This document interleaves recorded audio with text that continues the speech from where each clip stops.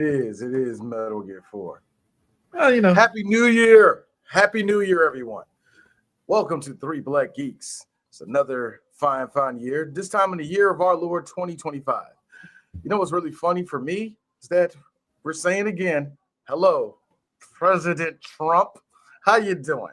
And yes, our theme this whole year with Three Black Geeks is y'all getting these jokes. Seriously. I like how this whole year, everybody's getting these jokes from us. It's very fitting that we're talking about Metal Gear Solid 4 and that the basis of it was essentially Ocelot starting a proxy war to dupe an AI system into non-existence by the end. And I'm like, that's very fitting because you know how everybody now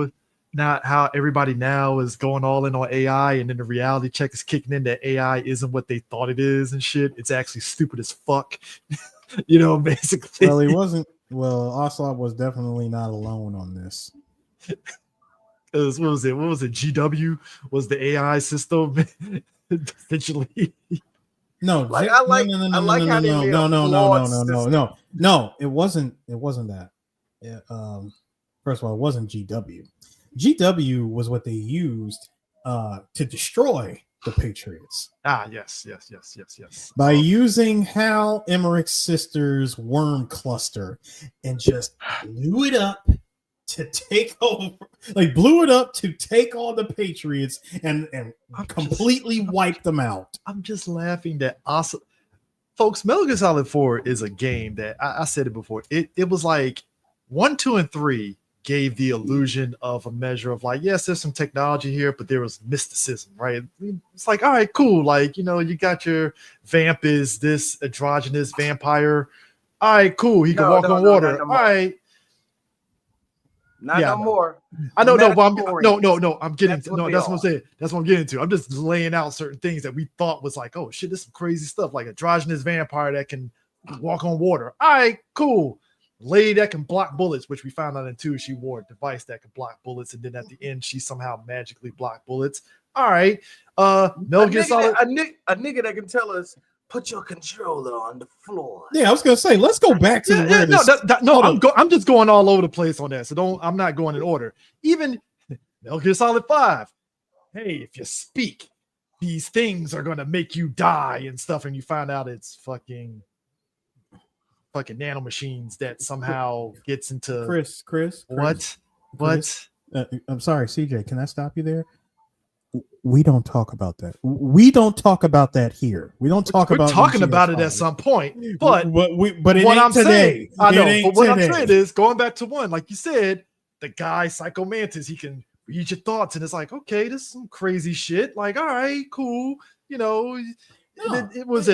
got Fat Man. Well, Fat Man didn't have anything. He was just a nigga on skates that was overweight. No, he was also a nigga on skates. Fat Man was a true arsonist. Dude knew how to make a bomb out of anything. He was an audible. He was a fake out, man. He was a pump fake. Can I just point out of everybody in that crew, he's the only one that's odd man out. Like, so do you have any special skills? I roller skate. Yay. No, but he wasn't just. Listen, we are not going to breeze past the fact that the man made bombs. The nigga that shot the fucking health guy shot a gun too. I ain't going to call him fucking John Wick though, am I? Thank you. Probably. Not really. I would. I can make a bomb. Is that going to make me Fat Man now? No. But you won't make a bomb Chris, like Fat Man. No. You ain't gonna make it like him. No. D, I got this. Chris, I would like for you to make a bomb. Hypothetically, in Minecraft, in video game world, internet, I would like for you to make, a device that goes off. But in order for it to go off, you have to deactivate 20 other devices. That's cool. He is a run-of-the-mill terrorist on skates. Hey, Chris. Do you have the technical know-how to do that, though? Hold on. I got you, Harris. Hey, Chris. Taliban do. Hey, Chris. Stop blanketing shit, Chris. Man. That's what I'm saying, Chris. Stop. I can fry chicken. I'm not Colonel Sanders, nigga. All I'm saying is, Fat Man no, is kind of. I'm sorry.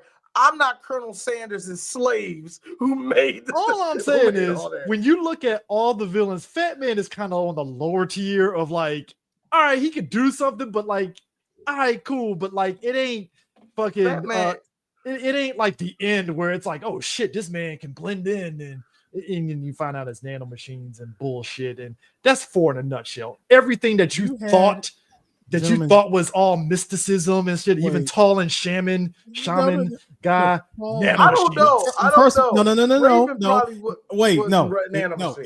No. Giant and shaman and the control of ravens. My man knew how to control birds. That's not fair, man. He knew how to do that anyway, man. Remember, I am Inuit.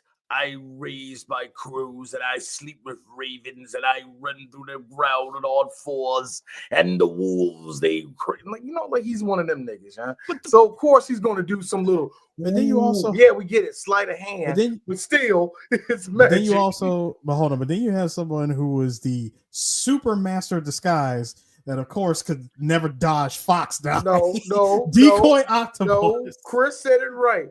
This is what happens when a white man tries to become a black man and it backfires on him. Sickle cell. I would like to believe. I would like to believe that decoy. No, stop it, both of you. I would like to believe that decoy octopus was colorless. Well, he was colorless. He was colorless. No, drain all that blood out the dark. No. I mean, absolute. No, I'm talking about from default, colorless, meaning he's just a palette, blank canvas. So what you're saying? He got like a smooth spot. No. D. Probably.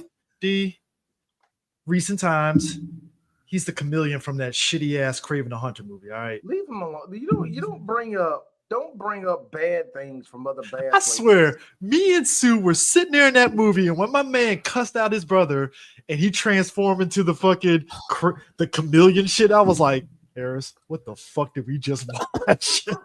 What did we just watch? I saw, dude, both of you and I saw this and said, how is this movie better than Morbius? No. How is that movie better than Morbius? Wait, stop, D. Chris, you and I looked at you and I said, Chris, this movie earned nothing. Harris, I mean, the movie didn't even earn itself. His dad gave him the fucking thing, and the only thing that was missing was, I shall call myself Kraven the Hunter. That's the only thing missing at the end of the movie. No, this nigga sat in his white chala fucking throne and just said, the fact that he said, he said, oh, you're Kraven. And that's what people call me, I guess. I went, get the fuck out of my face. I'm like, all right. Anyways, Metal Gear Solid 4. For Metal Gear Solid 4, right? Metal Gear Solid 4, the fact that it's literally nanomachines the game, it took me like okay, let's rewind. Hold up. I will, since Chris, you covered one thing, because I do want us to go on. Let's get our initial grievance out, and then we go through the game, because this game is one of those games. This whole story is complicated. It's complicated why I love this game so much. I mean, if you look this game is terrible. Let me make it very clear. This story, Erin said very famously on our first Metal Gear show 2 years ago. This story is this is amazing how this story really, truly went out of its way to answer every single question. Shit that we didn't ask. And because you do so, and because in doing so, it caused a couple of things. Let's just put it out there. I wasn't one of these people, but seeing everything for what it is. Metal Gear 2 should have never got a follow-up. It going to a prequel was genius. Yeah, there didn't need to be a follow-up after 2. Because you were answering, because you were literally answering, because 3 was necessary. I think Hold on. I'm not saying 3 wasn't necessary. Let me make it clear. I thought it was theatrically and story-wise, it made more sense to yank it back to a prequel than it is to go after the story, because really there should have been no follow-up to the second one. I disagree with that. I disagree with that wholeheartedly. But here's the thing, though. Hold on. Okay. But because you went out your way and said we're making a 4th one, now you have no choice but to answer questions. But here's who are the Patriots? Who are doing this? Who's doing this? Who is doing that? That's why all of a sudden we got people like Eva who shouldn't be here. That's why we got people like Big Boss. But if you think about it, it's a byproduct. I feel Metal Gear Solid 4, because if folks think back to the rollout of 4, right? When they teased it, one of the first things that popped up in people's minds when they showed it was Old Snake. And it threw everybody off because the thing of it is, up to that point, I always felt Metal Gear Solid 4 was a response to the message board era of everybody theorizing and making videos and posts about Metal Gear Solid, what was going to happen after Metal Gear Solid 2. Because you remember, after Metal Gear Solid 2, there was this rumor that we were going to get a Raiden side story of him rescuing Olga's baby and what was going to... And I do, but that was something that every interviewer that talked to Kojima, he kept addressing that, like maybe we might do it. I don't know. Eric and Chris, and that's my problem. That is my problem. Because you had to make a 4th one, you had no choice but to answer. You addressed all the fan speculation and every single question with it. And Kojima can't help himself because he's a man of the people, and he feels like he has to. And that's why we got shit. And that's why we got shit like. The Patriots being Zero, Big Boss, Paramedic, and Siggy. It's like, stop it. If you would have said that in 2005, after Metal Gear Solid 3 was over with, if you said, I bet the Patriots are those 4, everybody, their mama and their dog would have laughed you out of a room. Apparently, Ocelot. And here we are. And Ocelot. But still, here we are. But all of that together, if you said that any other time, it was like, no, just make somebody new. Nope. No, hang on. Nope. Now, listen. Bring out the what you say, what you call it, Eric? Bring out the clowns, nigga. Like that's what happened. No, the reason I say that 2 needed it, feverishly, starvingly needed a follow-up. I'm listening. Actually, I want to hear your. You went through. So after going through everything that you went through, we're watching 2009, which is where this story takes place. We're looking at 2009 AI actively fucking up thanks to Otacon's sister's worm cluster. You come to find out the Colonel's not even the real Colonel because remember he retired. And Rose is also another product of AI, but the real Rose does exist. Eric, the Patriots was already doing its thing even back then. I wasn't denying nothing about the Patriots. Let me make that very clear. And hold on, and let me change something with that. Yes, I don't think 2 should have been followed up. More specifically, I don't think Raiden should have came back. Let me make that very. I think his story was done. You don't have to bring him back in there. That's where my main concern was. Him and Rosemary, we should never seen them again. That's where my concern is. Everything else is par for the course to me. And you're right. Because the Patriots was doing so much at the game, yes, you had to answer that question. And as much as I hated the answer that we got, you had no choice but to answer that question. Also, but as far as Rosemary and Raiden, I didn't need to see them no more. But there you go. I'm gonna let you keep going. Now to side with your point, remember what happened at the after Shadow Moses? All the plans and blueprints of Metal Gears and other types of weaponry got thrown on the black market. Mm-hmm.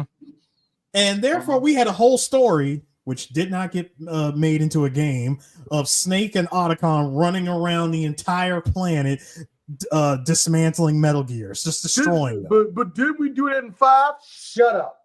Shut your whore mouth. Anyway, I mean, I think and the other reason why that you needed these and why we needed a follow-up game is because number one, I wanted to know where the hell did Liquid Ocelot go after remember when he said I'm off to bury the Patriots for good, and I'm like, okay, where are you going, bro? Where's the location? This is where, because it's kind of funny. Remember, and why do you think I chose Ocelot as my host? You know something. Where are you going? So this is the thing. Still think that we didn't need a follow-up, D? I still, like I said, let me make it very, like I said, make it very, very clear. I meant Raiden and Rosemary. We're okay, that's fine.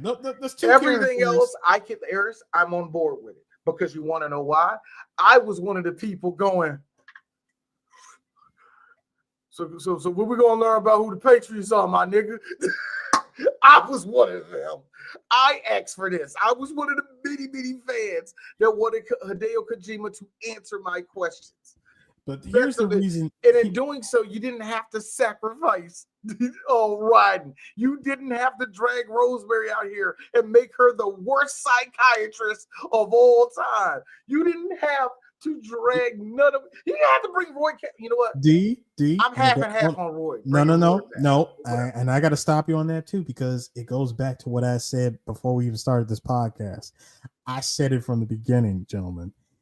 Everybody had a role to play. Well, that's the thing. If No, you they okay, didn't. Yes, they did. Yes, they did. no. But if you take no. Colonel Campbell, like Colonel coming back, Rosemary, Raiden, Ocelot, sorry, but like freaking Dr. Naomi Hunter, they all had a part to play. Well, here's the thing.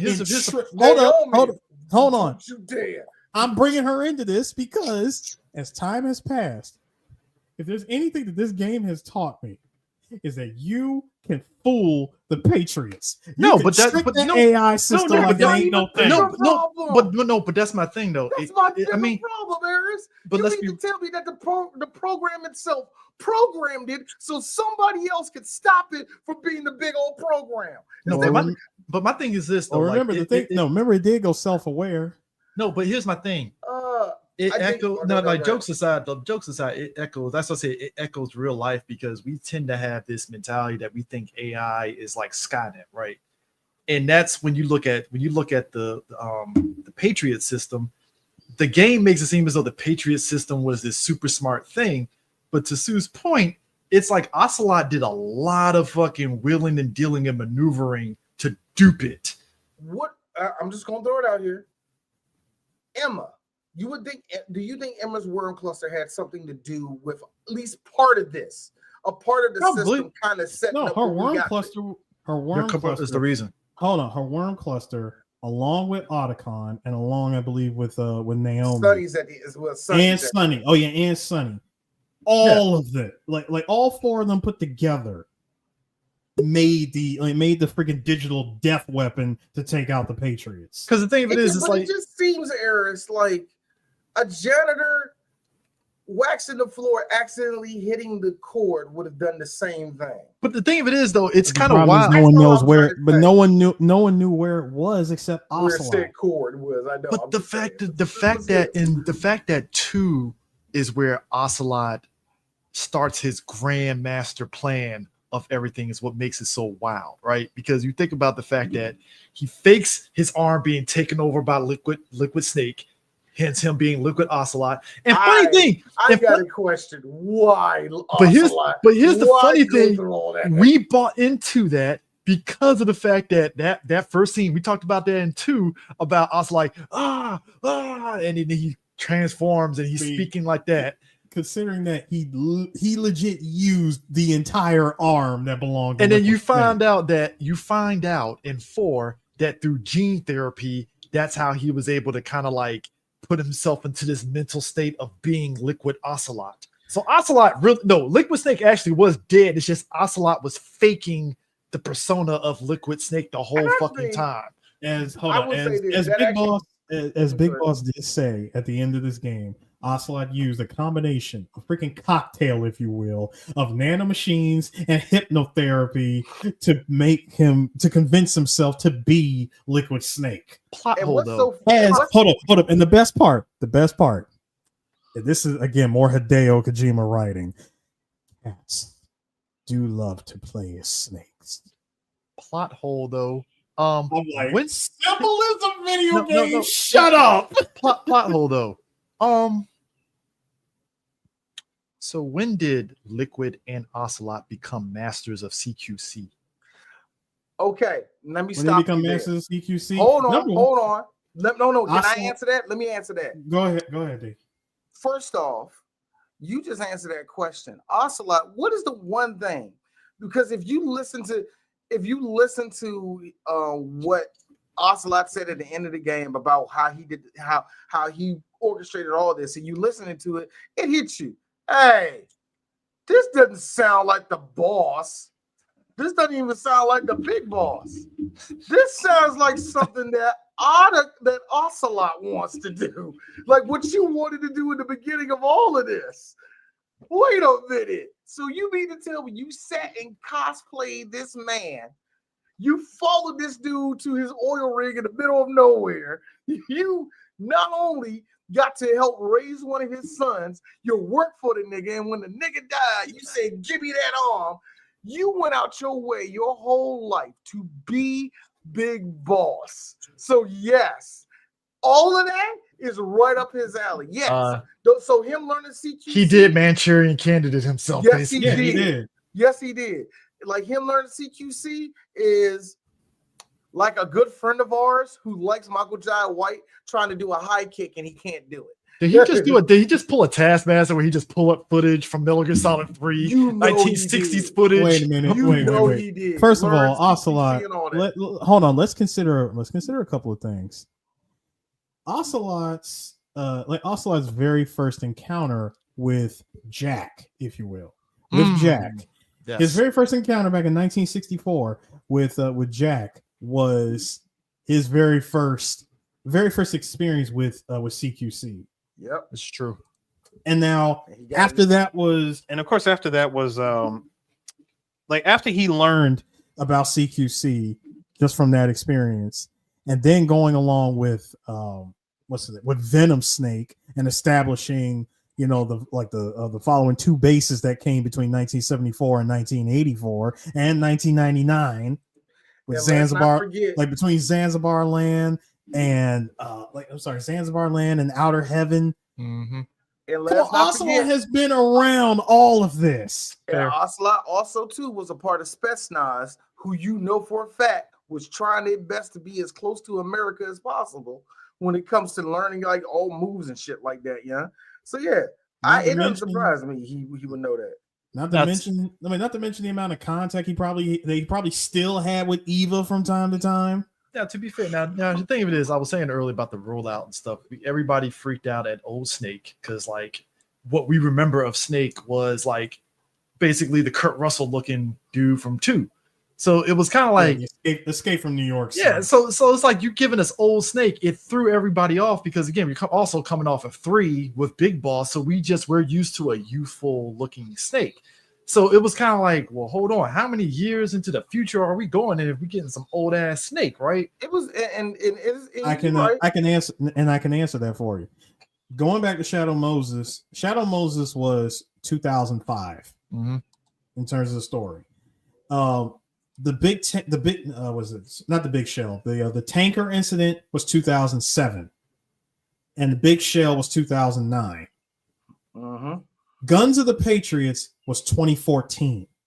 No. I wasn't saying like I needed to know the answer, but I'm saying at the time that they were announcing this game, it just threw everybody off because we just had the assumption that it took place like 20 plus years into the future. Like, and also this goes into Hideo Kojima, one of the many themes that are in this game of aging and decay. If you notice, that's the one thing you see in it. You see like when you go back to Shadow Moses, you see how decayed it is. When you go over to see like the beginning of the beginning poem in the beginning, war is change and all that. You can tell that you know that it's been taking a toll on the earth. And then when you finally get to see the reveal of Snake, and he's this old dude, you're seeing like that was done on purpose.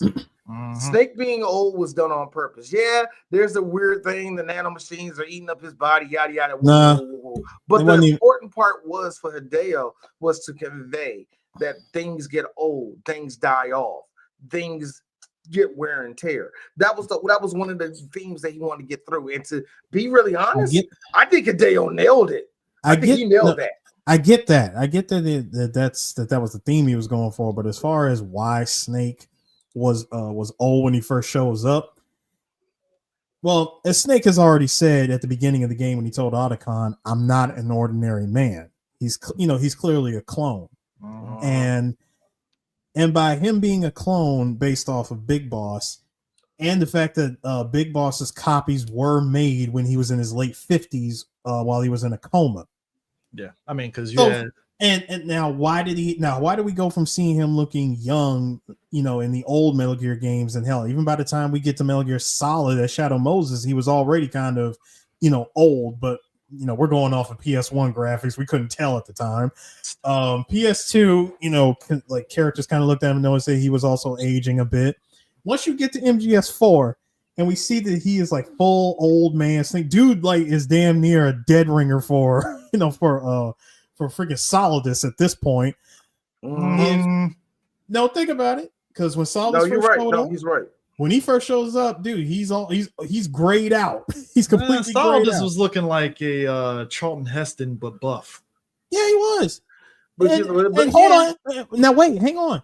Both Charlton Heston, Jesus. Both George Sears, aka Solid Snake, and Solid Snake in MGS4, they both share something in common. They're both using suits, specially designed suits for the field that they're in. Well, yeah, and hold on, and one last thing. Snake's accelerated aging was by design. Yeah, there's nothing, and there was nothing you could do to even change that. Because once Naomi examined him and said the reason why that your body is the way that it is because that shit was made like that from design. You are really nothing more than a weapon. Yeah, well, didn't the Fox die basically accelerate that shit too? Fox die. No, Fox die helped make it go nuclear. That's only. I was gonna say no. Fox die did not accelerate it. All Fox die did, because Naomi changed it at the last minute, it mutated over time instead of just deteriorating. It mutated and it would turn him into a walking nuclear weapon, which is walking COVID. Pretty much, yes.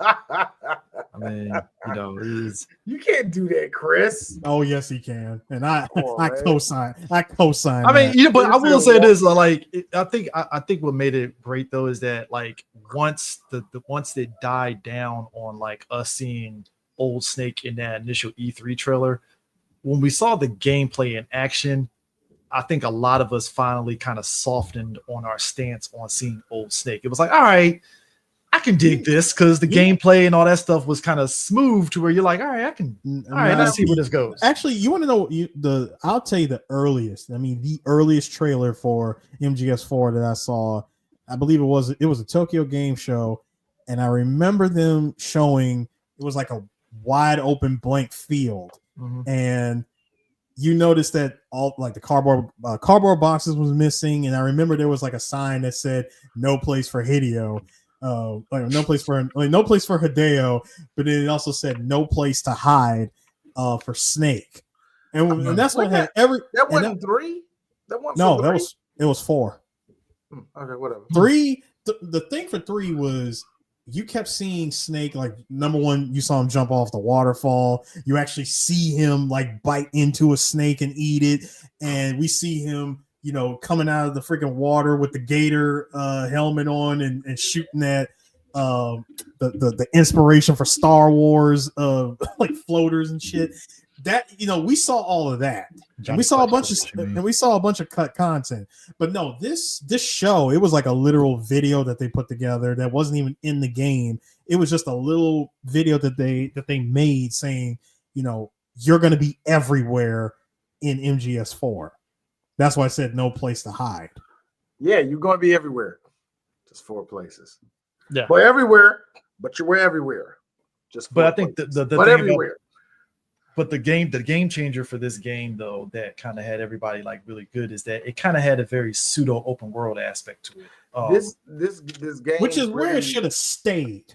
And here's the thing, it should have never went open world after that. It's kind of funny. I like the open world, but I mean that's a different conversation. This game, empty world is what it should be really called. It's it's Afghanistan. You expect it to be a city, dude. It's not even just Afghanistan. Chris, you do know that you travel to other places besides Afghanistan in 5. And even still, the place that you go to, there's nothing. It's still nothing. It's just one big open desert. Nothing. It's desert. You're not in the desert. You're in the mountains. You're in the jungle. It's mountains, jungles. You expect it to be cities, dude? I'm not expecting it to be cities, but I'm expecting different bases, different outposts, something. This outpost is just not as. I get what you're saying about it being way spread out. I get that. It's just No, it's it's mountains. just a clear. Chris, to me, I think it's a clearly there was more to put in the game than they didn't put in it. It's like they had aspirations. It was basically like your ambitions were high and it was good ideas. It's just it didn't match it because of we already know what happened behind the scenes. Hey, just like remember, Metal Gear 4. Also, remember Battle Gear? Remember that weapon that you were going to be given? They had a whole cutscene and everything. You never saw it again. But bear in mind though, that's why I said Metal Gear Solid 4. It was pseudo open because it was like it was perfect. 4 it was basically all right. We're going to have pseudo open world, but it's going to be with respect to whatever's happening. So like in the game, the first 2 chapters of the game, one South America and one in Middle East, you kind of can align yourself either neutral or you can align yourself with the rebels. You can. Well, yeah, I'm saying it was neutral. Yeah, it could be rebels or you can go neutral. One of the two. You can go neutral or in some instances, in my opinion, it actually makes the game better. Sneak around all of them. That's what I'm saying. Like you have your choice of doing whatever. You can either roll with the rebels, or you can also, kill the rebels as well as the enemy, or you can actually just avoid all of them altogether. Just be like, hey, y'all go ahead and go this way. I'm gonna go over here. I'm gonna cut between these buildings and just keep it moving. And even Hideo, Hideo himself said he really wanted that to be one of the biggest functions. I think with a lot of stuff, they just lost the plot with it. You know what I mean? Yeah. Because to me, it really only works in the second act. It doesn't work really that much in Act 1. Yeah, it's a cool mechanic you can use, but in the second one is where you can really see the benefit of that. Oh, because it's South America, and there's probably also, Chris, because going to what you said, it's so wide in that it's so wide. You could do so many different things in that area.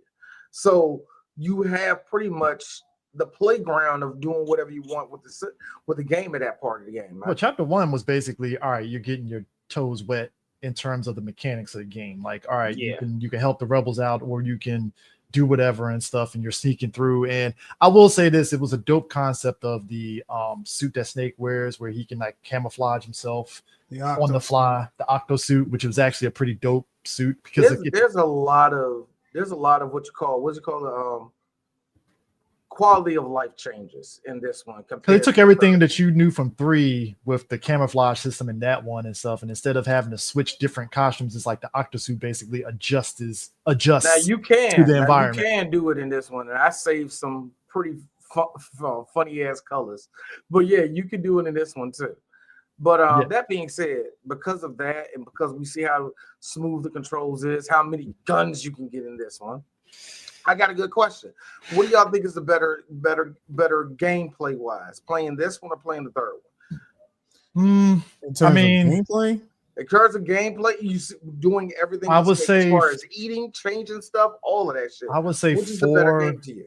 I would say 4 just because of how broken and fun it is.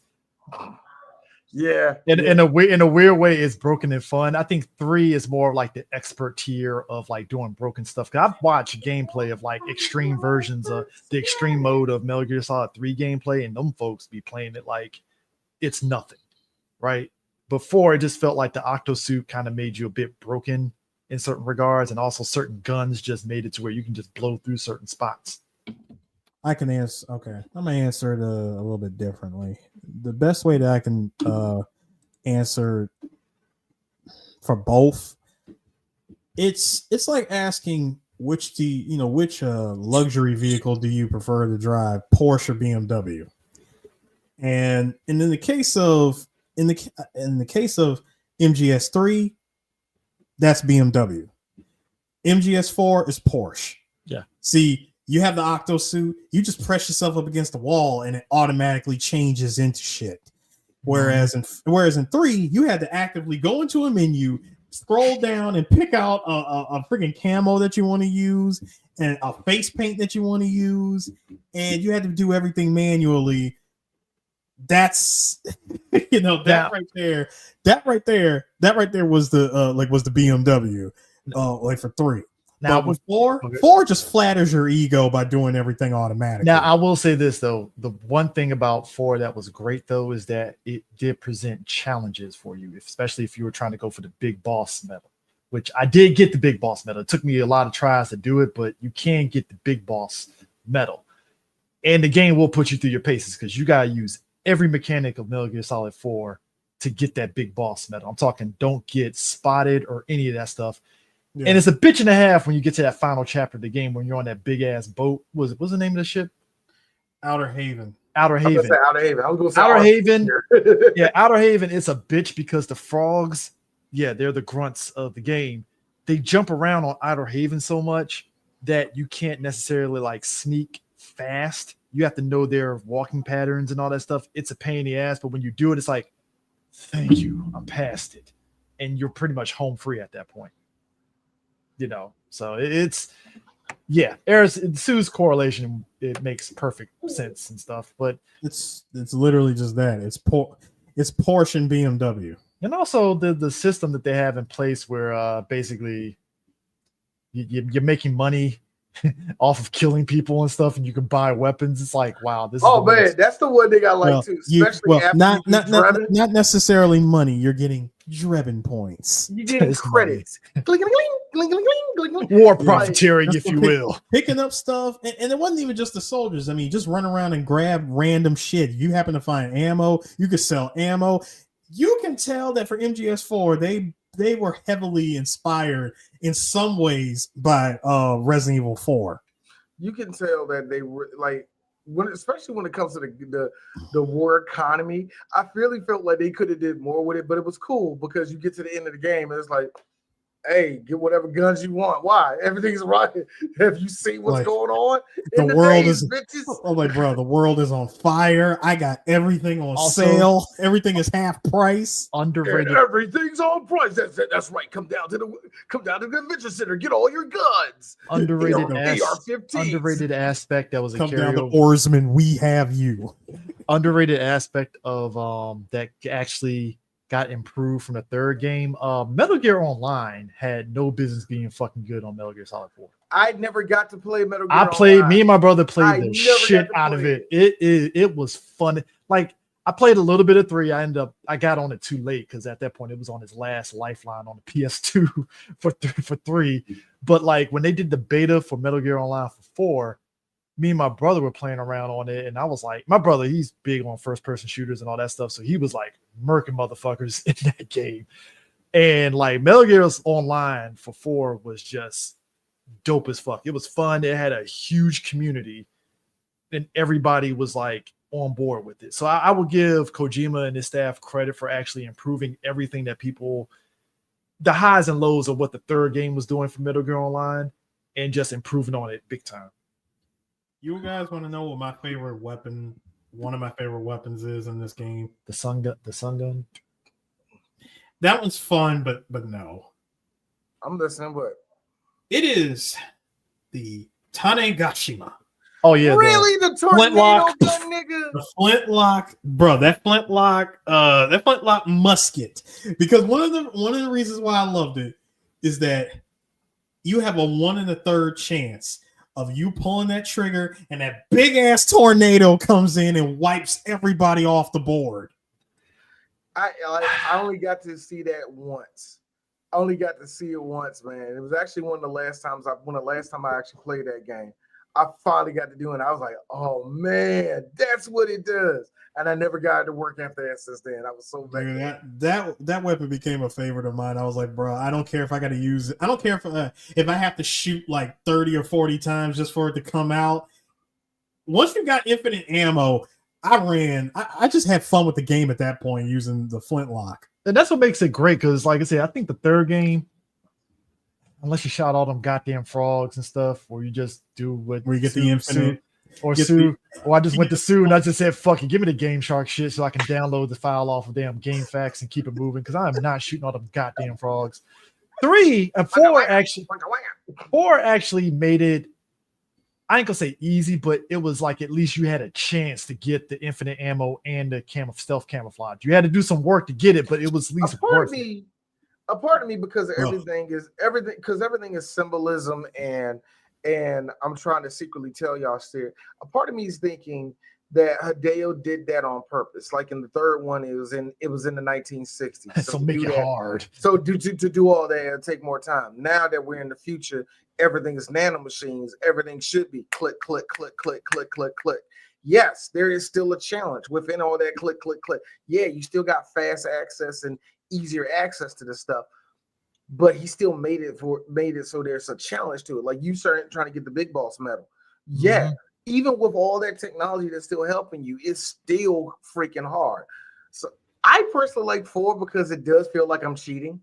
And I think that's the reason why, because it is so it's a lot more funner to play. I will go that far. It's a lot more funny to play. 3, I have a deep appreciation for. It makes you work for your fucking damn victory. Exactly. You got to work for your victory. You actually got to, if you do something stupid, you're going to get called for that and shit like that. I actually like that. You know, you put it on the wrong camouflage, and I don't know how stupid you can be to put on the wrong camouflage sometimes, but will actually get you spotted. You know what I mean? You're like, oh man, I'm Woodland, man. I'm 40%. Nobody can see you. Glint! Like what?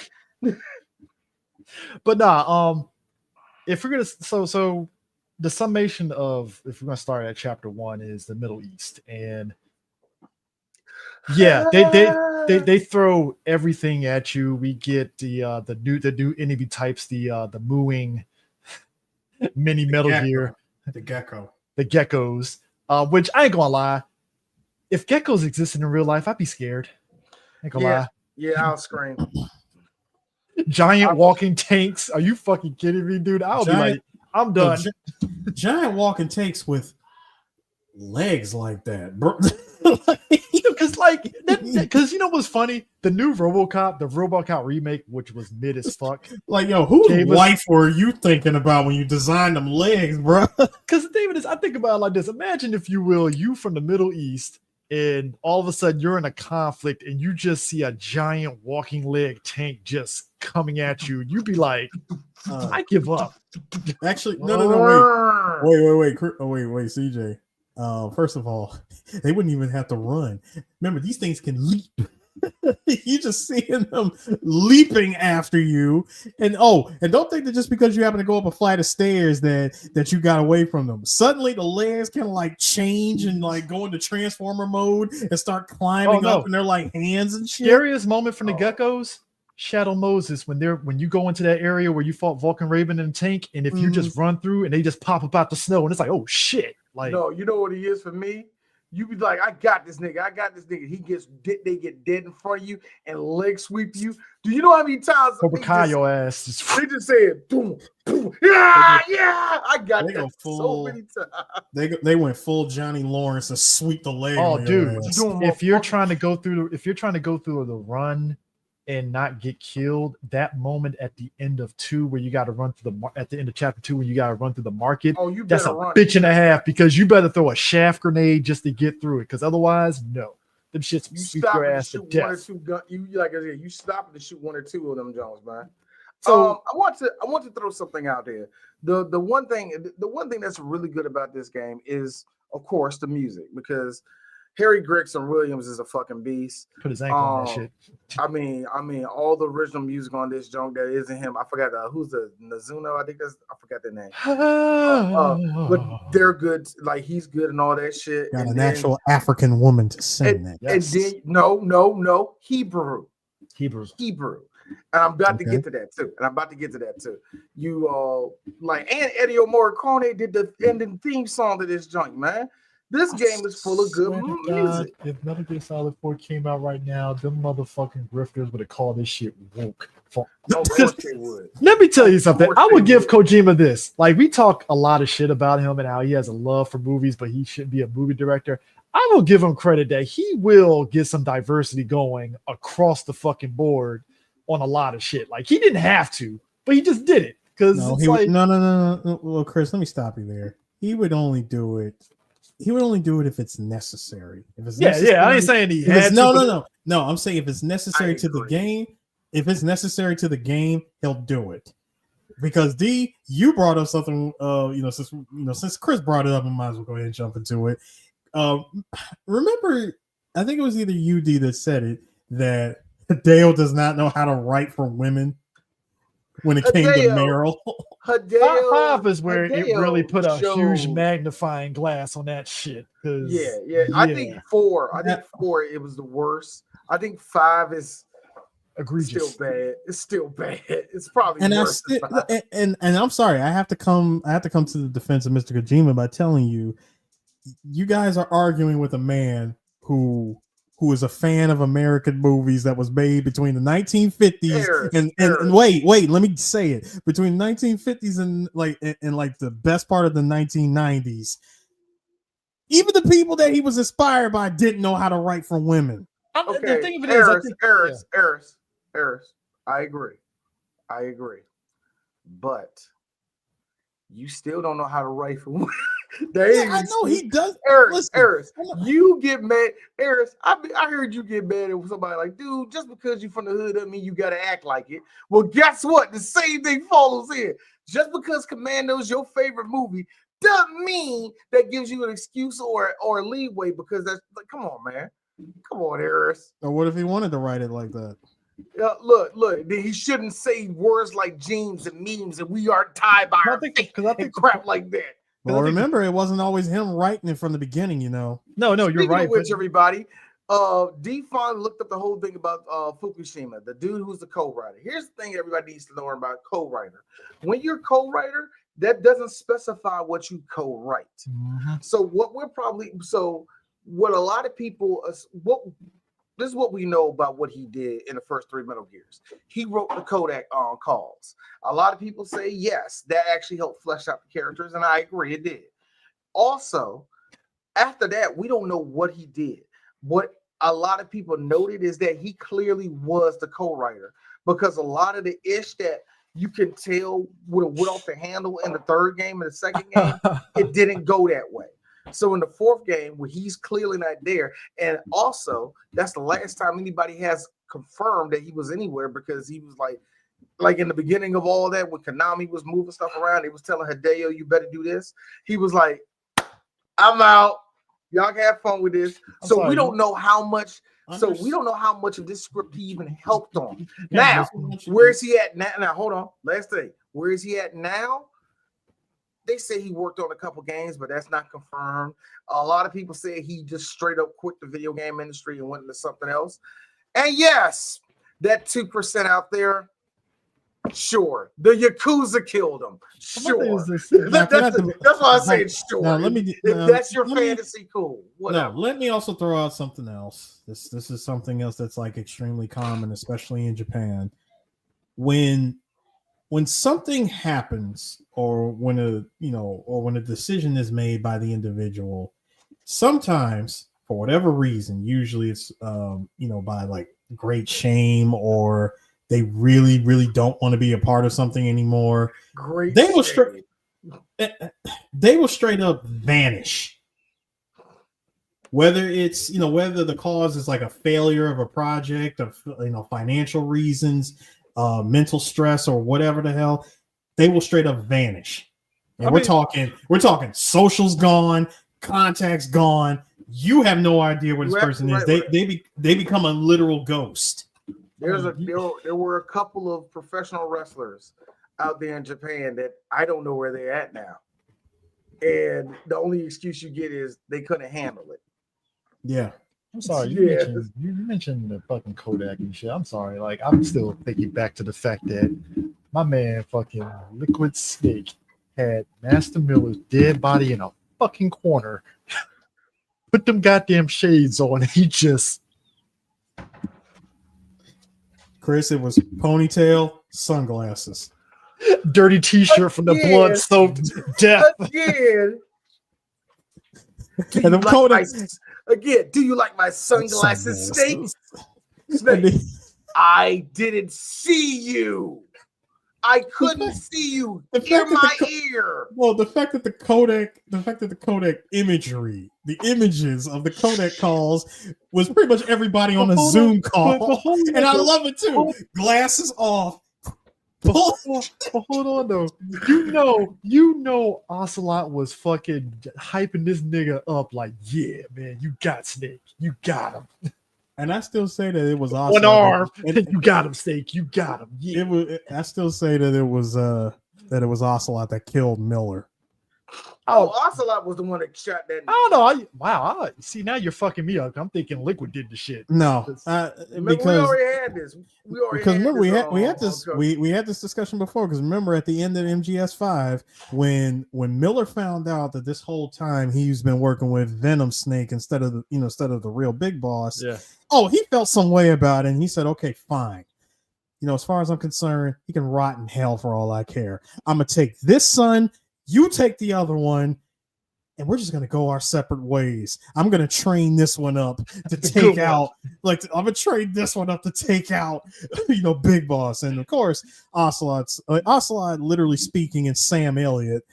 So that the next time that we see each other, we will be enemies. Wow. By me. And that's where they left it. They left Mother Base, Diamond Dogs, and that was it. I'm still laughing. Next time I see you, it's on site. Fast forward about a good 30 years. Man had long since retired, got married, was a dog musher up in Alaska. Croak. That was it. I just find it funny Eris. Now I just see his house. There's a picture of him and his beautiful, she's big, Eskimo wife. Japanese. Japanese? I believe he married a Japanese woman and they live in Alaska. It's because of his first name. Possibly. Very high likely. That's racist. But nah, like I didn't have an answer for the whole opening in chapter 1 of this. That's the other thing I'm sorry. I never knew for years, I never knew what I was listening to, but now I do. When I hear that woman singing, that was Hebrew that we was hearing. That was Hebrew. And what she said was, and this was all written by Hideo Kojima, by the way. It reads, "Close my eyes to the sound of gunfire, uttering a howl. In a flash, I am switched into despair. Everything for the one who lives inside of a nightmare. Missing you from the bottom of my heart. Wishing for the world that ran out of tears. My heart is already dead. The hope, missing you hurts. Missing you so much, it hurts." In other words, I get what they call the love thing. This was Hideo saying, "I'm done with Snake." Mm-hmm. And when you really break down that that poem, it's fucking heartbreaking. You can tell that, this is the game. Snake is supposed to die. Or as the grifters would say, what is this DEI nonsense down here? So you mean to tell me you could get like a Western singer? No, because they're all woke too. MGW, Metal Gear Woke. Oh God. Oh, they would. I had to think because it's not like it's the kids thing. It's not like I want to bring that up. I had to really think about that because the current state of how stupid motherfuckers are. It's like, because again, it's not like Kojima is doing it on purpose. It's just, hey, does this person fit the need for what I need out this game? Cool, right? But it's just the way motherfuckers knee jerk. They really would have been like, all this game is woke. Though. The Beauty and the Beast core would have been like, oh, women, the men can't be. Actually, no. I'm stopping you right there. I'm stopping you right there, Chris. First of all, if the Beauty and the Beast core show up and they were the same women, that we got from the game, they wouldn't say shit. However, because they want to bang them, that's why. Hey, Chris, no. Chris, you saw how they reacted to all those Korean girls built like black girls in that one game. You saw it, right? Now. Had they shown up and they all looked like fucking Abby and Ellie from The Last of Us, they would have caught a fit. Well, that was never going to happen because it's Kojima. Well, that was never going to happen because that's Kojima. He would never. No. Hold on, D. I'm sorry. Hold up. No, Chris. Wait. Wait. Pretty much. Wait. CJ. First of all, that would never happen with based Kojima. They would have called him It would have went from this game is woke to base Kojima. This is why. And wait, this would have never happened if this was base Kojima. Now, if Metal Gear Solid 4 was made by Naughty Dog, we'd be having a different conversation. I'm gonna be serious for a second here, because jokes aside, like I'm like, a lot of verbiage right now has been co-opted by white folks, and it's like virtue signaling. I'm getting kind of fucking tired of that shit being co-opted, because they don't know, because the word has no meanings. I ain't talking about those two brown motherfuckers. They're no. I'm sorry. One is not brown. He just knows the truth about us now. No, it's just, my thing is this. It's just words have lost meanings. I want people to understand something about what virtue signaling is. Virtue signaling implies that everybody in society is just selfish as fuck, and they don't care about doing things because it's right. No. Virtue signaling is being a hypocrite. That's what virtue. No, I'm saying no, but the basis of it is everybody. Let's hold hands together. We're one. Yeah, like it's like this. I'm trans. You're good. I'm black. Ew, faggot. Like that's what I'm saying is, but it's it's lost all its meaning, because it's like no. What I'm saying that is because like Zuck came out and said, "Oh, people leave my platform. That's virtue signaling." It's like no, because your platform. No, that's not virtue signaling. Nobody likes you. Yeah, that's what I'm saying. It's like, bro, that's not no. People you. It's basically you suck, dude. I'm sorry. Like, what do you want me to say? Like, it ain't virtue signaling. People just don't like you. That's just what it is, right? So it's like that woke is just. It's like, bro, you're white. You don't know nothing about being woke. Shut up. Like, stop talking. Like, see, white people, we're trying to teach y'all how to shut the fuck up. How about that? How about that? So going back to Kojima though, these motherfuckers would have been like, they would have been like, we love the Beauty and the Beast core. And then they would look at Sonny and be like, who's this ugly girl? And I'm like, she's a little girl. Or Chris, calm down. Chris, you really got Chris. You got to be swimming in the waters like I do to understand where. It's just at the end of the day, there are certain things in the game that would have me rolling my eyes. Old man snake running with the rebels. But even past that, it's just there's a lot of things in this game that just has me rolling my eyes at people that were probably have felt differently on certain aspects. That would have been like, guys, it's a game. Like there are things you can call out this game for. Why are we keying in on this? That kind of shit. Because I don't know. I think it's kind of funny. Yes. I think there are some themes of this game the grifters would have absolutely hated. Like, I can be honest with you. But Mei Ling owning her own, Mei Ling running a boat, her own ship. If you brought this game out, I have problems with that. Hold up. I have problems with that. I have problems, but it's more. Wait, no, stop it. The game already answered the question about that. No. And it wasn't a good answer. No, but here's the thing.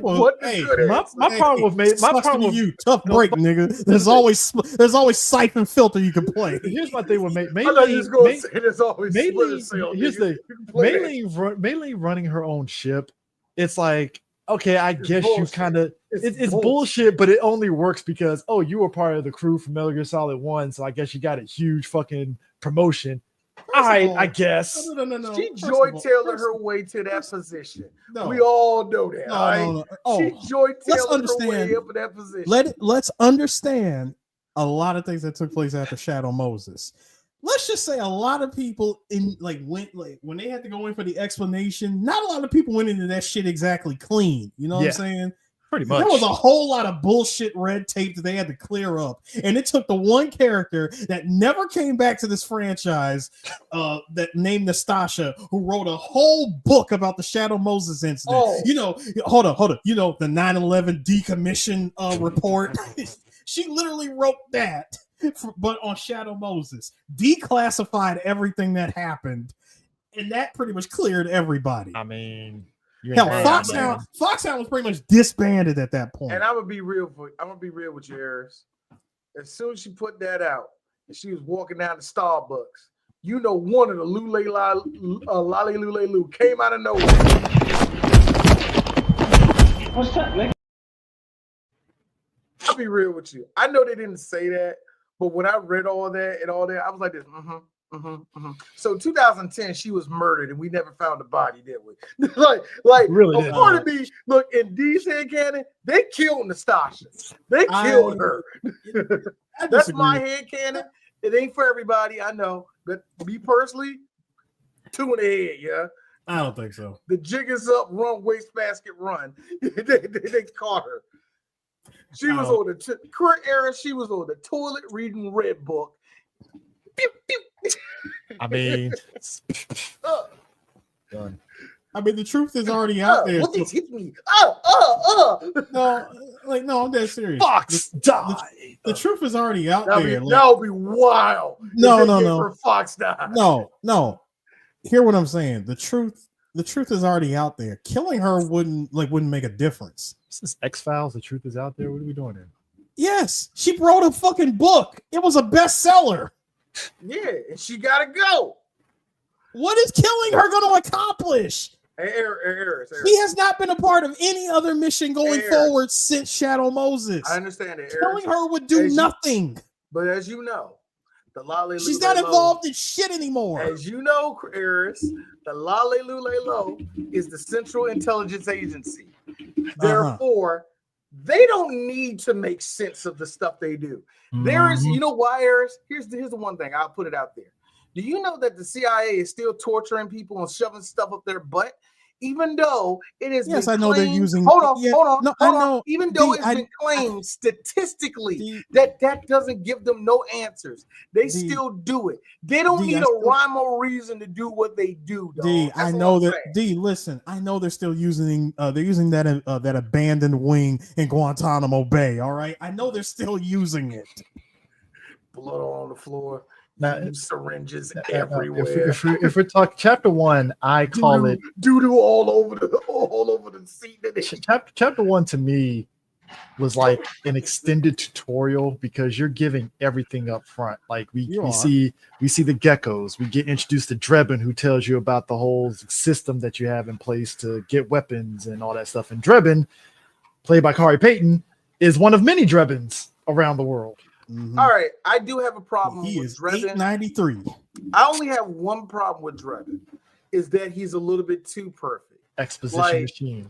It's like he knows everything. I'm like, wait a minute. So if the Patriots set up for you to follow Stink around, that kind of contradicts what they're doing. You know what? I don't care. Well. As we find out when he marks in the sand, Rat Patrol is Patriots. Exactly. That's what I'm saying. I'm kind of confused. Hold on. He's out. He says my third favorite line in the game. Voila. Played like a damn violin. That being said, I do not like Drebin as far as how much that to me, he puts in way more questions than he needs to. If Kari Payton wasn't voicing them, I would be like, this is some bullshit. And thank you, Chris. That's the reason why I think at least we let it go, because it'd be like, all right, dude, you don't have to sit and wax poetic about war. You ain't got to sit here and tell me about the B&B unit. You just tell me the worst atrocity that happened to a young woman. You don't have to do that. I don't want to hear all this. But I say that, and at the same time, when they found her, she was barely alive. She was by herself all night. Only thing talking to her were the octopuses, all wrapped around her body. Is this about to turn into a porno? Nah, I'm going somewhere with this nigga. I still say, and I will I will fight every enemy on this hill with this argument that Drebin is what I like to call what Raiden would have been. Yeah. Had Solidus had never killed his parents and taken them in the first place, because Drebin,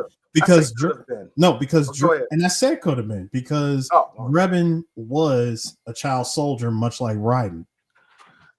Now the reason why I say that is one outcome that could have happened to, because as we've seen with the Patriots, as long as you perpetuating the war, that's what we need you at. You know what I mean? And there could have been a version of Raiden where the only white child in the middle of the Serengeti The Which, only white again, South African child. I just find it, some random white kid in the middle of Tanzania. You know what's crazy about the Metal Gear Solid world is also the amount of resources that goes into the villain's arsenal and stuff. Like, you look at one, right, with the villains there, right? Vulcan Raven got this big ass fucking minigun and shit.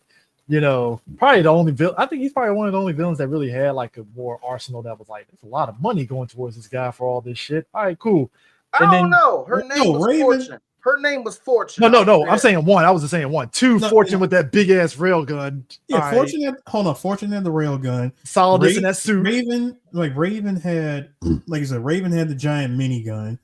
And yeah, Solidus with the suit, and the fact that the weird ass tentacles that shot missiles. The Fury in 3, like D said, because that's probably the most. That's probably he's probably the more extensive of the Cobra unit, because he had that suit that makes him fly. Everybody else that's weird. No, the Fury was literally just a cosmonaut. But his suit though, that's some money. That's some money. It's an astronaut suit. That's all it is. It's a jetpack too. It's an astronaut suit with a jetpack. That's money in 1960s. He's a walking. Okay, listen. First of all, he's a walking fire hazard for one thing, I get that, Eric. And number two. I was also going to mention, what's his name? Who had guns? Can I put? Oh yeah, the technically the end.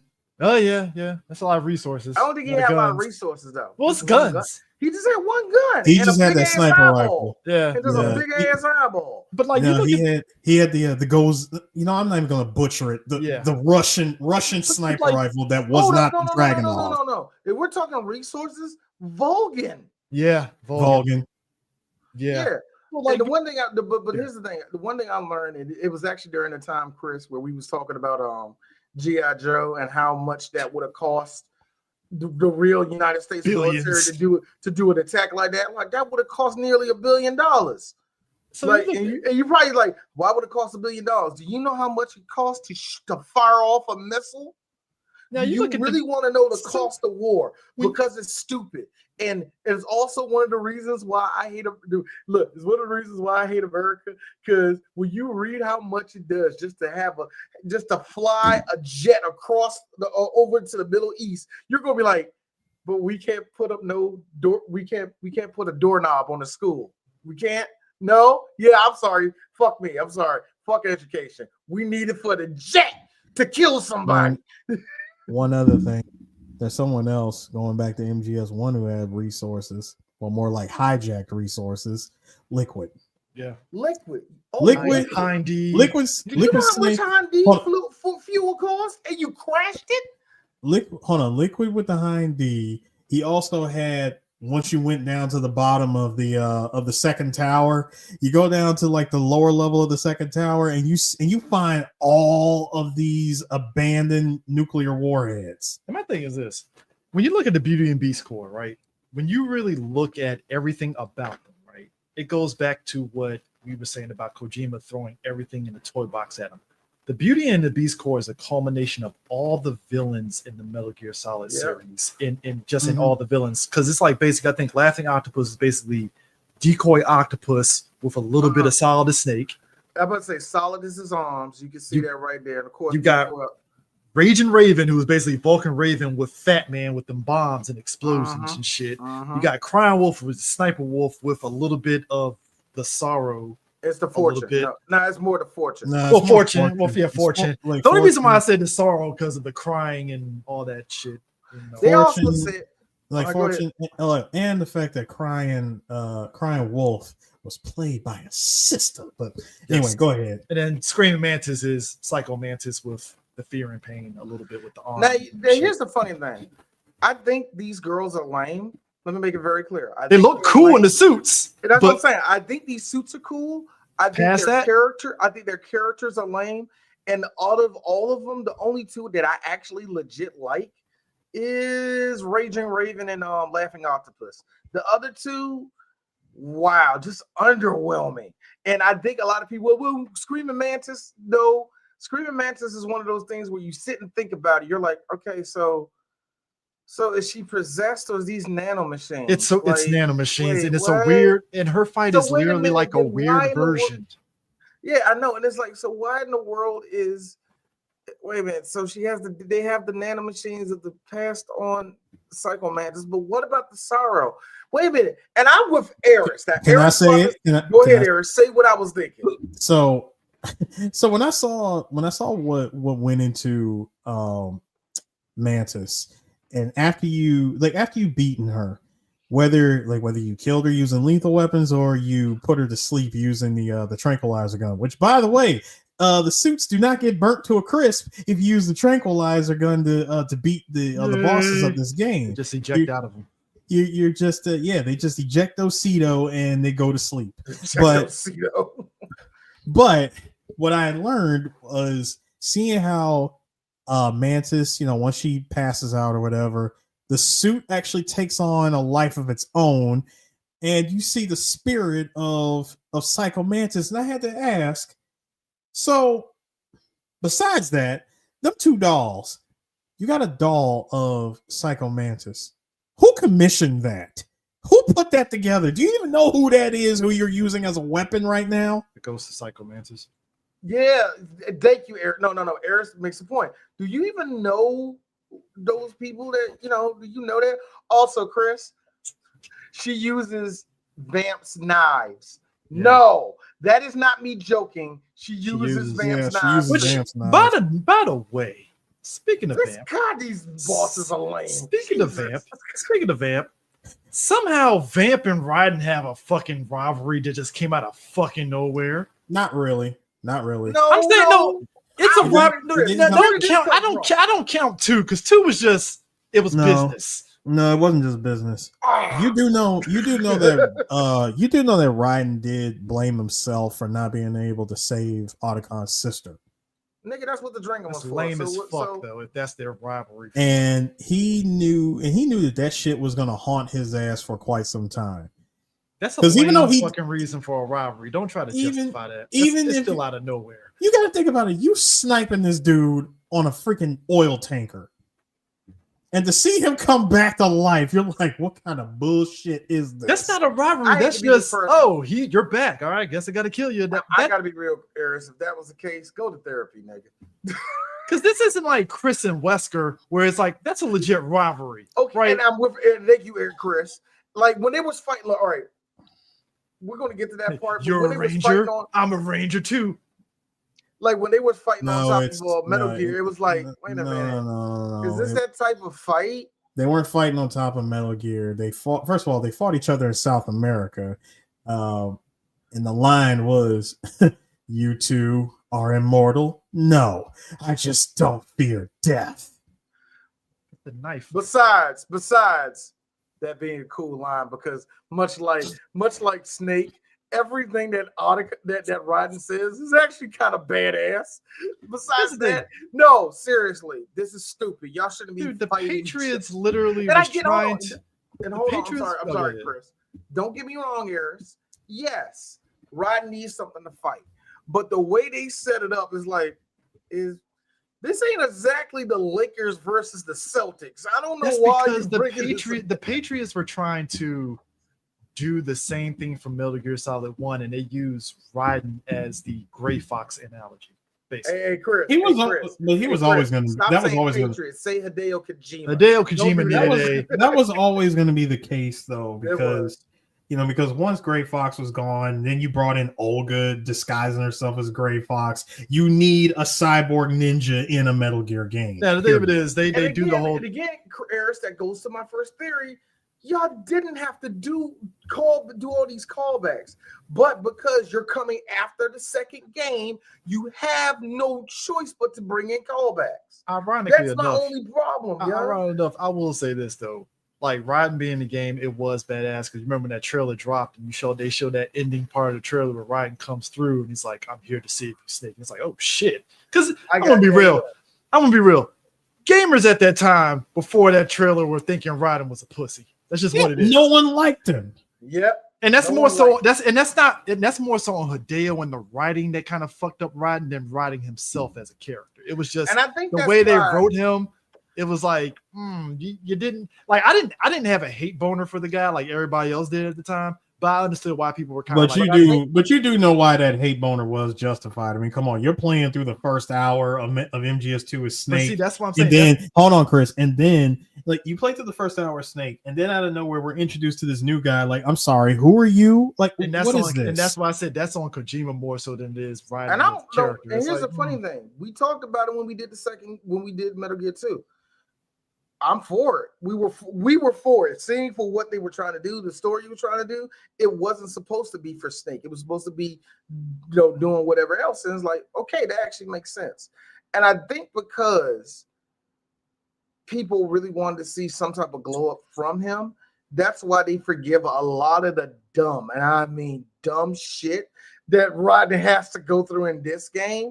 And his ending, people love his ending. I'm looking at them like, you know what? If you like the ending, I'm not going to take that away from you.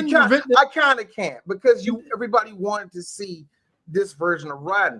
It's just that you took so much. Hold on though. Platinum Games says, yeah, we can do better, and they give you revenge. Platinum Games retconned the hell out of that ending. I wouldn't even say it was a retcon. Yes, it is, because it takes place after MGS4. No. I know it takes place after 4, but like it's a retcon in the sense that it doesn't necessarily dismantle everything from 4. It was like, all right, we need to find a reason for why Raiden is still sort of like the pseudo cyborg. Well, he wasn't pseudo cyborg. He just had the suit on before he got his arm cut off by fucking. He was still using the MGS4 cyber suit from from the previous game. He didn't go full upgrade until after Jetstream cut his arm off. And also you gotta remember that was the whole game was centered around that he didn't want to be a war machine no more. And then finally when he snapped and said Jack is back, it meant something, because it's like, you know what? Why am I fighting this shit? But it was what I am. But like I said, hey doctor, turn off my pain inhibitor. But that's the thing. It's like it was what I am. I was made for this. If LeBron dribbles a basketball, then give me my katana. Because Revengeance was the most. I am now. Revengeance was like a comic book retcon where it's like, yeah, we're gonna retcon this little piece of the character, but everything from previous game is still intact. And it's like, it was a soft retcon. It wasn't a full blown, because like it was like, I felt like Revengeance real quick. I felt Revengeance. Platinum got notes from Konami like, all right, guys, I know what you guys want to do, but you gotta have to include some things from 4 so that people know where it stands at. All right, cool. They do it because the dude that made that game, he wrote the Kodak in 4. He knows what he was doing. He already knew what he was doing, man. To give the homeboy some credit, he kind of cleaned up a lot of what Hideo was putting in 4. Yes, he did. He also did too. So good for him too. He had to pick up some of Fukushima's slack. So, but they had a plan for him, and I actually like what they did with him in our Revengeance. But going back to the Beauty and Beast Corps, when you meet them in the Middle East, it's funny as shit, because you got Laughing Octopus using Snake's face, fucking up all the soldiers and shit. And saying, when you see this face, don't trust him. Shoot on sight. The one joke that creeped me out. And then hold on, here's me. So you do know that once I beat the game and I get her Octomask, which gives me full camo, I can go in using the Octomask and change, or I can put on the young Snake mask, or even the decayed Big Boss skull mask, which actually scares the enemies. And you can put on the PS1 graphics young Snake face, and that also throws people off. So it makes going through the South America part a breeze. Yeah, because as long as you're not old man Snake, they're just like, oh, never mind. Yeah, go ahead. But it was kind of like seeing them like fuck up all those soldiers and stuff. It was interesting seeing that, because it was this situation of like, yeah, if I was one of those soldiers in the Beauty and the Beast Corps did all that shit, I'd be like, yeah, this is hard. I'm done. Yo, that one nigga got by that trash bin. All of a sudden, it turns out it's Octopus. You grab that nigga. I'm like, oh, it is a creepy scene first time seeing it because you're seeing a troop with a tank getting taken out. Dude, A bulldozer. Snake being in a truck with all those soldiers at the beginning was interesting too. Like, who's this gruff old man? It doesn't matter. We got to fight. Pretty much. I mean, just yeah. Now, all right. Since we're already going with the story and you're sneaking into battle, you run into somebody. I'm sorry, is somebody taking a shit in there? And you flip it over, and it's Johnny taking a shit. There are bathrooms like everywhere in this city. Because spoilers, Johnny didn't take the nano machines, and what we find out is we'll get to that. We will get to that because I want to stretch our legs when we get there. We're not doing it now. Okay, but we meet Johnny, which is something that they use in all the Metal Gear. And here's the thing about this: Rat Patrol. Again, the trailer for the trailer for the game gave off this vibe like, oh shit, Rat Patrol, they're gonna be support for Solid Snake. It's gonna be badass, and really, it's just Meryl and two big dudes and Johnny. That's about it. Cool. Pretty much, like. It's like you're thinking it was going to be this dope thing, and it's like, yeah, you get in a gunfight. They work with you in a gunfight against the frogs. All right, cool. I'm going to say this, and I mean when I say you were given one shot, one moment was all the game granted you to show off how badass you guys are as a team, how an unstoppable unit you guys are through the power of SOP. Where you guys were totally in sync with one another, where I watch your back, you watch my back, like no one ever made a mistake. And bless your heart, Johnny Sasaki, for trying to keep up. Why Meryl keeps you around is a wonder for me. But I digress.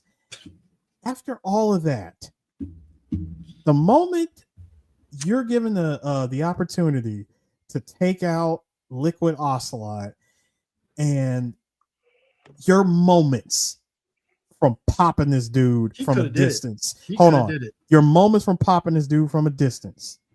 Suddenly Ocelot gets on the freaking phone and says Alt F4 and shuts off SOP, and everybody starts tweaking, losing their collective shit. Well, if you notice, you errors for ruining one of my favorite lines of the game.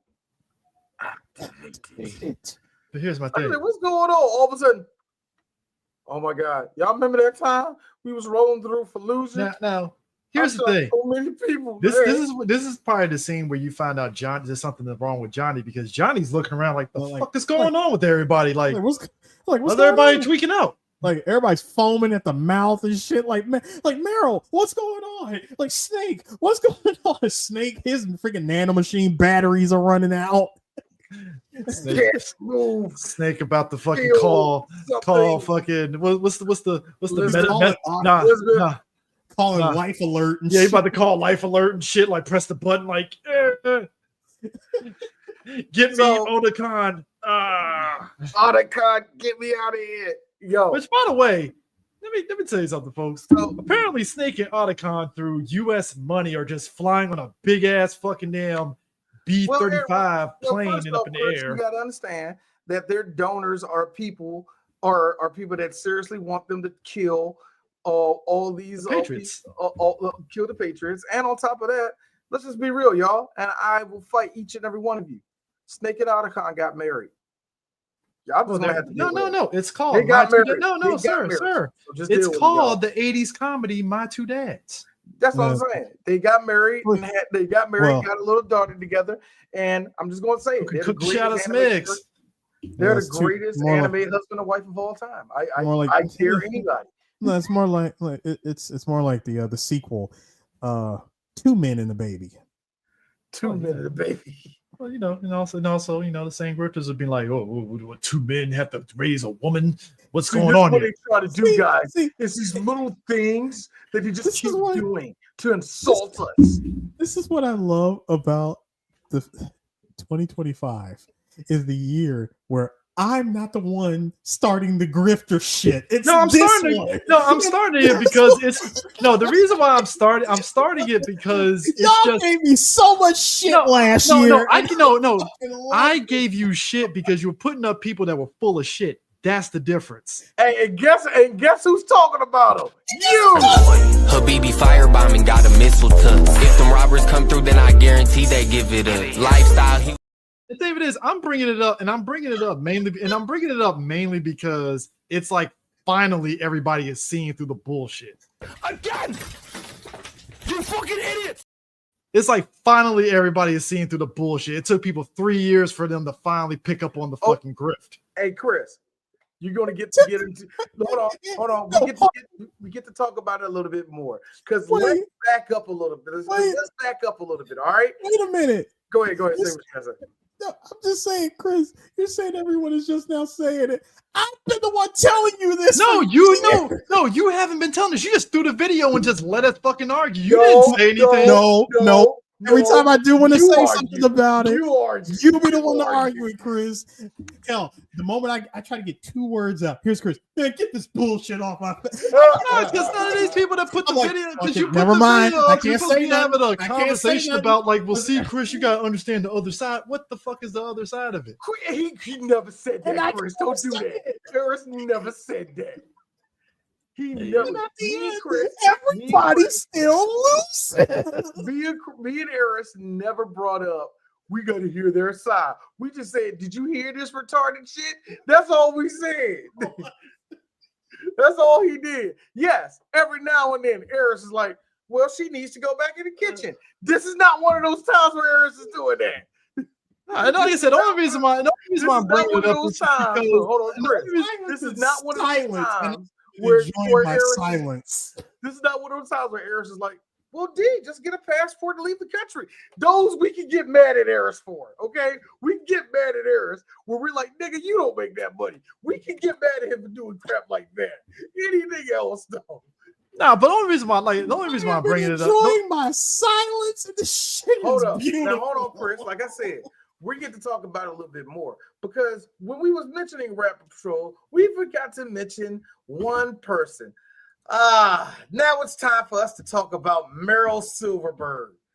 Meryl, I like you, but why are you here? You know what it is? You want to know Snake asked that? You know, Snake asked that same question. No.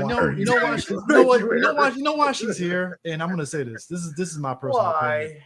I feel in the first game,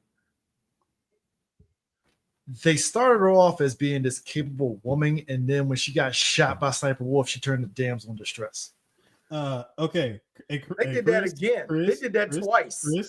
Yeah. So my thing is this: in this game, though, it's like, all right, I felt that they had to make it up in this game for her by her being in this game. I'm stopping you. You see, going back to what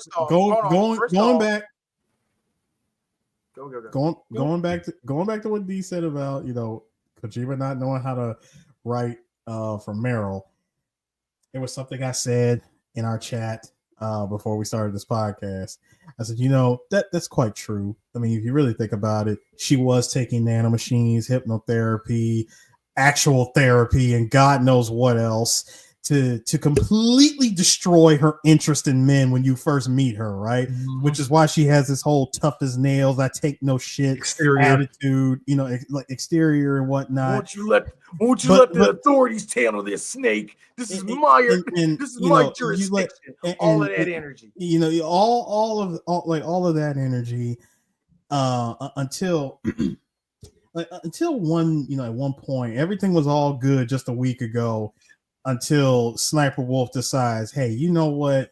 I'm about to do some target practice on the kneecaps, your elbow, and your ACL, and whatnot. And suddenly, Meryl needs dick. Then she got Yamcha'd in the corner in the first game.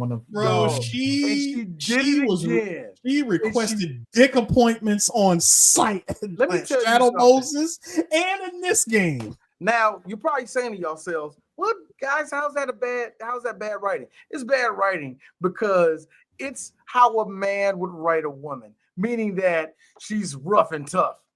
She just need a good penis in her life. That's the way, and she's written that way because the first game, oh Snake, I didn't know what would happen if I never seen you again. And in this game, take me home, Johnny. Really? AD. Really? You AD. mean to tell me you coming to the whole set? I'm King Kong. Oh my God, my ovaries. Hey, AD. You know, there was a great movie that came out in 1982, like featuring a man who played a Vietnam vet, and he said something that really relates to this exact moment for this kid, especially for Meryl. You just don't turn it off. I mean, but the thing of it is, it's like Meryl in this game. Shut up. You just don't turn it off. No, but like Meryl in this game, because you mean to tell me, Chris, fighting nanomachines, shot. I need to reproduce. Like, wait, that doesn't work like not that. like there's. Like I said, hey, look, don't get me wrong. Yes, everybody's gangster until a cockroach start flying. Yes, but No, but my thing is like I can go upstairs and talk to your fiance and give her a hypothetical. She's gonna go, ew, no. What woman would do that? Dude, first off, right now, if I go upstairs, she's gonna look at me like, nigga, why are you waking my ass up? No, she gonna say this. No, she gonna say this. What's a Metal Gear? What's a Metal Gear? So you woke me up for this bullshit? Why are those 3 words worded like that? Metal Gear Solid. Also, Where's then the she'll solid at number one? then she'll turn around and tell me, take your ass downstairs with your friends. Or what's a liquid? Hold on. What's an arsenal gear? Like, nah, but it's like Wait. I heard about that concept, nanomachines. Wait a minute, nanomachines don't do that. Wait, how's a snake liquid? No, it's like the thing with Meryl. I'm confused. So is her name the boss, or is it like a different name? Like her name is like Janice or something? No, but my thing is this: like, I can get with the idea of Meryl. Like, if you wanted to posit her as she's been so battle hardened that she needed to actually have a life outside of that, I can dig that, right? Because there are people that are very like hyper focused on military that they kind of like don't have a life outside of that. All right, you can do a story of Meryl being like, Chris. Wait. She hinted that. Chris, she never hinted it though. No, hold on. That's the thing. Wait, it's like if they did that, cool, but they didn't. Hey, hang on. Chris, everything you just said makes sense. Let me stop you for 1 second. I just need you to help. Here, let's take Meryl, pick her up out of the bunch, yeet her ass out of there, put Johnny in place of everything you just said. That makes more sense. He never took any nanomachines. No, you're missing the point. I was saying, no, I'm not. That actually makes sense. He's battle hardened. Dude's been through wars and wars and wars throughout time. Apparently, he's been doing this on Dante Must Die mode for the last 7 years. No, but the thing of it is, but the inverse opposite of it is the fact that like it works in this instance with Meryl is that Meryl's battle hardened. Johnny is battle hardened enough, but I think it's one of those.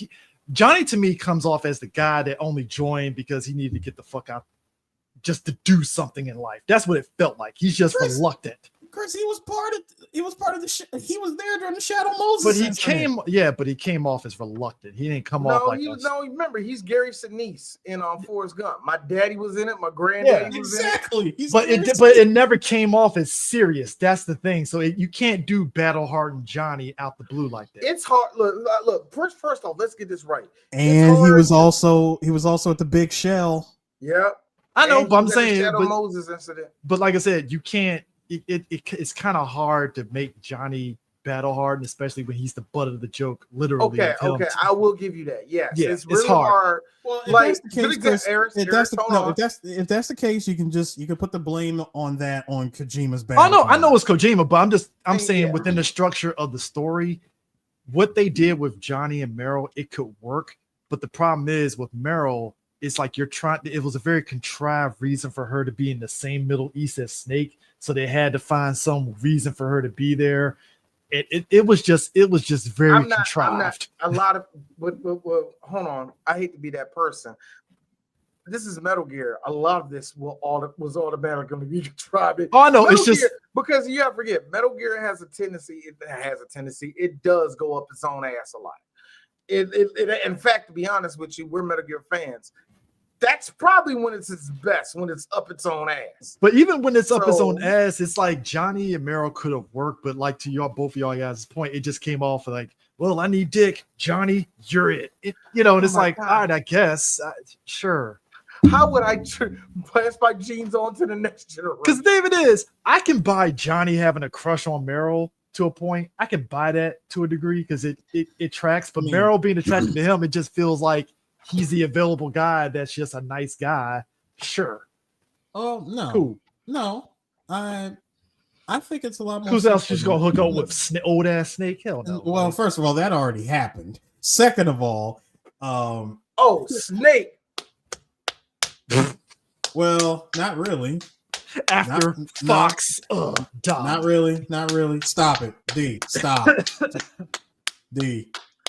First off, you're not doing it. You're not doing it like Kevin Hart. Like, Hey, hold on. Look, first of all, both of y'all. You ain't hitting it like a G. You ain't hitting it like a G. Pull. Both of y'all. Stop. Deceased. C and D, both of you. All right. Snake butt ass naked, like my man Ving Rhames and Baby Boy sweating from the back. Can we not? Old big ass cup of Kool-Aid. Can we not? Please. Red. Can we not? Red for the blood of liquid. Can we not? Please. The only reason I say that is because all of that. You got an Army Ranger tattoo on the back. Stop! For the love of God, both of you. The only reason why none of this shit is even a thing is because of this game. Naomi blew all of that shit out. Like, blew all that shit out of the damn door. The moment she said, yeah, your body is like this, and they took away your ability to reproduce. So Reproducers didn't say I couldn't fuck. Well, Hold on. But that makes sense though, because it's like, why would Big but because he's a clone, because he's reproducing. But because he's a clone, who say he's not anatomically correct like a damn Ken doll? No, put it this way. I think it's one of those things where it's like, because in science fiction, in certain stories, there's always that thing of like, all right, we're going to keep everything intact except you can't, especially when they do science fiction stories about clones. They always put something in there to where the clone can't reproduce, right? Yeah. So they keep everything intact. They keep all that stuff intact there. So it's like, it's not like they would have said, "Oh, Snake, you don't have a dick." It's like that would be kind of stupid. Like, and I'm sorry, Eris, you're trying to say that American hero's a tranny? Is that what you're trying to say? No. See, first of all, he would be. There was no transitioning. There was no transition. The man was made in a lab. He wasn't born one thing. So you mean to tell me that a non-Christian baby was made? Given society, I'm saying he was made in a lab. He wasn't just a full man one day and just decided, mental health. Robin Harris said it the best. Test tube, baby. Look. I'm just gonna be real. God has a sense of humor. You mean to tell me that because again, society makes it seem as though white people are the perfect race, which I have questions on that. But that's what happens when white people get the lead in a baseball game, man. They just think they're running. So I think Snake becoming old Snake just feels like that's some white people shit, because if the Snake brothers and Big Boss were black, they wouldn't have put some shit where it's like, oh, Snake grew old all of a sudden. They'll be like, black don't crack. Solid Snake still looking young as fuck. All right. Solid Snake looking very debonair for a person that should be 70. At most, Big Boss would be looking like Denzel in Gladiator 2. Just like really skinny in the neck. Like, yeah, you can tell he's getting old. He's getting old, but it's a very regal old. Like, just like, who's a regal old guy? Like Billy D. Williams. Billy D. Williams. I think Harry Belafonte? I don't know. No, Harry Belafonte. No, me and my wife got into it not too long ago. We don't think he's black anymore. Look. He had a good running chance. That's a motherfucker. I'm sorry. You had Eartha Kitt put her pussy on a platter for you. You going like white I gotta give me a white girl now. Well, D, it was a business decision. Business is what you know what? Here's my problem with Harry Belafonte. It sucks. I know this is weird. Harry Belafonte on this, we're talking about on Metal Gear, but I gotta get it out there. Harry, outside of Carmen and outside of Shake, Shonada, what did you do? Activist. Daylight coming, we won't go home. What do you do outside of that, dog? Activist. You know what? Look. And this is coming from somebody that respects you, Mr. Belafonte. I know you're gone, but I'm just saying, this is coming from somebody that knows your life. Nigga, what did you actually do for me? What have you done for me lately? No, not even what you done for me lately, because technically Marvin Gaye did more for me than you did. So, nigga, what did you actually do? But not like I feel it's just funny. I know that sounds wrong, y'all, but look, I know history. I can say that. But I just find it's just interesting too, because the whole Middle East is just the setup for everything that happens in South America. But like I said, it's so tutorial that you're just like, all right, it's the setup. We're going with everything that's setting up. Rat Patrol is there, the Geckos, the Beauty and the Beast Corps, Drebin. You know that there's this system now that where apparently people go crazy, and like you said, once you turn off SOP, everything that's suppressed, all the killing, all the war shit that you did that will give you depression, that will give you all that, is bypassed. It's cut off. Well, it makes everybody.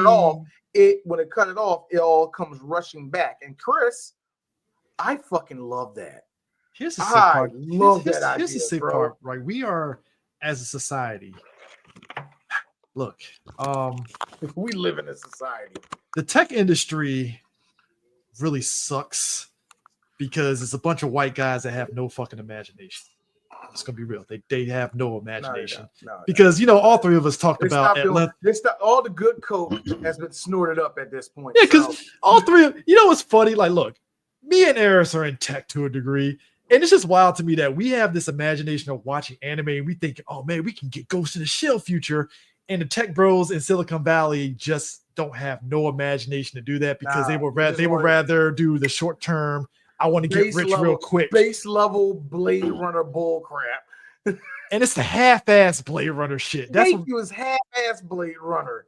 And I'm just like, because in my head, I'm thinking, in theory, we should have already had this sort of nanomachine suppressing emotion shit already, but we don't because stupidity. It's hard. Well, now it's going to be also you got to figure out, Chris. What they're trying to put out now is prosthetics through AI. No, hey guys, did you hear the one that they wanted to do? They wanted to make a Cybertruck, right? But they wanted to make it really big that could fit 30 people on it, and it just rides around the city. Can you believe if they actually made that? And you're probably like, are you talking about a bus? No. This is a Cybertruck. If it was bigger, that's a bus. This is how Elon Musk not too long ago was like, we need a new system to get stuff from point A to point B that doesn't take up the roads. You know what everybody said? Subway. Are you talking about a train? No, because it's Elon Musk. No, I mean something different. Yada. And somebody's like, no, you're talking about a train. Are you really stupid? Like, are you really stupid? This is like I mean that to Elon Musk because I was in front of him. First of all, I was in front of him. I punched him because I know a nigga that's still part of apartheid when I see it. But that being said, I will tell that Elon his face. Like, no, for real, Elon, you can tell me, are you stupid? Are you like really stupid and you just like hop on everybody's ideas? Like, because I really think I need to be that. I guess I need to be that level stupid. Then if I'm about to become a fucking trillionaire, you ain't lying, man. Well, hold on, Eris, you're black. They ain't gonna. I'm about to say that's the main ingredient you're missing, fella. That's the main ingredient. I'm sorry, you look too Nigerian. You look too Nigerian to do any of this. You can't be a dumbass black person and get rich. Sorry. Hey, I don't know what they do. Hey, buddy, I don't know what they do in Sierra Leone, but they don't do it around here like that. First of all, you two ancient motherfuckers ain't thinking current year. No one said that I need to show my face. VTuber, son. Look. You still a brown VTuber. No, I'm not. Sir. It's called changing the avatar. It's called changing the avatar. No. Yes, anime girl, big titties and all. Sir. You have to show your face in Silicon Valley. That don't work, buddy. No, See, even Elon has to show his face. No, I don't. It's called sending a representative, sir. Zuckerberg has to show his face sometimes. Sorry. Them's the rules. That's because the nigga made it. Now that he made it, he can show. This is what he you can do. show his face. If you got to show your face, get the most palest white person you can find. That's why I said I would send a representative. But my thing is this though, and that's the thing that gets me like about video. It's just it annoys me about just the real world thing of like where at what point in Silicon Valley did everybody just stop using their imaginations? Around about the late 2000s, because in the late 2000s, Steve Jobs did something that was pretty amazing, at least for the tech system, which he made every announcement they made super important, which was the phone, the iPod, whatever it may be. Every time Apple had a little thing, it was to show this brand new thing and money would flood in. Let's combine this with crowdfunding. Let's also combine this with just real talk. In the early 2010s, there was a rush in Silicon Valley to start a business. It was just a rush going on. And in doing so, that's how we got fucking Theranos. That's how we got Elon Musk. That's how we got all these God, what's the other one? That's the other one. There's all these stupid scandals, you know. When you look at it, like, how did anybody believe this shit? Well, media was geared that way. And just real talk, I hate saying this, and this is our generation. A lot of us were super gullible that the world was going to change like that because we all turned 30 years old. Yeah, a lot of us thought we're the precipice, guys, of the new generation. It was before we turned. It was long before we turned 30. You think so? You think so? Yes. Remember how everybody thought that the moment we hit the year 2000, all the future tech shit was supposed to hit. Okay, I'll give you that. I will give you that. But it's just, but that's the thing. It's just that's the thing too. By 1999, everybody should be like, "Dog, I don't think it's coming." But that's what actually the only reason why they did that was because remember Silicon Valley went through a crash at that time because of the .com crash. So they didn't really recover until around about, like I said, the late 2000s. That's when all of a sudden there was this is a new way of thinking. We're about to change the world. But that's the thing too, because when you watch this game, when you play this game and you see, again, this is 2014, it takes place in. To what you were saying, D, about Elon and that Cybertruck, it's like you would think in theory the Cybertruck would be matching what you see in this game with the trucks being so like future tech inside of it and durable and stuff. And then you look at the Cybertruck and I'm like, that shit just blew up just by looking at it. Like, you know what I'm saying? It's like, Chris, that's the one thing they decided they wanted to build a set from RoboCop in front of Trump. Pretty much. So it's like, it just feels weird. You got to realize, Chris, we look at what Mercedes is doing, what Porsche is doing, what BMW is doing. Fuck what Ford is doing with e-cars. It's like these are actually cars. These are actually built and they're trying to be durable and they're trying to actually change the game. The Cybertruck is the most, I said it 5 times already, retarded ass truck. If the Cybertruck came out in the 80s, it would be fucking game changer, right? You know what it would be? You know what it would be, Chris? It would be unobtainable. It would be the DeLorean. No, it wouldn't be the DeLorean. It wouldn't be the DeLorean. It wouldn't be the DeLorean. It would not be. It would not be the DeLorean. Okay, it would be the DeLorean in terms of media. Yeah. But the thing it would be ultimately is unobtainable back then. Mm-hmm. Because that's what I'm saying. Because like that's what kind of irks me is like fucking niggas be like, oh man, I got a Cybertruck. I'm like, that piece of shit fucking truck. It is amazing. I thought that was a meme. I really thought it was a meme. But yeah, I was like, I'll never forget that, y'all. I was like, hey, what's up? Well, hey, yeah, man, let me get 40, my nigga. Yeah, so what you doing, man? I'm trying to get some weed because I'm trying to smoke something tonight, nigga. Because I'm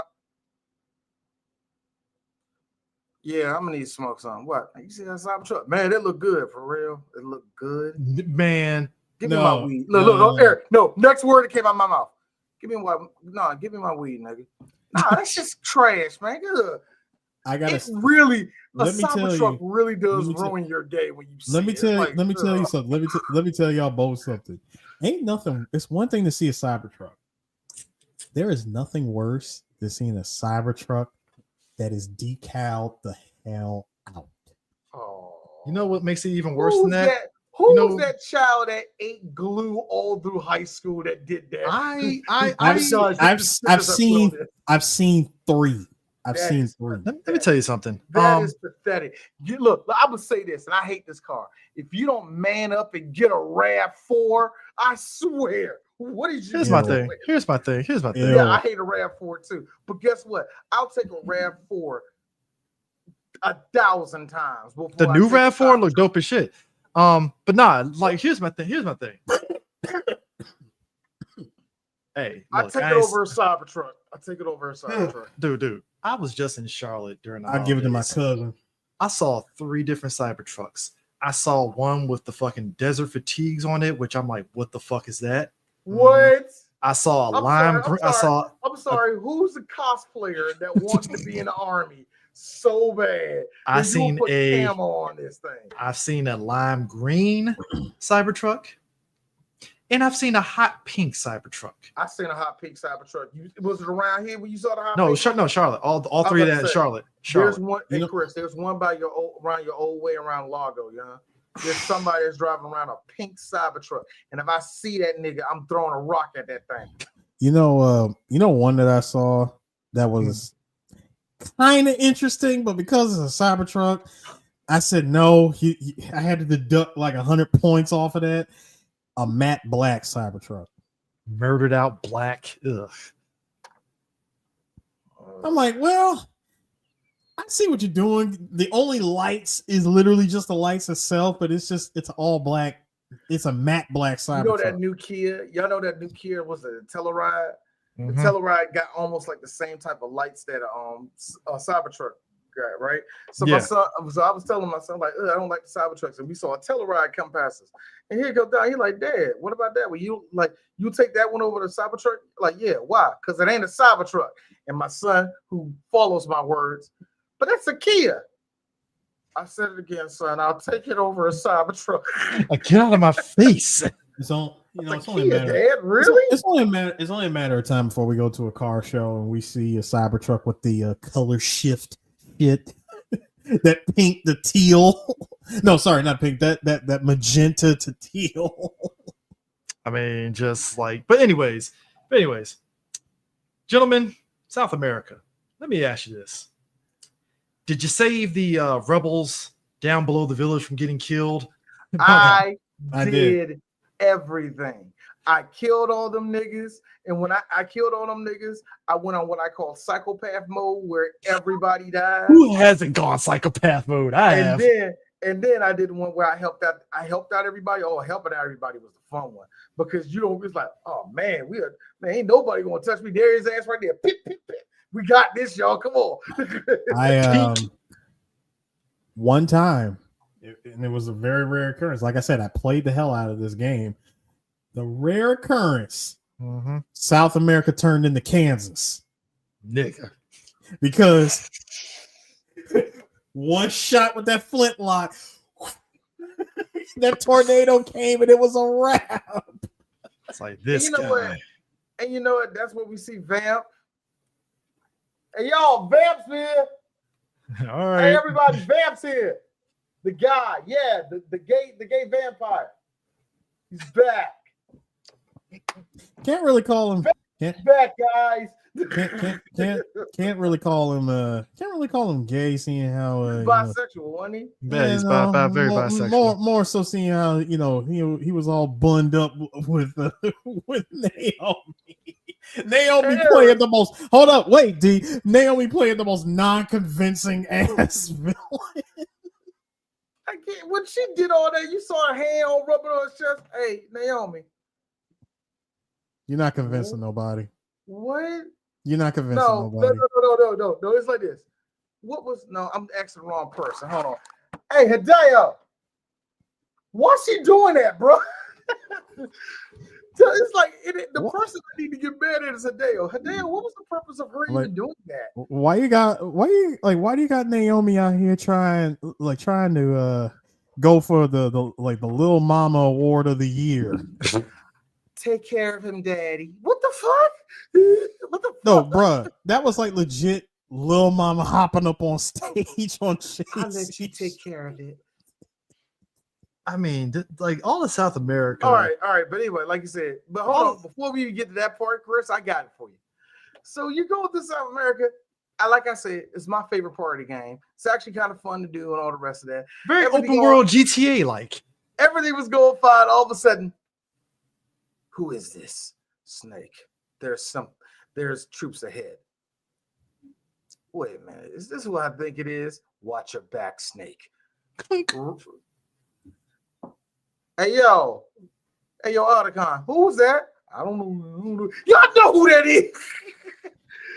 Yo, and that's where you also, I forgot, this is where we also introduced to something that we didn't know. Now, in the last in Act 1, we had to learn from Meryl having a full-on moment right here. We had to learn that her biological father, who was once her uncle, is out of her life, and he got remarried to someone younger, and she still has an estranged relationship with him.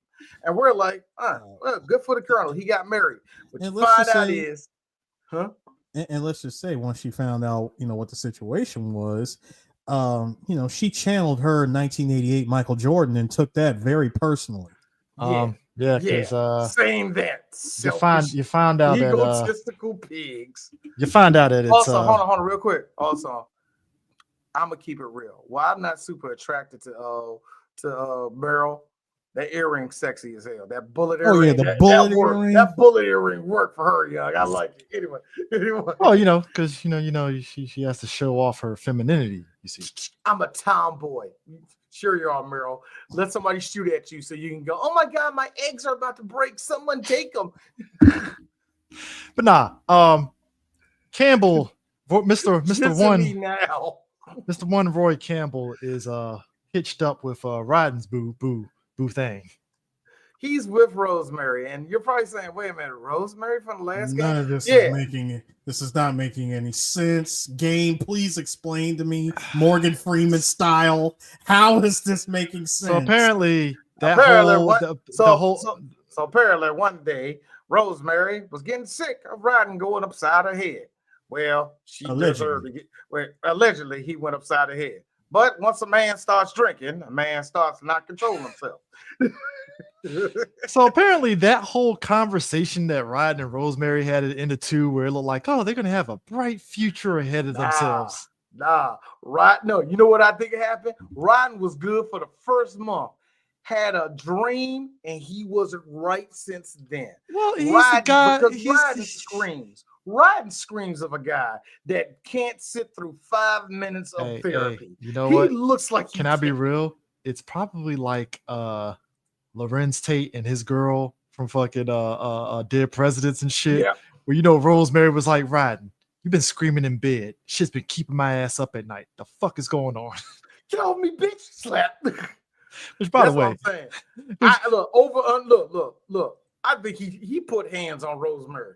Of course, more than once. Come on now, look. You don't get raised. Slapped her, kicked her. That happened. You don't get throwing it out there. You don't get raised by a psychopath, a big boss, and not come out fucked in the head. I'm just saying. Exactly. One isn't raised by a man who looks like he's 60, but he was actually like 31 years old. Don't ask me. Well, to be fair, that's some boomer aging. We've talked at length about our parents looking 50 and they're 25. Big Boss is clone in his late 50s, man. So these niggas are going to looking like the dad from 227 who was supposed to be 30 years old and shit. And that's why I said that makes it so bad. Looking like the cook from Different World. Like, don't y'all got he was 40 years old in a different world. You could have fooled me. I thought that was 28. Glenn Thurman. No. That's the colonel. You talking about the cook? I know what you're talking about. That nigga was all the way 40. Mr. Game was all the way 41 years old, looking like he served time in the Korean War. Nigga, you 40 years old and you 41 looking 70. What are we doing here?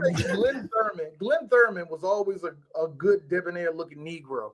And even he looked like he was in 50. How old is he? Cooley High. This nigga was in Cooley High looking all of 40. What are we talking about? Like, yo, man. How are you 40 in 2 different decades? Cooley High, he's supposed to be in high school. This nigga looking 40 years old with them glasses on and shit. Yo. He just passed away too. I'm going to say it though. Lou Gossett Jr., always looked like he was in his 70s. Oh, Dude, yes, Even when even in the 80s, when he was 54 years old, he looked like he was I'm gonna 70 be years real. old. I'm gonna be real. Officer and the Gentleman was the most spry that you were gonna get out of Lou Gossett Jr. in the movie. Because after that, you be lucky to Because get JD's Revenge, he looked like he was 50 something to JD's Revenge. He was like 30 in that movie. again. There's some older black women like that. They don't make men like that anymore. Sure, Miss Age. Deborah. Sure, Miss Deborah. Sure, Miss Renee. Sure, Miss Renee. Look, I love my dad to death. I like how we did Again, that. We picked two black women names, Renee and Deborah. look, I love my dad to Love death. this on front of that shit.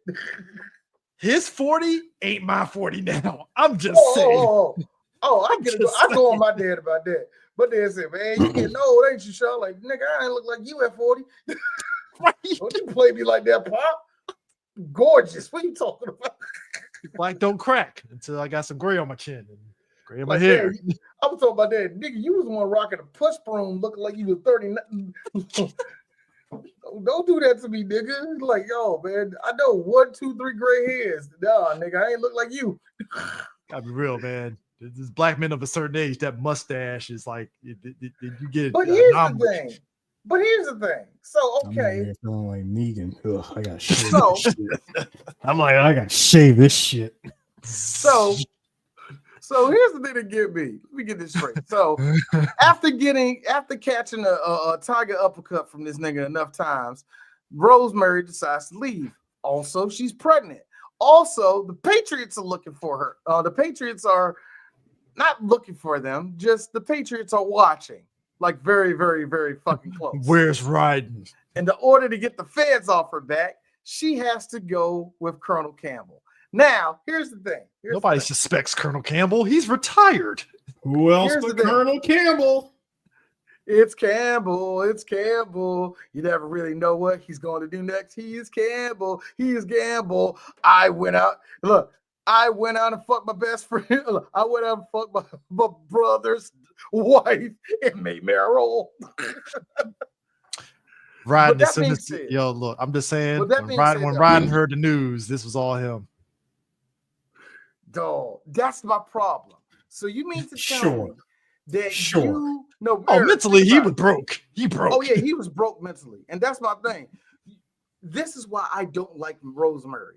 Rosemary, yes, she was hiding from the Patriots. She was trying to make sure everything was in control. She was trying to make sure Ryan's protected and she was protected. But in doing so, she gaslit this nigga for 2.5 years, making him think he was the worst person in the world, making him think that he was the one that caused her to have a fucking miscarriage. Mhm. Also said, I'm leaving you. You made this dude go crazy for 2 years and then have the nerve to go at the end. This is your son, Jack. We can be a family. That is level 10 white women tears. I don't know.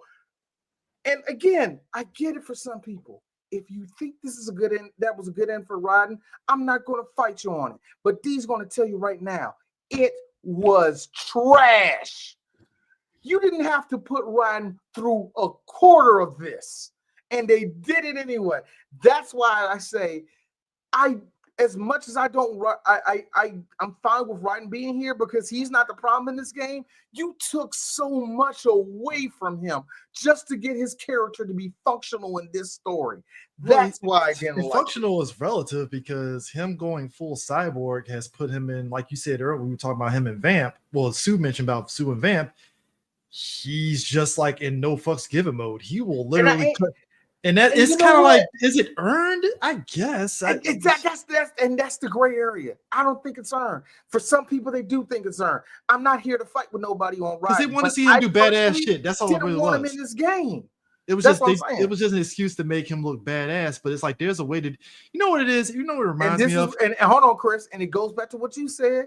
It actually is the reason why Revenge is where everybody actually likes that game, because it takes what the game took away from him and gave him back something. And gave him back something that he didn't have. The shit with Rod, you know what? Okay. And you guys will probably definitely agree with me on this. You know how people talk about like women characters not being written correctly, right? Raiden is the male equivalent of how do people complain about women characters being written as stoic and badass. He was made to be edgelord. When you Yeah. make any edgelord, It's the male version of Mm. you didn't earn your badassery. You're just making him look badass because it looks cool. I think it's not. I don't think Raiden's the worst example of that. But I mean, the allegory is still there to a degree. I know what you mean. That's what I was gonna say. He's not the best one for it, but you're right. Edgelordiness was something that peaked by the late 90s, early 2000s. For this to happen, for it to happen to Raiden going into the 2010s, you kind of late there, Kojima. Yeah, and you know what it was? You truly was trying to make him Shadow the Hedgehog at that point. Like, we get it. It's Raiden, but he's badasser. It's more badasser, or whatever you want to call it. Like the rehab for Shadow has been amazing, hasn't it? Boy, Shadow went from being this is the most edgelord bullcrap. Oh my God, you gave the hedgehog a gun to. Oh my God, Shadow better be in the next movie. We love Shadow. We love Shadow. Because I mean, because think about it, right? Because it is a correlation with Shadow and Raiden, right? It's like with Shadow, it's like, so you just made Sonic but black. All right, cool. And then it's like you just made the Cyborg Ninja again. But except we know more about, because I mean, look, as much as we talk about we're Metal Gear heads, Kojima going for the Hogan leg drop again. but it's like, as much as we know about Metal Gear lore, one of the characters that I really had to like look up and read up on was Frank, Gray Fox, right? Frank and Yeager, his Frank Yeager becoming like Cyborg Ninja, and it's like, I don't know. It's just, I guess maybe I need a video game of seeing Frank Yeager turned into Gray Fox for me to appreciate the character. And I think that's what I guess Kojima was trying to do with Raiden, is kind of do his interpretation of what happened to Gray Fox, but through Raiden. I don't know if you would agree with that, though. Yeah, I would say that. I would say that that's something that I think he wanted to do. Like, we could have got like a side game or something, seeing how Raiden took on the Cyber Initiative, but the fact that he didn't and he just shows up, Cyber mode is a bit jarring. Yeah, I feel like with a lot of the characters and how they're introduced to this game, the way that they're introduced, I look at them as, you guys could have been your own separate game. Well, because and I think that was the thing. That's what makes this whole thing such a big toy box of a game, is because of just everything they're throwing at you. Because I think when you see Raiden doing all that badass stuff in your head as a gamer, and I think even the first time I played, I was like, I kind of want to play as Raiden now. Yeah, now you want to play with him, and of course the game says no. Apparently, you don't like him, so you're not gonna play with him. And I feel like Kojima did that on purpose. Well, that's why y'all don't like him. Remember? No, and that's why they sidelined his ass, because like there's two things that happens in the South America thing. Number one, Snake ends up finally tracking down Naomi, and that's when we get the fucking info dump while she's giving this guy a fucking physical and shit. Which I gotta say, Naomi, this is probably the only part of the game with Naomi I actually appreciate her character, because it is an info dump. Yes, Chris, it's a lot of words, but when you hear how she's explaining SOP and how it works, how the fox die is actually breaking down in Snake's body, how yes, certain things, like the whole theme with the decay is in there. And another thing that's also coming in, where everything went from being a simulation to real type of thing. You remember, there's always been like a storyline behind that with simulation and all that. You remember that one shot where they showed Metal Gear 2, Metal Gear Solid. When you see that shot in her juxtaposed to what she's saying, it's like, hey, yo, Hideo, this shit hitting right here. But even then, though, this is good. And to go into this nanomachine shit, Naomi apparently had cancer, and she suppressed it with nanomachines. Also, she's walking around with no bra. Yeah. Now, here's the thing. But we're not going to complain about that. Yeah. Here's my Harris, you see me, right? This is why I said and this is probably another reason why I'm pissed off at just where we're at in tech. This should be a thing that should be happening now. Do you know how many people's lives would be saved? I don't know. This is no dead ass. Unfortunately, this is just one of those things that would probably get canceled by insurance companies. Yeah. And also the CIA has like, oh, you want these nano machines? Canceled. But then again, the CIA has been working with drugs since the 70s. And there's a reason why. Remember, back in the day when we were kids, we saw a lot of people on the corner. There's less of them because the CIA. No, seriously, the CIA would just go to these soldiers like, "Hey, we got you." Stick something in their neck. Drop them off in front of a liquor store. The government, they're coming after us. They're coming after everything. Those are called NPCs. But guys, in keeping with those are veterans, Eris. Those are veterans. Hey, veterans that became NPCs. They're the ones. They're the ones. Hold on, they're the ones that operate. In between that invisible wall. You're out there on your journey and you see them, but you know not to get near them, but you know that you're okay because video game logic, there's an invisible wall here. They can't get near you. D hates when I say you just see them from a distance. I always say we used to be a proper nation. They would put those guys in an actual legit crazy house, not prison. Yeah, crazy house where they can get help. You know why? Because the CIA did craft the Ted. What was it? Who's the Unabomber's name? Was the Unabomber? I would say Ted Bundy. Goddamn. I was going to say Kevorkian. One of them white boys out. That's just Shefsky. Jesus, D. Coach K? What? That's what I'm saying. Coach KD. Anyway, no, but yeah, the Unabomber. They told you like Ted Kaczynski. Thank you, Kaczynski. Sounds like a white. They shot that nigga up with LSD. He was like, the government's going to kill us all. The government's going to kill us all. The CIA, get out of here, nigga. And they just dropped them all. Ironically. What's he going to do? Try to kill people? And that's exactly what he did. Ironically, CIA put so many drugs and crazy people. One of them predicted the crack epidemic, and they had to really fucking put him down to sleep because it's kill this nigga. We gotta kill him. Apparently, he knows our whole plot, and that's what. And that's the thing that's so wild. Now is D saying there's a parallel between crazy people and the CIA? No, but there was. That's all I gotta say. I'm just saying, but there was. But Chris, you're absolutely right. Where we're standing at right now with technology. I would like to think they have drugs that do mess with your mind, that do alter your mind. Because so far, at least what we know, we have mind-altering drugs. But to have drugs literally suppress bad emotions, bad feelings, and all that, at least we don't know that we're close to that. You know what I mean? People don't know this, and it came up. Fuck it, theme of this year: Trump and Elon. Like with them, it's always going to be Trump and Elon. Dude, with Doge theme of the year. With Doge finding out that $2 trillion budget cut that they promised everybody, it's like, damn, this shit's hard. Yeah, no shit, we fucking told you that. But anyways, you don't know budgeting very well. You really don't. No. Elon really doesn't. He goes over budget on everything he does. Much like Hideo Kojima, but Hideo Kojima is at least trying to make art. It's called cinema. Okay, cinema. He gives us a video game. This is not cinema. Look, this is not cinema. This is a video game. But nah, like there is so much shit that accidentally happens in science and tech, especially science. Like a lot of the drugs that helps people, it's by accident. Like people be like, why is the government spending money on focusing on bee mating patterns? Well, there is a drug that was made from what after a bee mates and produces honey. And it's like, that's a weird fucking shit. All right.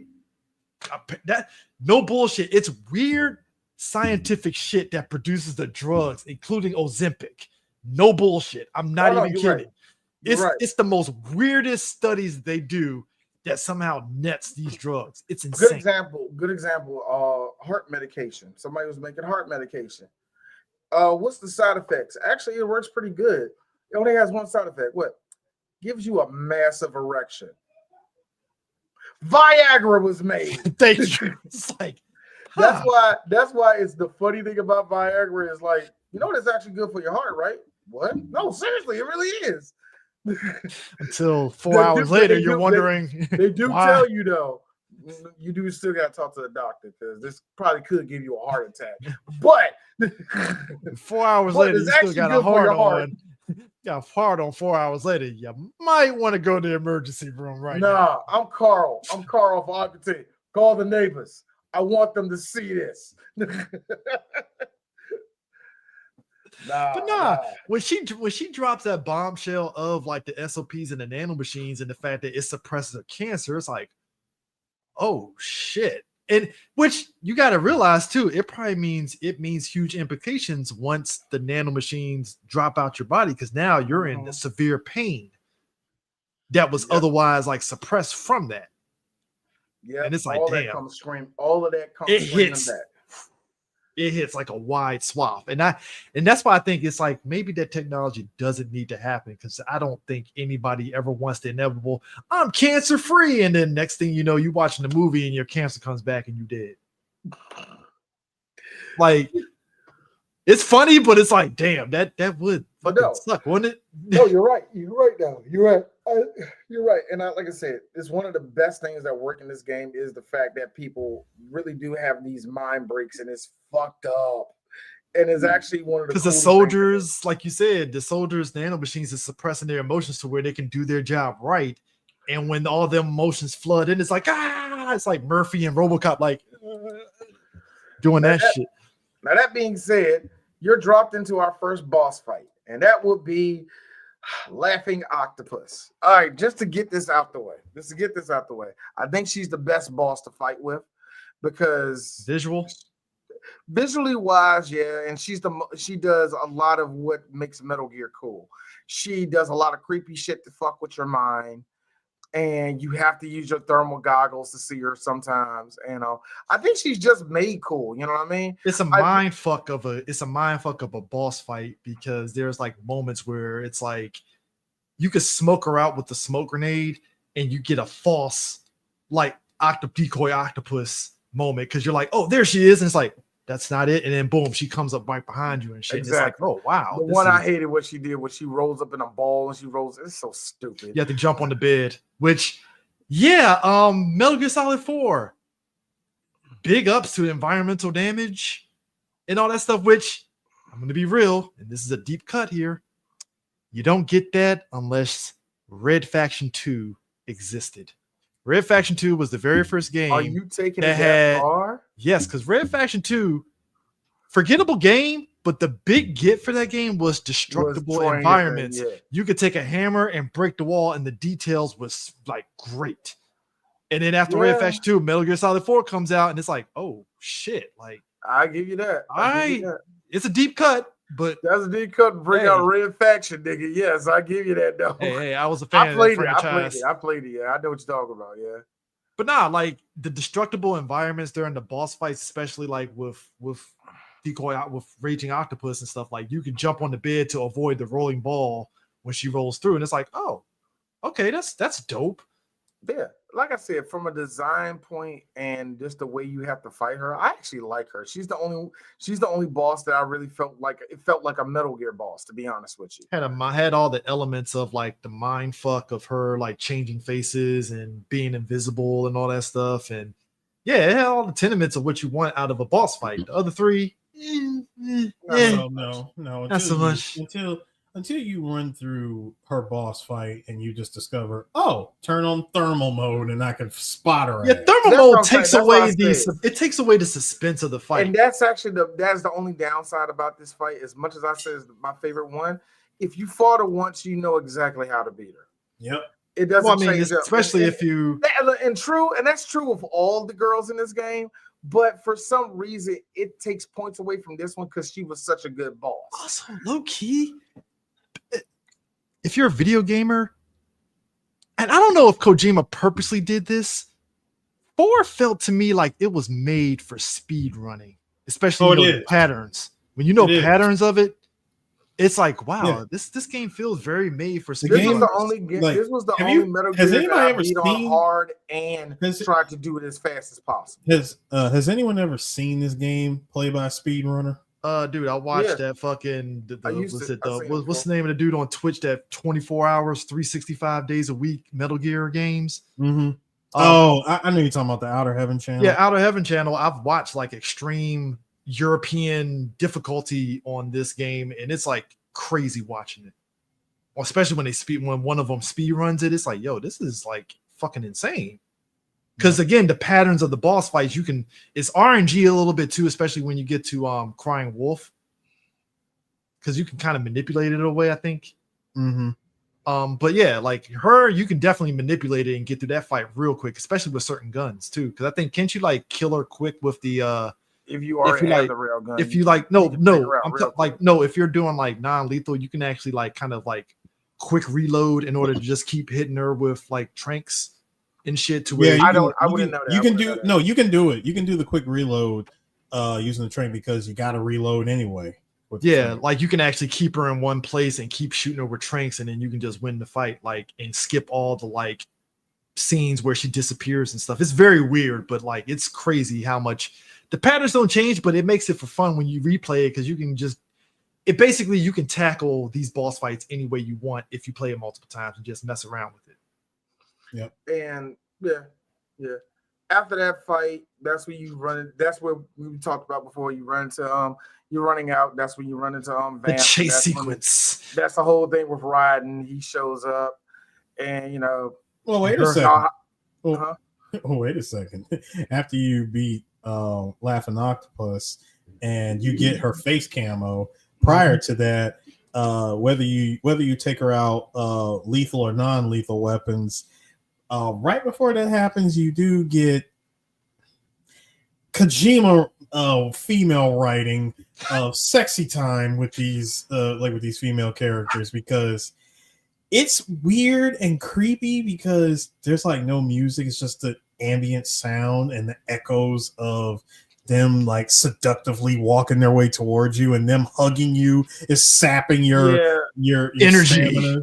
And it's Well, really weird. we'll see. But hold on. But again, I mess around with this game, and thanks to the powers of the internet and learning the stuff that I learned about it. If you make Snake like lay down on the bed in the in that stage of South America, she actually gets on top of you. Well, Sue, the allegories of the Beauty and the Beast core ladies out there suits coming at you and sucking your life force is to be symbolism of beautiful women that suck the life force out of you because they just want to suck all your resources. That's Yes. what the symbolism is. Yes, the symbolism of every red pillar's nightmare. Yes. So here we go. I'm about to make myself retarded.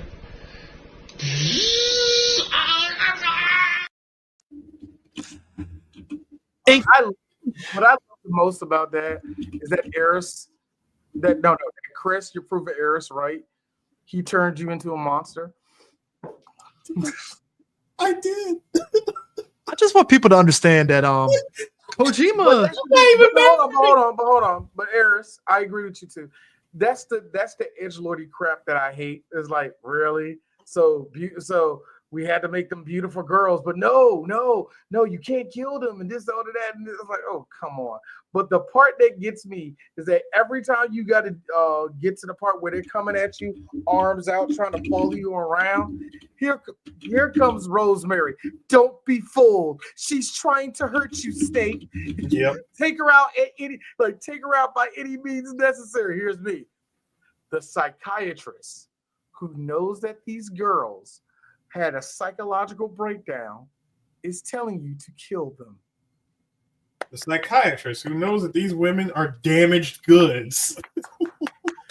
Instead of that's the funny thing. She doesn't tell you to tranquilize them. Otacon tells you to, but the one with the PhD is like, kill them.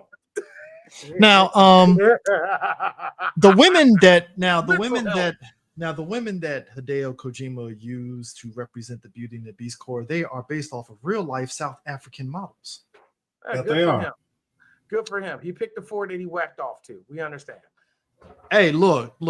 I will give him this. If you ever get a chance to look at documentaries of like all 5 of the Metal Gear Solid games, it is interesting how he actually. It's not like he made up these girls on the whim. I give him credit that he will get like actual models and get them to do the motion capture for these games for these women characters and stuff. I forgot which model he got for Quiet in 5. That was that's Stephanie Justin, who she has her own Twitch channel and everything. She still plays. She actually plays MGS5 to this day. But yeah, like the fact that he actually got real life models to represent these women. It's like it was interesting to me because when you look at it, you're thinking, oh, he must have just got somebody to draw these women as just made up characters. It's like, oh no, these are real women. And it's like, no. If you got the Metal Gear Solid 4 collector's edition strategy guide, it has like a whole info. Actually, I think I still have mine. I got mine too. Yeah, I still have It's got the whole back sheet, like the whole info on all the models that was picked to play the B&B core.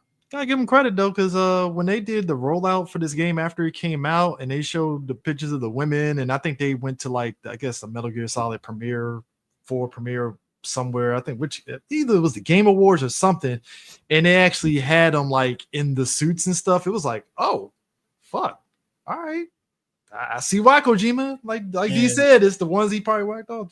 Hey, cool, gotcha. And if you've ever seen the I think what is it? It comes in the collector. If you bought the collector's edition of the game, it came with a Blu-ray that was like jam packed with hours, and I'm talking hours of like content on how they made this game.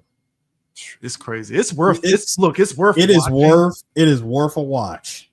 I mean, even if it's background noise, I think that speaks to the game itself. Because, like I say, all 3 of us know it's a piece of shit game, but it's like the most entertaining, intriguing. It's the most entertaining. I said it best. It's the most entertaining playable movie that was made. If there's PlayStation 3, if there's ever a chapter that illustrates the most insanity of Metal Gear, it's chapter 3. Chapter 3. Let me chapter 3. What, Eastern Europe? Eastern Europe. And let me put it out here, y'all. From this point to the end of the game, buckle up. Buckle up. Everything stupid and awesome happens from this point to the end. The most stupidest shit you'll see in this game happens after 3, and some of the best stuff that happens in this game happens after 3. Because it is actually, to be really honest with you, it is where, in all honesty, well, like I said, before the best stuff that's there, this is kind of what makes the game unsavable. You know what I mean? It goes up its ass and just keeps going. It keeps going. And it don't leave that joint in nothing. It's like we're going for nostalgia, we're going for the stupid, and we're going for the fan service. So we're going for it all, y'all. What we end up finding out is that apparently Liquid Ocelot needs a big boss. He's looking for big boss. And I love it. They was like, well, he needs big boss for that. And it gets quiet. Naomi. No. Big boss is still alive. Me. Shut up. I had my eyebrow raised on that. Like, the look on your face was exactly the way both of y'all look was. What? How is he still alive? So both of us. It's like my white Chris. It's like my white girl. What? So me and you bought that game day one. I think both of us went to GameStop together, right? Mm-hmm. Were you just as confused as me when Naomi said that the first time? I remember playing that. I'm like, wait a minute. Whoa. Big Boss got shivved. All right. He was dead. Not just shiv, sir. Aerosol can and lighter. Yeah, everything. Done. Dude got the sweet tooth special from Twisted Metal. All right. So when Naomi says he's alive, I'm like, when she says he's alive, legit. Pretend this headphone case is my PlayStation controller. I hear it. Big Boss. He's alive.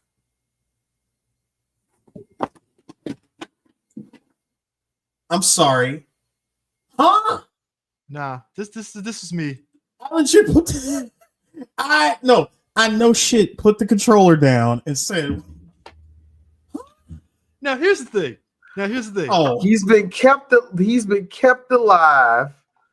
He's been kept alive No, but by a series of nanomachines. See? hold up, a series of nanomachines and his will." No. What was the reason? I had a reason. What was the reason? I had a reason. What was the reason? I just explained the reason. What was the reason, bitch? It smacks against the opposite of what I thought it was. You know what I thought it was when she said that? I was expecting some like Destro from G.I. Joe. His face is covered up and like he somehow miraculously survived because of nanomachines, right? Like, all right, he's probably got the suit on, a new suit that's keeping him alive, maybe, and he has to wear a mask because he was burned in the face and something, right? That's what I assumed it was, or at least he'd be like fucking Quit being a smart person, Chris. Quit being a smart person. Or I thought he was gonna be like his boy Zero, Stephen Hawking it up and shit, and you know something, right? Like he just saw this. Is everything all right? And it's like beep, something, right? Like no. Well, that does. No. Well, Chris, hold on. That does happen. That happens to be the case for a certain character. Zero. So let me get this shit. So the first thing you see when you get into this time we're in Eastern Europe, you're at the train station, and they stop this man, and it's Snake. Young Snake. And it's young Snake. And I have to be with you when I look, dog. Thank you. Perfect. It was literally like Hideo Kojima was like, yeah, nigga, shit. all right. I guess I made y'all play as old Snake. You can play as a new one.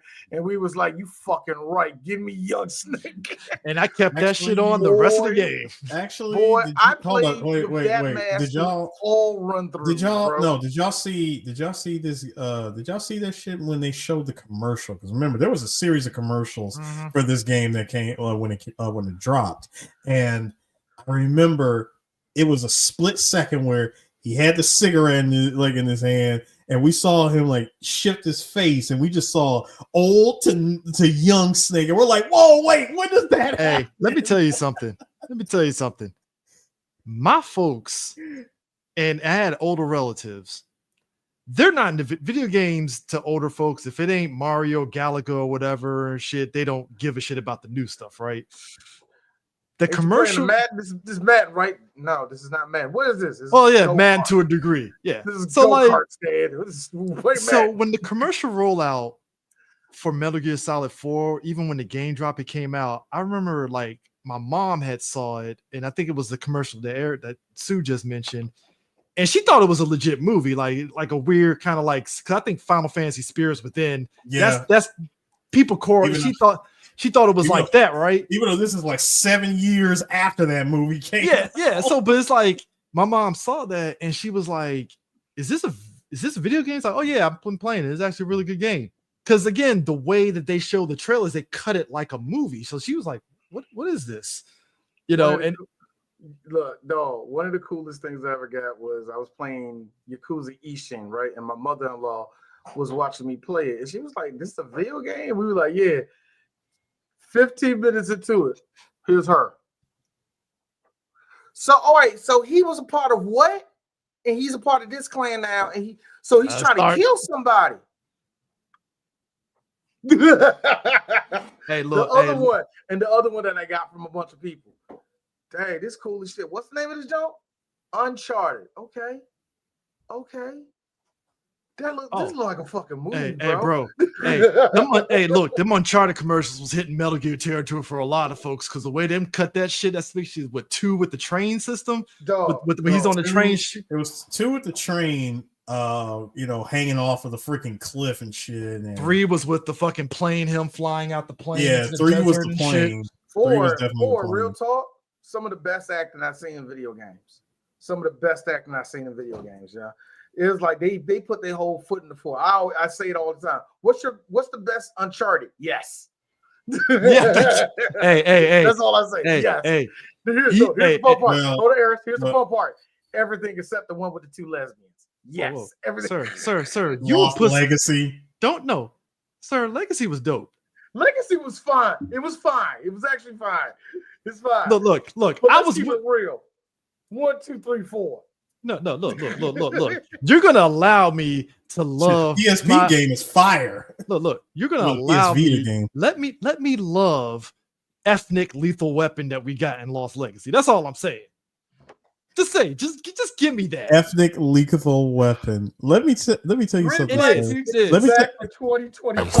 Habibi firebombing got a missile tuck. If them robbers come through, then Let me tell you something. Brown women kicking ass. Come on, man. Like, Chris, let me tell you something, sir. Did you know, since you've been the one that's now front running the hating the chuds that scream DEI, would you know that Lost Legacy is kind of like pushed into the corner a little bit of reasons to hate Naughty Dog? yeah, I know. I've heard about that, and I'm looking at them like, They kind of give the side eye to the brown one, and I'm not talking Chloe. no. Here's my thing, though. Hey guys. Go to Last of Us Part 2. I will respect. Like, just I stay respect at the Palin on. Stay at Last of Us 2. Stay at Last of Us. All right, Stay at Last of Us 2. I get it. You made your said the game point. wall. I What won't- does everybody like? I you- get it.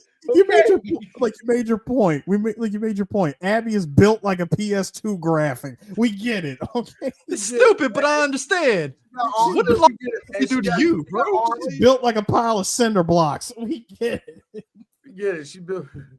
She Apparently- built like She I- built like Zangief, nigga. We understand, bro. Apparently, they don't like a athletically built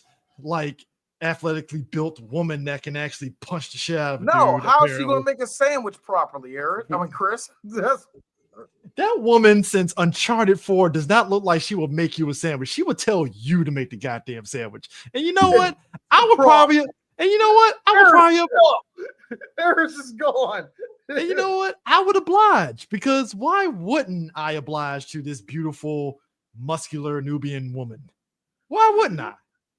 First off, she cackles like a witch. Second of all, she's I can't think of whatever. I can't think of the other reasons why they hate. Why Kamala she got Harris, so I can't muscles? And Well, why she she's got not even black. She's not even black. God, I like hold on, y'all. I like how white people, for the first time in history, use "she's not even black" as a negative. That is some full circle racism, where you loop around the sun that much, where now you're not black enough is a problem. You're not black enough, but yet the woman in the video game has the features of a nigga. Oh, What are we talking about? She's not black enough. Like, Hey, you know what I'm saying? I feel like And that's what contradicting that. bothers you. The woman that looks like a nigga is not black enough, I guess. But what? Oh my God. Anyway, Sorry, it's just okay. Okay. yeah, but nah. So back So back to basically in Eastern Europe, you got to go through old school Metal Gear Solid 3 sneaking past people and stuff. And the first person you see is, of course, Meryl. And Meryl does a very cool scene where Meryl and Snake are sitting down talking, and Meryl actually is getting stuff off her chest, which is straight up like, yo, Snake. Oh, look. You got a Wizards jersey on, man. You ain't the old Snake, bro. You Shaquille O'Neal with a Boston Celtics jersey on right now, bro. You ain't the same person. Let me handle it, okay? You don't need to handle it. And of course, Snake is like, no, the mission, all that. And Meryl's like, Eris, as you know, your favorite part right here. She gets up, put a finger on this nigga's chest, and call that nigga old. And do you see the look on Snake's face right there? You got look. What? I'll show you who old, bitch. D. That is a hold up. Keep the picture up. That is a future is now, old man. Finger You point to ain't the chest. lying. The future. Do you see that? Do you see his stamina going at him? The stamina drop was. Snake It has is moments one in of the my- game. it Snake is has one of my- moments in the game where it's like you said, there is moments where in interactive and stuff, when Meryl did that, his stamina did go down because it's that anger and stuff. And I'm like, wow, that's actually a nice little attention to detail in game interaction right there. Like your stamina meter actually goes down from that. Yeah. Like, oh, okay, cool. Called your ass old and you I ain't know. That's when men's testosterone hits us negatively and we overdo it when we're actually working at a deficit.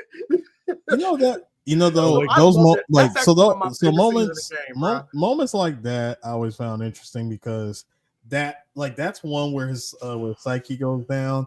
The other one, and again, you started to see more of Snake somewhat opening up in some kind of weird way because if you think back to which Metal Gear, I'm sorry, which part of the game was it? Oh yeah, the first one, Chapter 1, when Otacon shows up on the Mark III.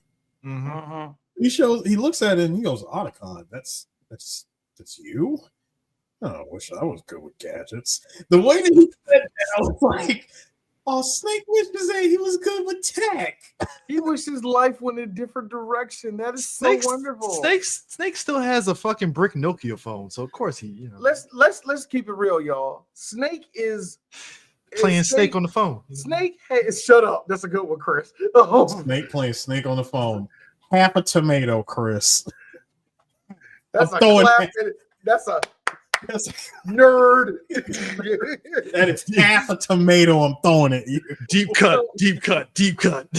So it's like this. Snake is everything good about this game is coming from Snake. And what's so great about it is that Snake constantly through this game, because he's old, I know it's done on purpose from Hideo. That Snake, even when he's being old and everybody's like, yeah, to him, Snake has this look like, man, fuck y'all. And even when he's trying to be old, good example, when he was on the ship, and he was like, and they told, I forgot what was said, and you just hear him, and you see his stamina meter going down. What do you mean there's no chance of me? It's like Snake, stop. Or probably one of my favorite moments is, again, I don't smoke. But every time I see Snake pull out his freaking cigarette carrier. Oh man, I need one of them. I don't even smoke like that. I need one. He got a little carrying case for his cigarette. You know what? I'm just gonna be real. We you know what? Nobody, we always get those people that kind of want that joint low key. People we talk about, like, people always had the conspiracy theory, like, the food is changed and stuff, because there is something to be said. And I probably said this before, but I probably said this multiple times. I have family members, some who died from lung cancer, but I got some who smoked like a chimney and lived to 102. And I feel there is something to be said about the cigarettes that they probably smoked. Probably wasn't as terrible as what we're getting today. It's a yes and no. And it's also probably luck. Because back then they used to put actual tar in them. They don't put tar in them like they used to anymore. Yeah. Now they put the fake shit in it that actually is killing people. Yeah, but and they put more ammonia into it now. Yeah, and they really put more base chemicals. Like, good example, like I don't smoke cigarettes, but the last time I smoked a Newport, I can tell that they changed up the recipe. That's the best way. There's no real way. Because you're the third person. No, you're the third person. Because I remember my dad, when they told him he had to stop smoking or cut down on smoking, he had to go from Newport Greens to Newport Reds, and he immediately was like, ugh. Like there's something different in the cigarettes now, but yeah, there's like it's always weird with health. What's going to kill one person is not going to kill the others. Sometimes it does not flat work like that. Everybody's body is different. Actually, a good example is this game right here.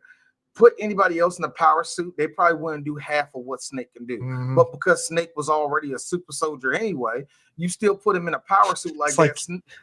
Snake is built like a 60-year-old, but Snake he's going to move like he's 34. Snake is old Captain America if he didn't get put on ice. Yeah.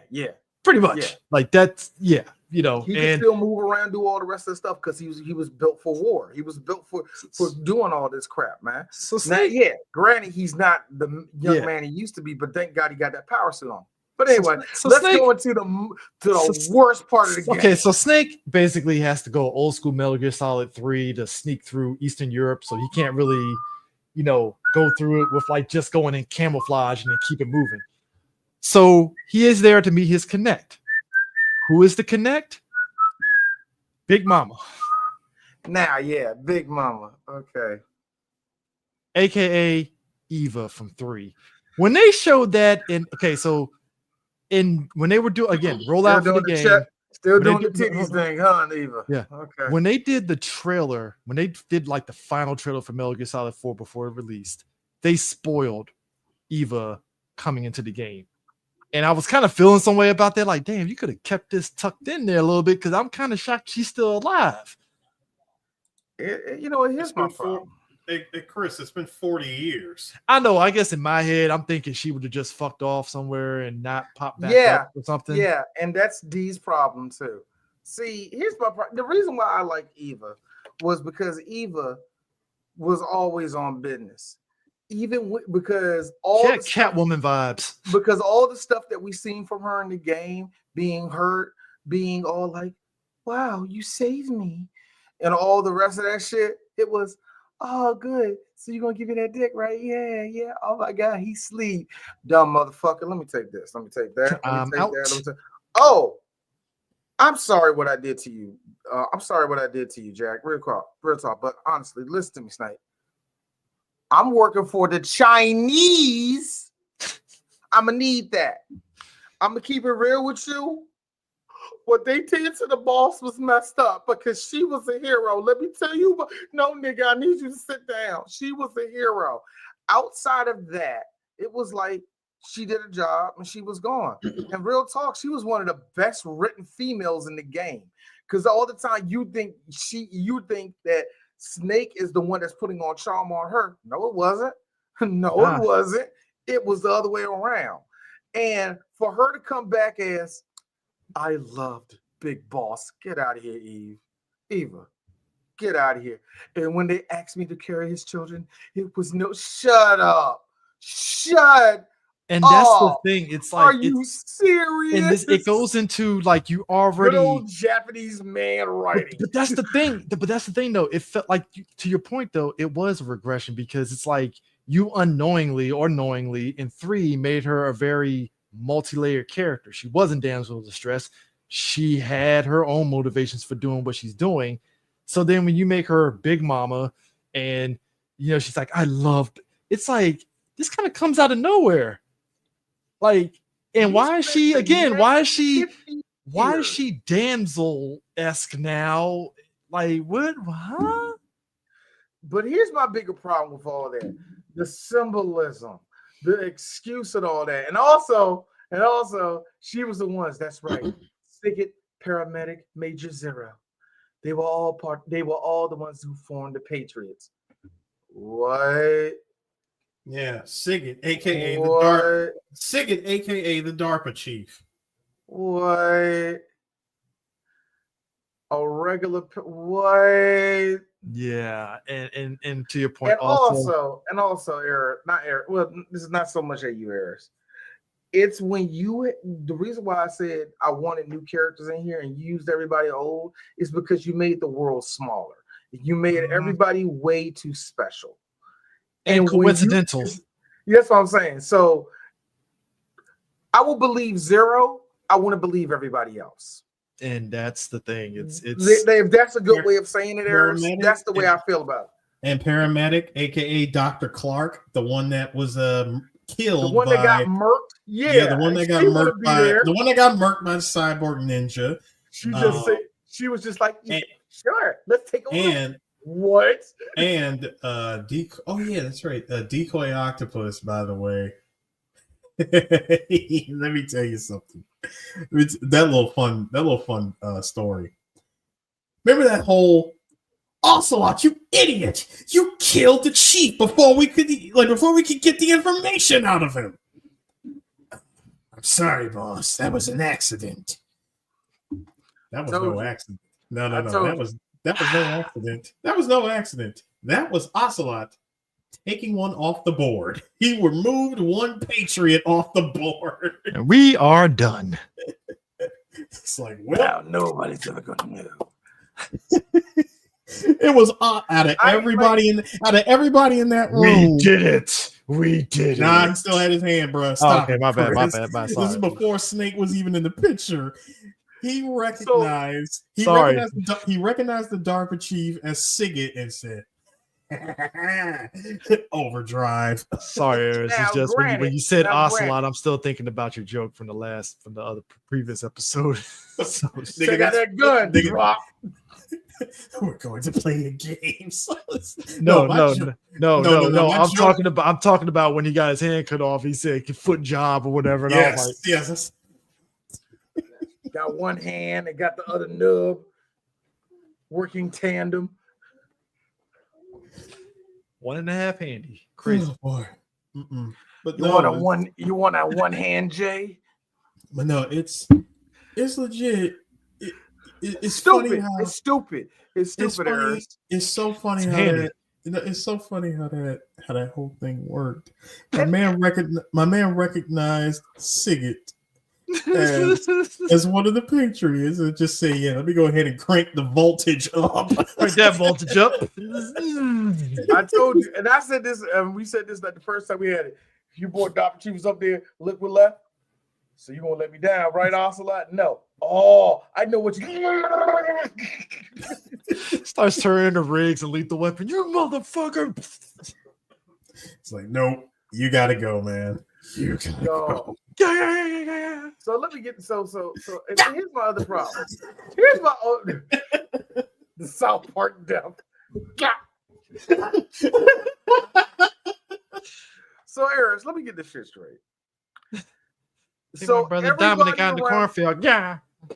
So everybody around the world, Mhm. including Mother Russia, including the French and the UK, everybody just bent the knee to arms tech and got under SOP. Is that what you're trying to tell me? Pretty much. Within the 5, hold on, within, and bear in mind, gentlemen, this was over the course of a 5-year period after the Big Shell incident. And they all just said yes to that. They all Yes. just said yes to that. Yes, the war economy. War economies, sir. PMCs became suddenly in demand, but of course, Okay. as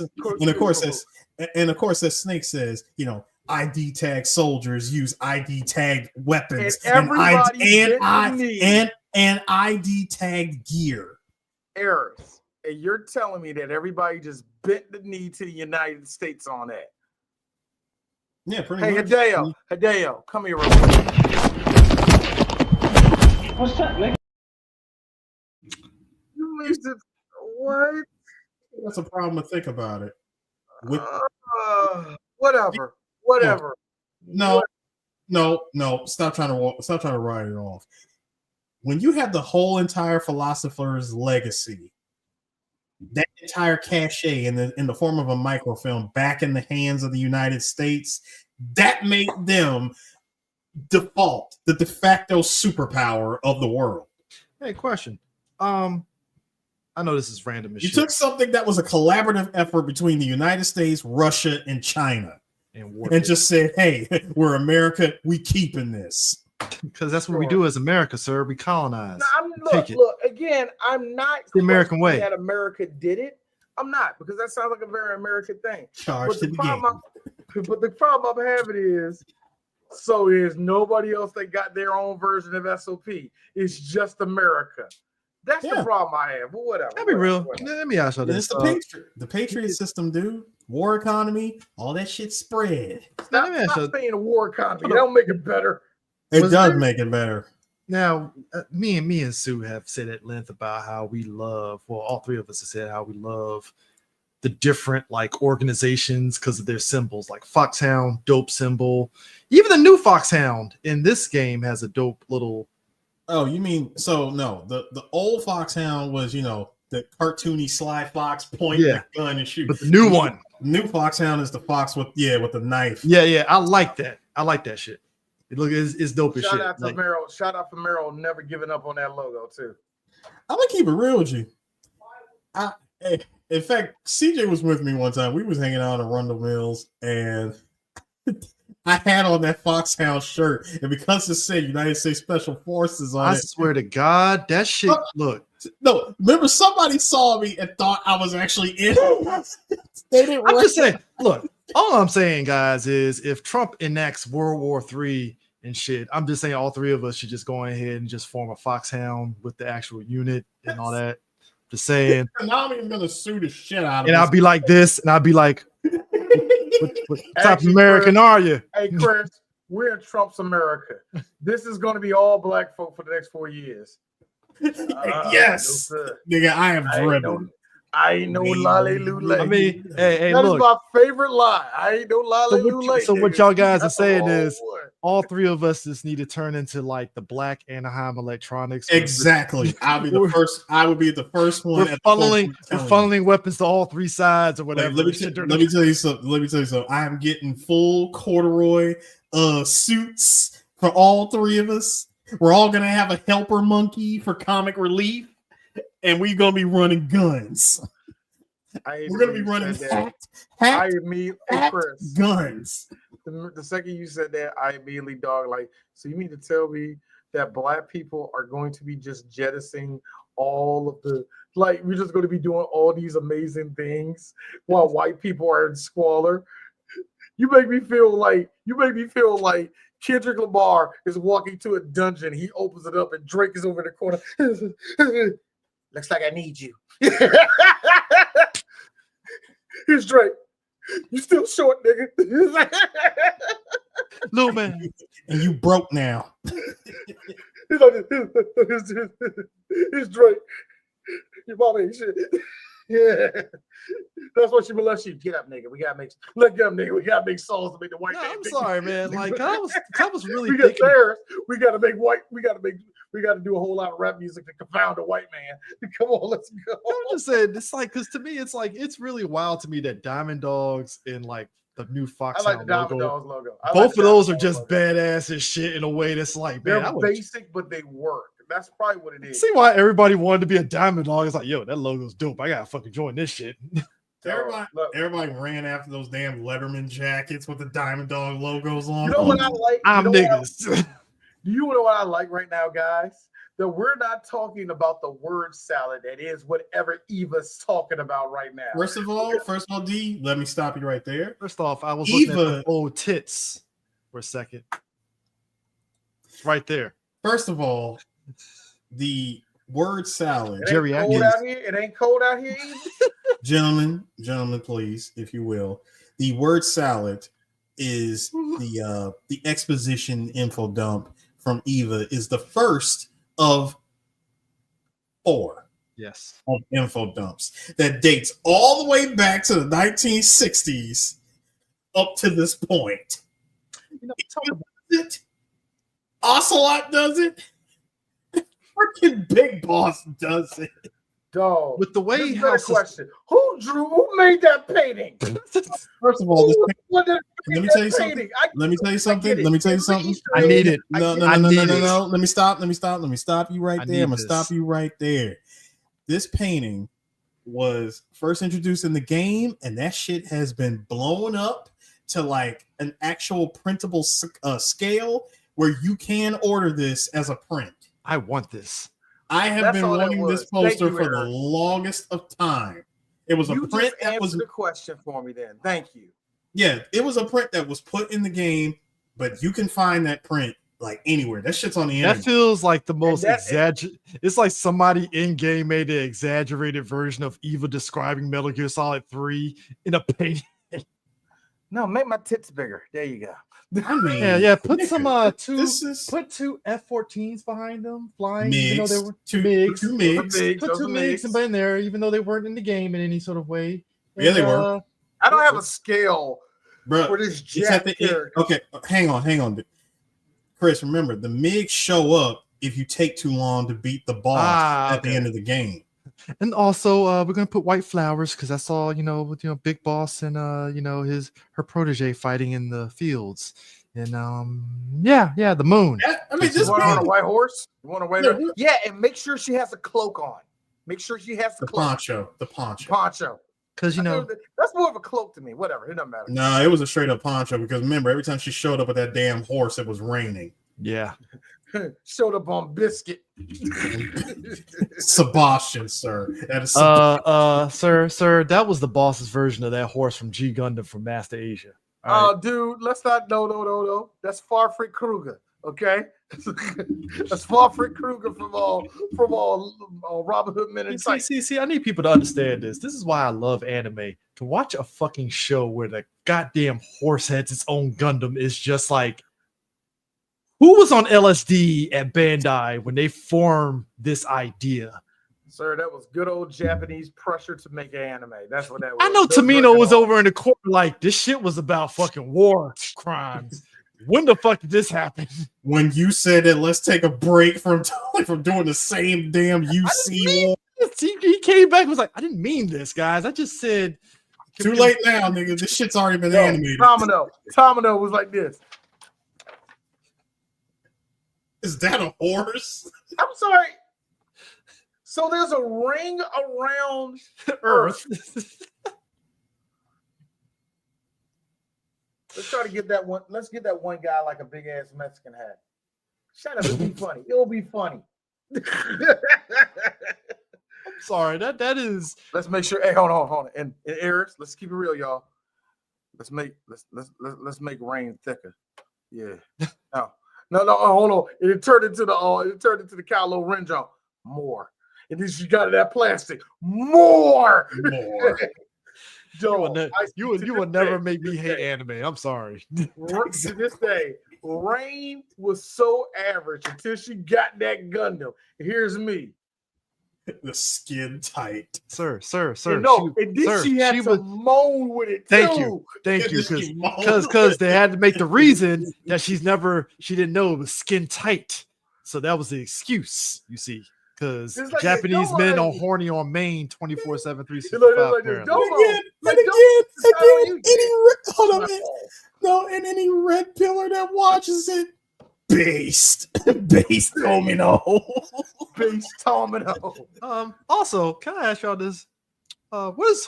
Look, obviously Kojima is just, equal opportunity because he will put women, regardless of breast size, to have a reason to have an open shirt in action for whatever reason. Yeah. I mean, mostly Eva, but the boss did it for a minute, unless those. No. So see, first of all, that whole thing when the boss said, "Take a look at this the scar." The scar tattoo is what she was showing to Jack, and it was it was a whole info dump behind that, but according to Hideo and Hideo's writing and his imagination, see if he does it in 3. No. In his imagination at that time, he did say that I wanted the way I designed the boss originally, and this is horny Hideo talking.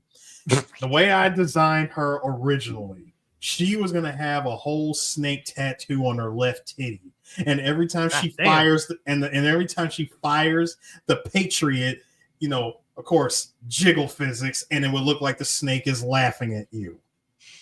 That's some horny shit. That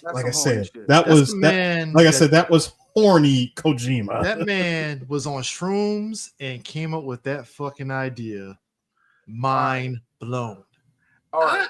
I just wanted to ask, Hideo, what 1970s or 80s movie were you watching at that time? Sue, I don't think you saw it at San Diego unless you did. Remember when Hot Toys put out the boss figure and she had the shit with titties out and stuff? No, that was a Quiet.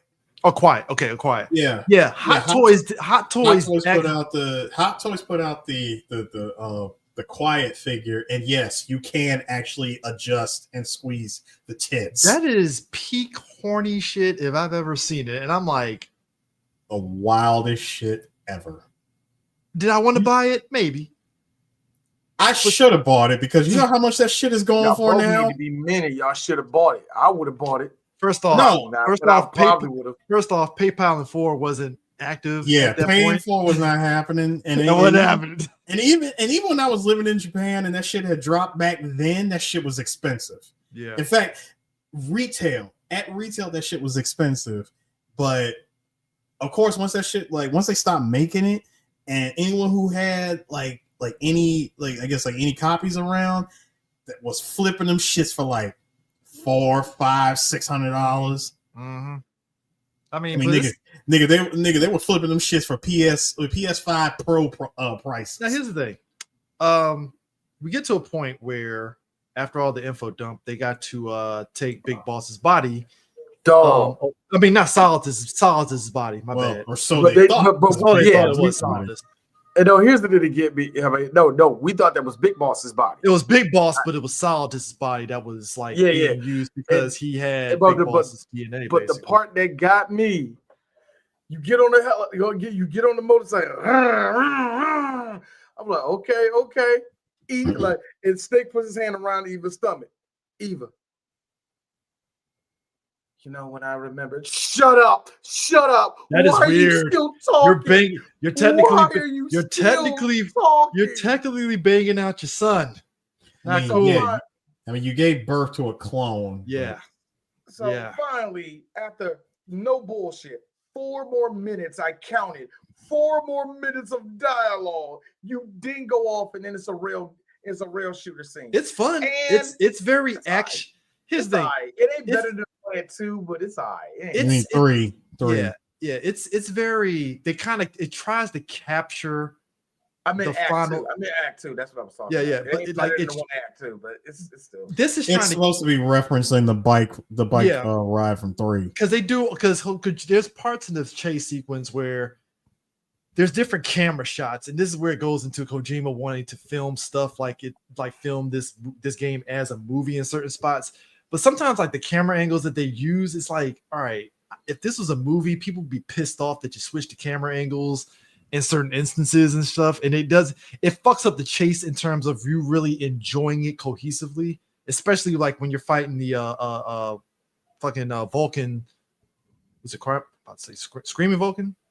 No, Raging Raven. Raging Raven and the Ravenettes or whatever that's flying or whatever. And stuff. That's all they are. They're just wings, drone wings, basically. Yeah. And it fucks it up with the camera angles and stuff because it should be badass. Like, oh shit, your snake's shooting at it, but it fucks up in certain moments, and it's like, it ain't fun. Well, Chris, I can understand where you're coming from because we never brought this up, and I'm gonna be the one to bring it up, being the tech nerd in this.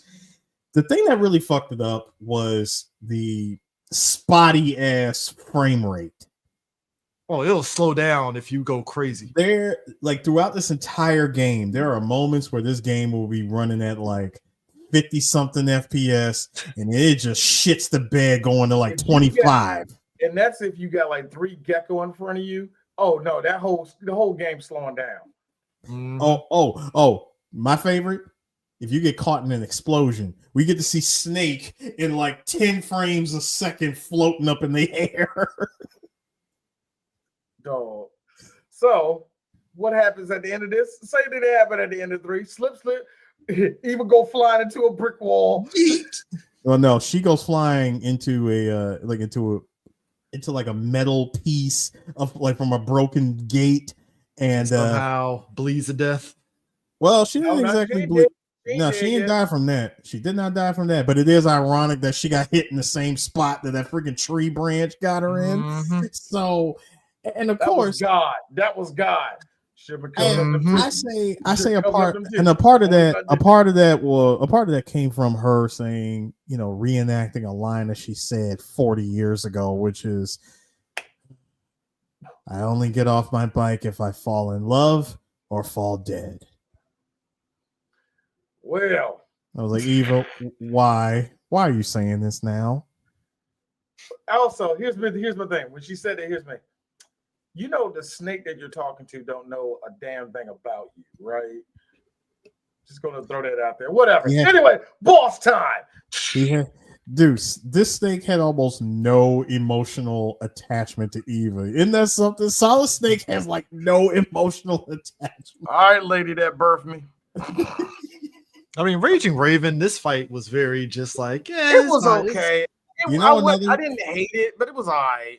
I like her. I like her on grenade launcher because you get that at the end of it. I actually like that, John. You know what fight reminded me of this, but did it slightly better, but it was almost just as annoying.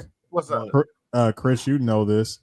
Resident Evil Village Dragon Lady D. I hate being in stationary positions and you have to fight a flying boss. Think of it is that's just circling the damn building. When you first play it, it's annoying. When you first play it, you can definitely cheese her and stuff, and then Capcom is like, "Oh no, bitch, you're not gonna fucking stay in one place," and then they do the whole auto destroy this building kind of thing. Raging Raven, it's very much like, all right, cool, she's flying around and you can snipe her out the air, and you also got to dodge the other drone wings. But it just lacks the oomph. That's really what it is. And how about the fact that you had to work your way up the freaking tower? I mean, it adds a little to it, but it really doesn't really do nothing. And like when I played the game on hard, it was actually better, but it wasn't really just better. It was just more annoying, to be really honest. Yeah, I was gonna say that boss fight was more annoying than anything else. So yeah, this a lot of this sucks. A lot of what we're doing sucks. And a lot of, oh my God, the game just got good. Because we get what I like to call Ocelot giving everybody the fingers. Boom, boom, boom, boom, boom, pew, pew, pew, pew, pew. Favorite Russian cowboy show. American Russian. American Russian. Thank you, Eris. Thank you. Let's keep it on topic. I like how this is when he's talking to Snake, he just leans in a little bit closer. Blow all that snake in his face, all that smoke in his face. I'm like, I love it. You know what? I like how he decided to go into a mode of Liquid that he thought Liquid would act like, where he goes, "Father cigars, these were always his favorite." Just blowing the smoke in his face. The disrespect. No, the disrespect. CQC, flip, flip, flip, flip, flip, stamp. Nigga, what's going on? What is this, brother? What is this? What is this? Punch, reach around that nigga, grab the knife, electrocution. No, I love it because he went along with it. He was electrocuting himself doing it. I'm like, this game is awesome. And then Eva, look, hold on. And then Eva throws an apple out. Crush. Anyway, was that her Spike Spiegel? I had to ask. What is that? No. Like, I had to ask the question. What off-screen glow up did Ocelot get? It's called installing somebody's dead arm onto my arm. It's called dog. Do you know? It's like here's the thing. It's called. Maybe I got like it's called. I'm trying to take over a system that's going to help me, take over the world. Oh, he already did that. I mean, he wanted to, because you know why? Ocelot already knows at that point the game is over. Technically, the game is over because all Snake got to do is walk forward and you know what I'm saying. It's amazing how it's so stupid, so futile at that point. So Snake is over there still feeling electrocuted on the ground. Ocelot hops on the top of that submarine and turns off SOP, and you see all those frogs just lighting everybody up, and he's over there with the fingers. The fact that he's doing the classic movie shit where he points and says the word. He bang. did this, Harris. He did this. That whole scene was just, that was wild. I mean, and the thing of it is, it's also. I needed a smoke after that. That needed a smoke break. Cheese all look. Oh and no, so, Rat Patrol! No! Oh no, Snake and Johnny and Meryl.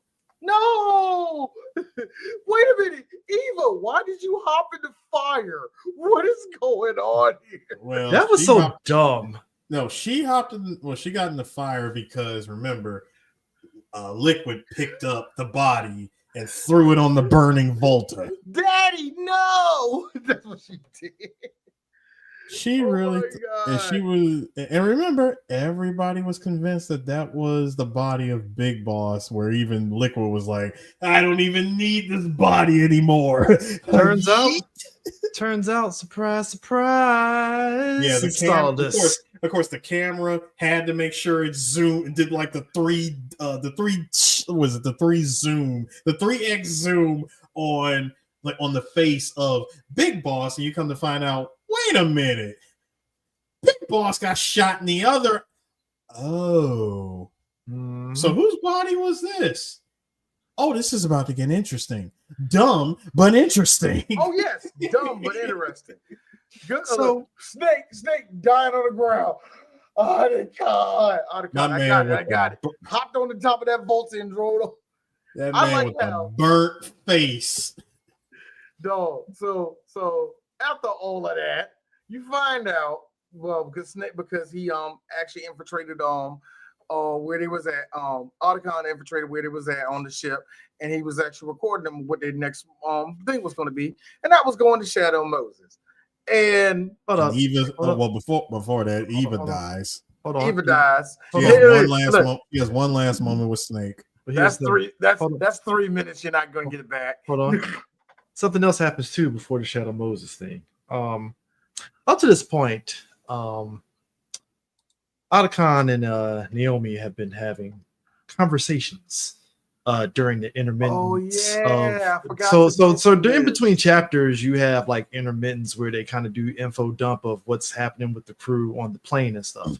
And over time, like especially when they get Naomi, she teaches Sunny how to cook eggs properly because Sunny is their chef that just cooks the local homegrown chicken eggs that they have growing on the plane. That they have named after the twins, Solidus, Liquid, and Solid Snake. That's cute. That's cute. And it's also code word for getting, and it's also the whole thing with the eggs is actually code for her to actually making the code that's going to stop the GW program. Yeah. Was GW or was it JD? GW. Well, GW. The main program is JD. Yeah. It's supposed to shut that whole thing down. Yeah. So in between that, Otacon and Naomi have been having conversations and butting together and stuff, and in typical fashion, my favorite line, I was an anime otaku. Hey yo, Otacon, I like Dragon Ball too. That's you gonna break that out? That's the first thing you gonna break. That is what we like to call hey Otacon, you're scaring the hoes. All right, you're scaring the hoes. Chill, dude. Hey dog, chill. You try to show all your collection of anime girls, nigga. Chill, bro. Wait, hang on, both of y'all, because I think y'all might be jumping the gun here. I like are we? Wait. Let me wait. All right, go ahead. Could Otacon just said, you ever heard of Psychonauts? Police knots? He would have did that too. You know, Otacon would have broke out some old anime. He would have. Well, no, it would have. No, see that. Do you like Gunsmith Cats? He would have said something like that. I don't even think he would have went with an anime. I think he would have went with an anime, but it's a game. That's why you say police knots. He would have said Pokemon. He had a better chance saying Pokemon. Fuck no. See that right there would have dried up the snatch. I'm sorry. And police knots won't. Because, dude, it's just obscure enough to where you're not looked at as a kid. Come on, what little kid? Chris, D, think about it. What little kid is gonna run around saying, "Oh man, police knots, snatcher"? Let me be real. What porno you been watching, son? My man. Because these are all Kojima projects. Look. That's why. Eris, I get it, man. I get it. I'm just saying. What you want me to say? Zona Enders? It's like it's just. But for me, it's like really Otacon. You gonna break out the mech collection? But here's my thing. Like if it was any of all three of us being weebs, we're like, hey yo, Otacon. You could have waited till like later on in the day. But here's my thing. Mention that you like any other woman, their pussy would just dry up immediately as soon as he said, I'm an anime otaku. I'm just sorry. That's just the way it is. Right.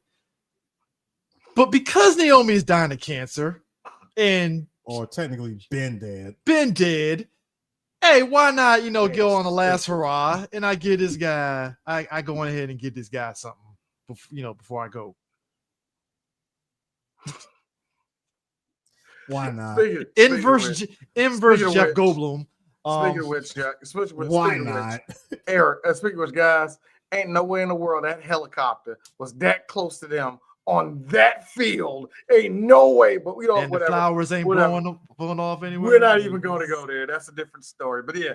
But that being said, yes, they have a moment on They the, smashed the on that smash. chopper, by the way. Yeah. Inside that chopper. on that cot, on that On the military cot. On the military cot. Think about it, y'all.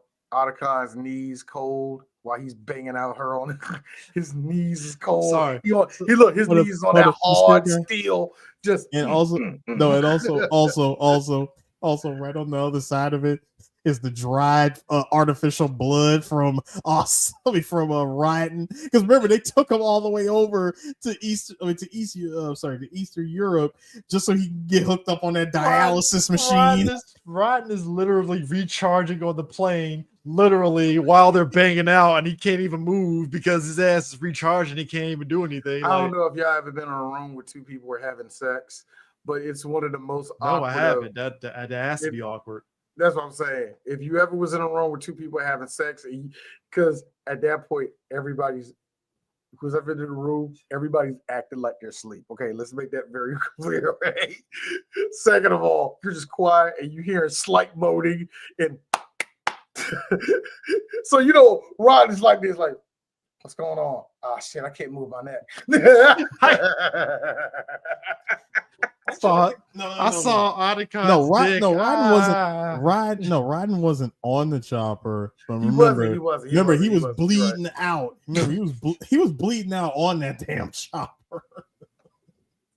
Go to Big Mama. So is he O positive? Is he A? What's the blood type here? Well, it's white blood for starters. It's artificial, so it doesn't even matter the type. So it's Aryan blood. Gotcha. Yes.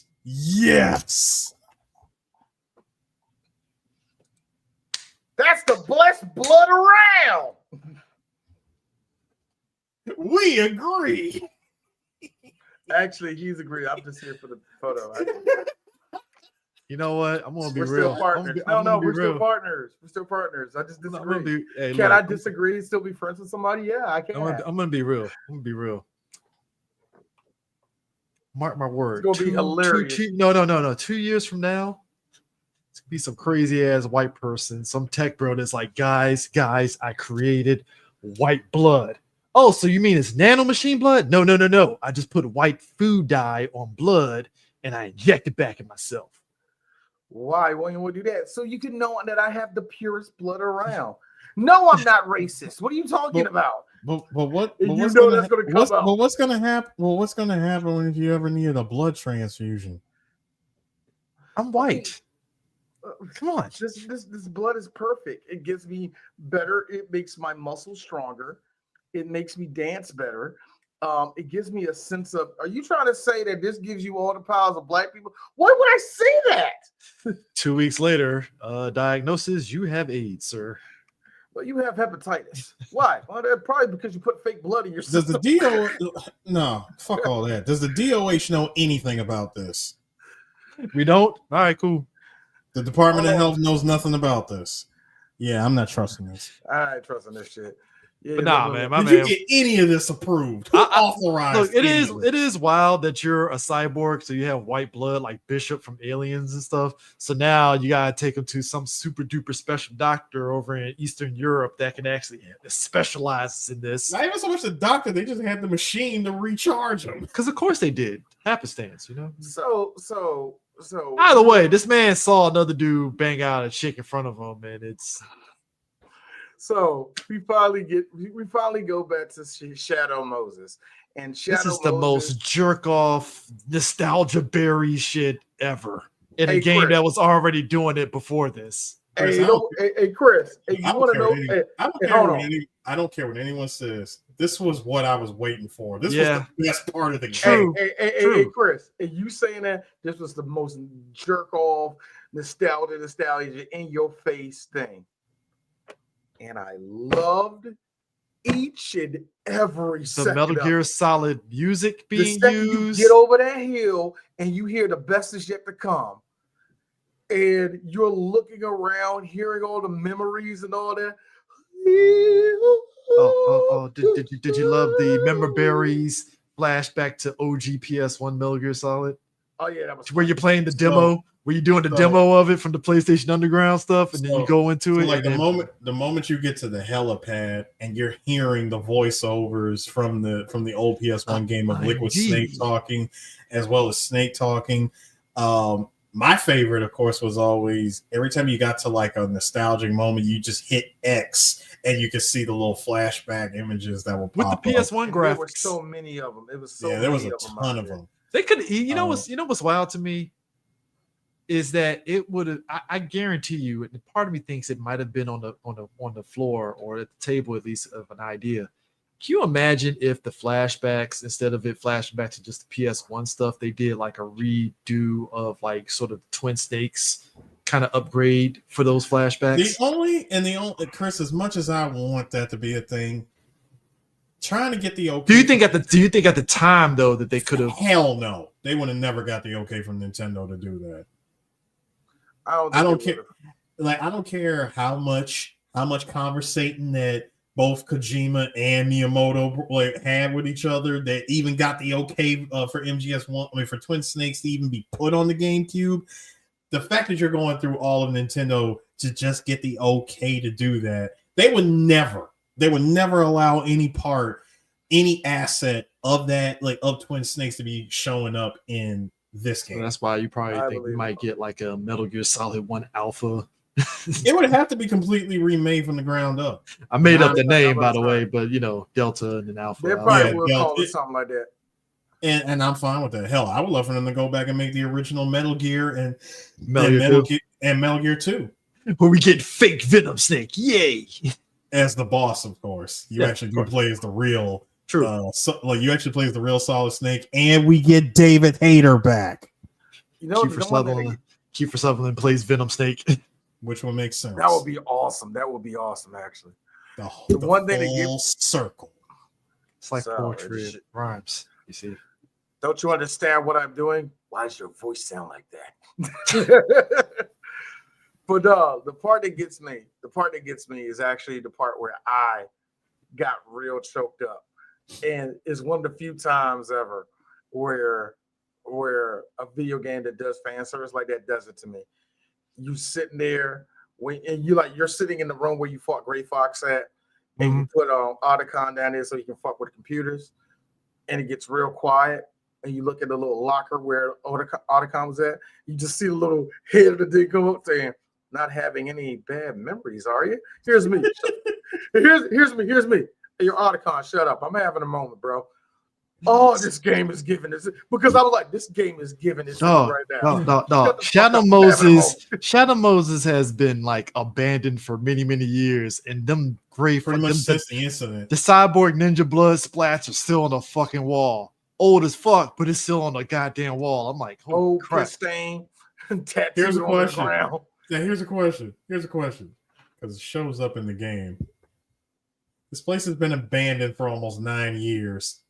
Why am I still finding rations? Rations still good. Spaghetti meatballs. Crazy. Fresh ration. Dry peas. Love peas. Salisbury steak.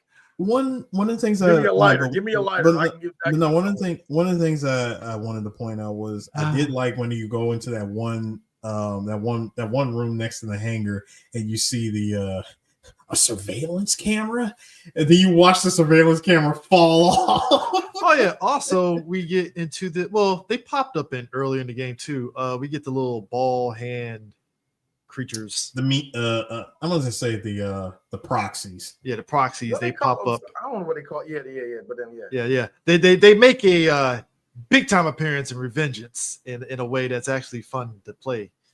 Fighting this game, they just come off. But wait, real quick. Just arms. But real quick, something I want to point out. Another thing I want to point out was of Geodudes. One of the things I want to point out from Shadow Moses and why I get so damn nostalgic when I see it it's something that I learned just from running around and exploring everything, not trying to trigger any, here's some like story move, like forward moving shit that I can't go back to. I try my best to explore the entirety of Shadow Moses.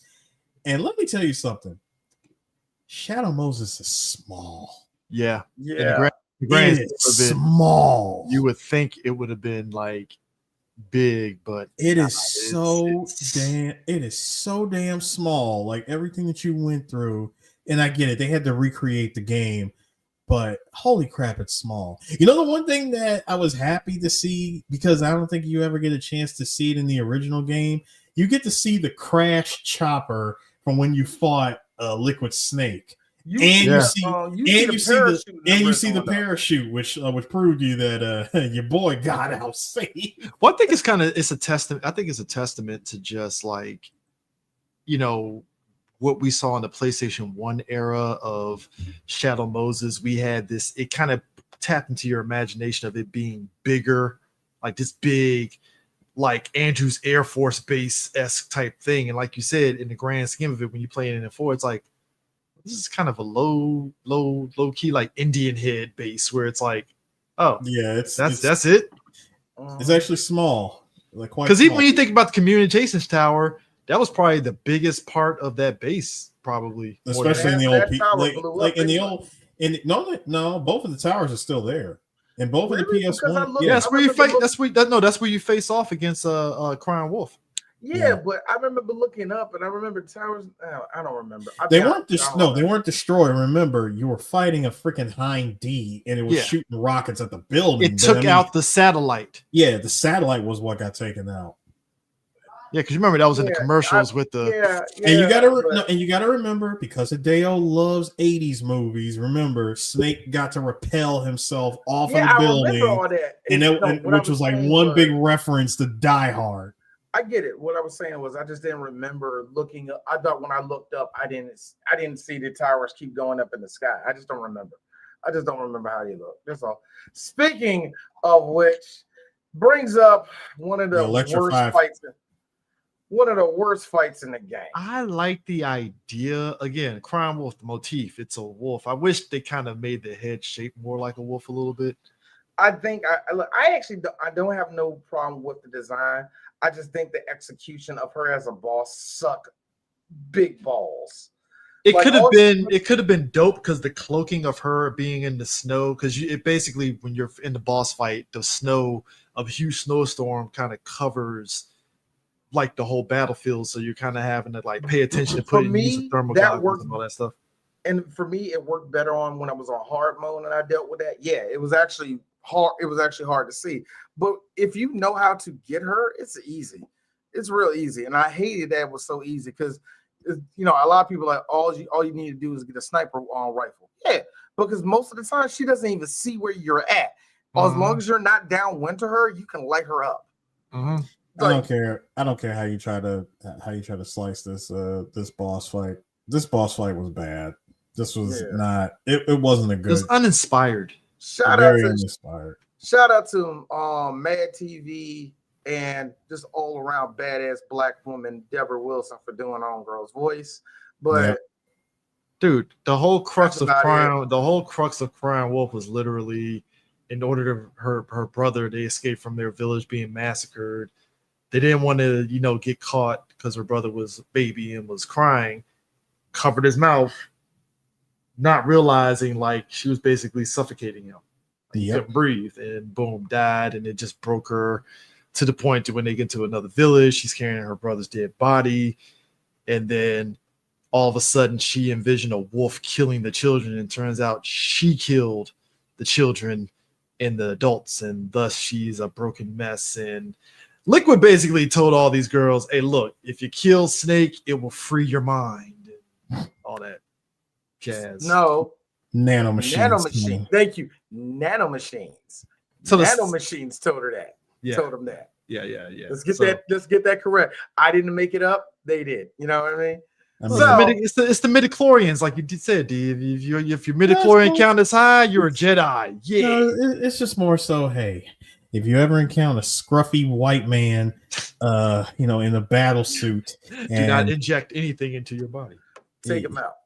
Yeah, just if he takes you out, Don't you fuck got with nothing him. to worry about. If he offers you LSD, run. Now, that being said, the suckiness keeps coming.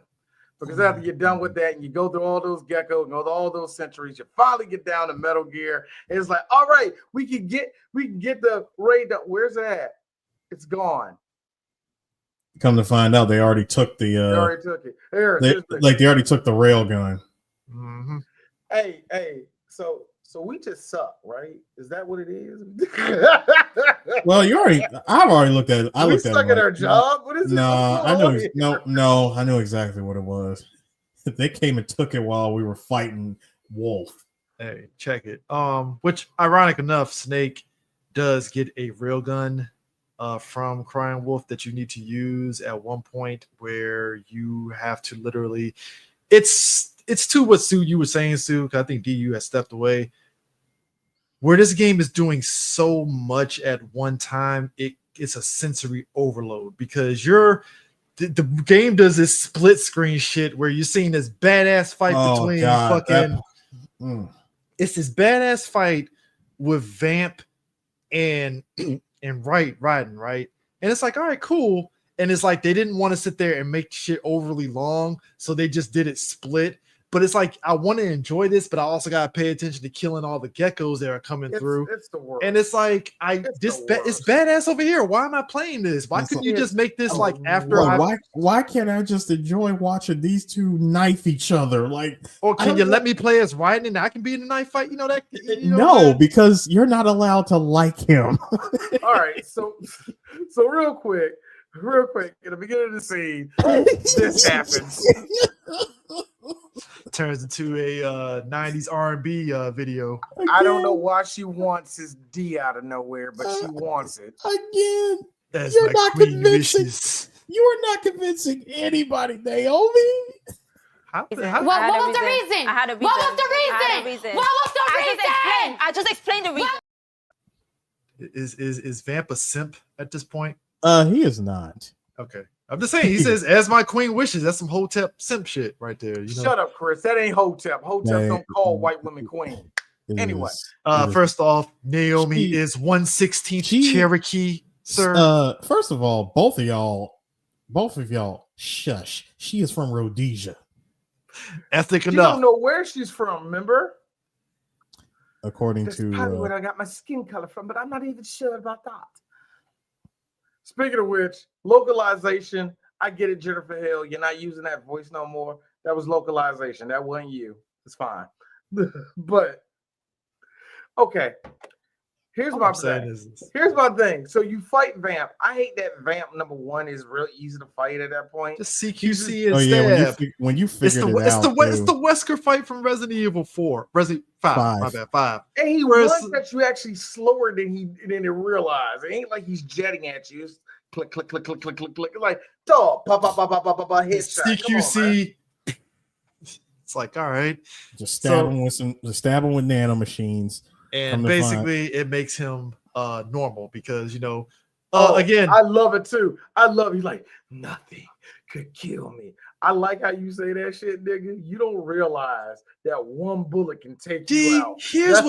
This is why I said it pissed me off earlier. He got shot in the head twice. That's it. Vamp in the second game, I thought it was some weird mystic shenanigans, right? But then this game is like, oh yeah, Vamp survived because nanomachine. So when you shot him in the head, he just needed a couple of years to heal up. It was actually, Chris. No, it was a it was an experiment with nanomachines where it caused him accelerated regenerative abilities. So he's Wolverine with nanomachines. Pretty much, yeah. Dude is Wolverine. He's a vampire Majin Buu, if you will. I mean, if you gave me that in real life, that'd be dope. I ain't gonna lie. It would be. So this motherfucker minus psychopath tendencies, He finally loses to Raiden.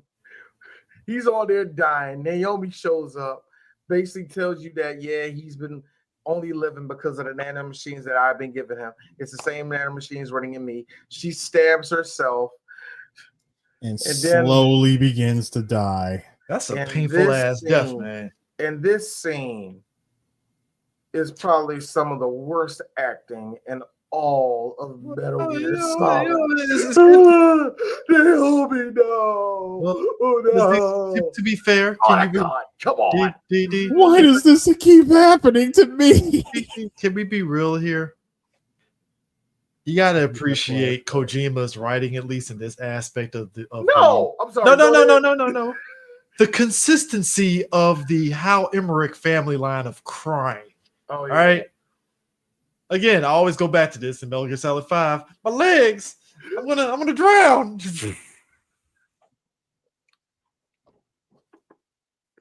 They bullied that disabled man. Fuck Huey Emmerich. We are getting to Huey. He's the next game, and we're going to be done with this series. I swear, me and Sue down here were in tears at that scene. The shins! They gave that man a tube, kicked his ass off the fucking thing, and said, "Get back to America yourself." And my man was like, "Fine, I'll take." Bro had his metal legs, and they were torturing him by twisting one this way. But they threw him on that fucking damn boat. They put him on the lifeboat. They put him on that lifeboat. He was getting cocky, like, "Fine, I'll go back to America." Wait, why am I drowning? Yeah, you want to get rid of them legs, dog.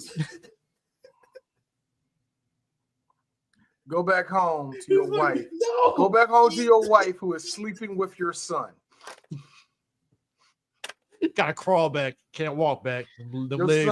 Your son is caught up in one of the worst dojins possible right now. You need to go home.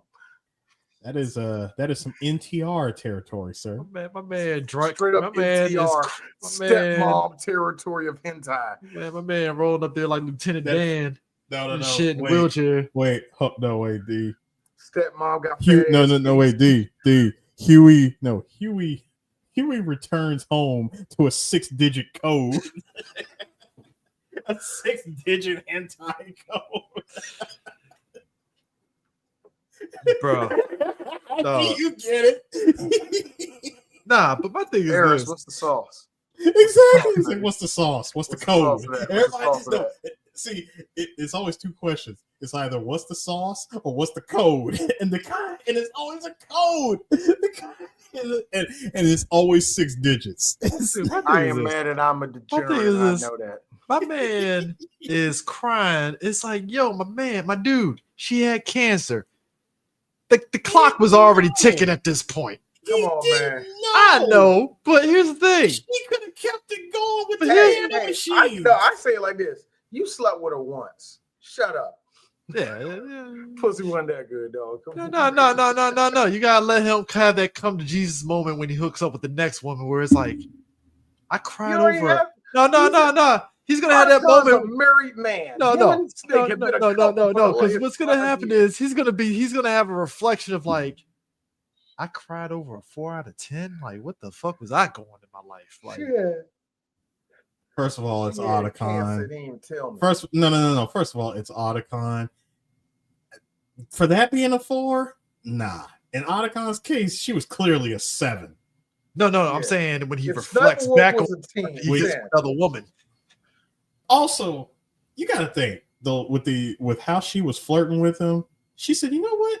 I actually think you look better without your glasses." You know what that is? That's code for nigga. You were ugly in glasses. Take them shits off. No.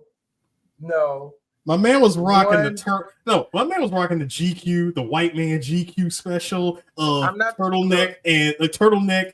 Like and trench coat combo. He would be a zaddy today for the ladies. Not so much back then, though. Hey, all right, I'm saying this right now. We were saying all this. No, this is really what happened. Whoever was the girl that night at the host club, that's what she said to fucking Hideo Kojima. He was like, "Bitches like it when your glasses is off."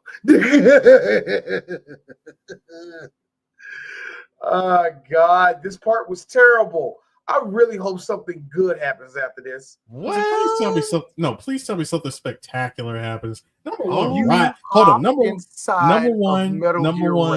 one, riding Raiden, when Raiden showed up, that was one thing. When Otacon said, you know, I think I can actually get this thing running again. What does this button do? Dink.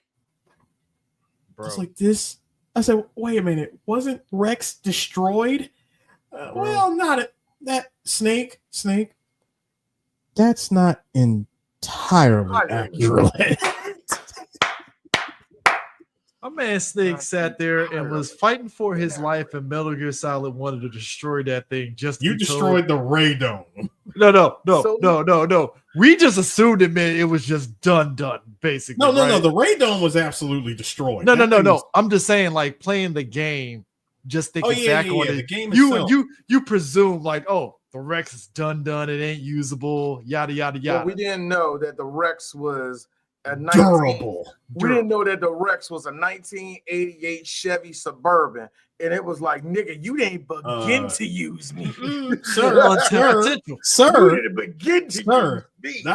Sir. We got to date back even further. That thing was conceived in the 1960s. Yeah. The blueprint, son. The blueprint. Shut up, Eric. You know what I mean, but I know I'm just saying in general, it was like an 88. That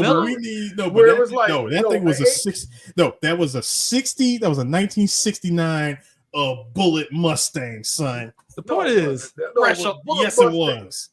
Don't do that, man. Hold on, real quick. I hate it when niggas look at old cars and see them getting wrecked. Dang, and I bet everybody survived. Like, you don't know what crumple zones are, do you? No. He's like, no, man. Anybody that says that old cars were safer than they are now, you sound stupid. No, you sound very stupid. No, D, I'm saying that this is clearly just it's 1969 Steve McQueen. All right. Nah, look, I get what you're saying, man. I get what you're saying, nigga. Point is, it works. And you start killing stuff. Metal Gear killing stuff. Metal Gear Rex. You start mowing down the gecko. Look, my thing is this. Oh my god, it's great. It's crazy, and the game says, you know what would be even more dope? How about you fight against the Metal Gear Ray in the most like toku ass shit ever? And here's the thing. I could not. I wish it was this much longer, but it was still good. Let me tell you something. When they showed the trailer. And I remember. I wish they didn't spoil it in a trailer. I wish they didn't spoil it either. But they don't really spoil it so much. But you just see Rex, because I didn't even know that Rex. I didn't even know that you could control Rex. Mm-hmm. I just remember seeing Rex show up, and I was like, "Wait a minute, Rex is still functional." so when I saw Rex, and I'm like, "Wait, we get to control Rex." Ray shows up, and we get to have a fight. I'm like, this is the best game ever. This shit was like in my top 10 for almost 3 years straight just because of this scene alone. Dog, the second I saw that, I'm like, dog, it is a good fight. And then after it's done, Metal Gear Ray does what it always does best, job. and Fox. Liquid Ocelot like try to reenact Fox die. Fox, motherfucking Snake die. Think again. My Liquid hitting the "it was me all along" Austin. That nigga, I like it because he gets out of Ray, does a like a barrel roll and hop up like, yeah, nigga. Snake unlooses himself, falls out, immediately dislocates his shoulder. And doing this, holding up the gun and trying to chase after Liquid. Because Liquid is doing this shit. Wait. And I think he also sprained his ankle too, so he can't even run. This nigga over here hobbling and shit. Next thing you know, Arsenal Gear shows up. What? It's about to crush Snake. Snake is like me. I don't care. That wasn't Arsenal. That was Outer Haven. Yeah, Outer Haven. I'm sorry. You're right. Outer Haven shows up with the full-on vertical rail gun. This nigga Snake is like me. Kill me. All of a sudden, Rod shows up. Poof. Spider-Man is that thing, takes the katana, stabs himself in the leg. Ah! My man. You should be dead. You should be dead. Eris. I think we already said it, but I think it needs to be said one more time. Metal Gear 4 is one of the greatest games ever made. That was insanity. And I'm like this. Is that the end? That's the end. Thank you. Wow. Kojima and that was a chapter. I need to point out something here. Kojima, again, in this effort of trying so hard to make Raiden badass. I'm sorry, but like Raiden just sitting up there with no arms and a trench coat. It's like see, he's still badass even without arms, and it's like I guess. No, well, hold on, Chris. Remember, he turned into the real Foxhound by fighting with a knife in his mouth. Symbolism, you see. The symbolism. I'll take the tomato. I don't care. Because you see the wolf. Because I am the lone wolf. I am the lone wolf, you see, and I put the knife on him. No. I am Foxhound. No, he said, I am lightning. I brought the rain. And it rains. Yes, folks. Raiden produced rain. It rained. It rains. He commands the rain now.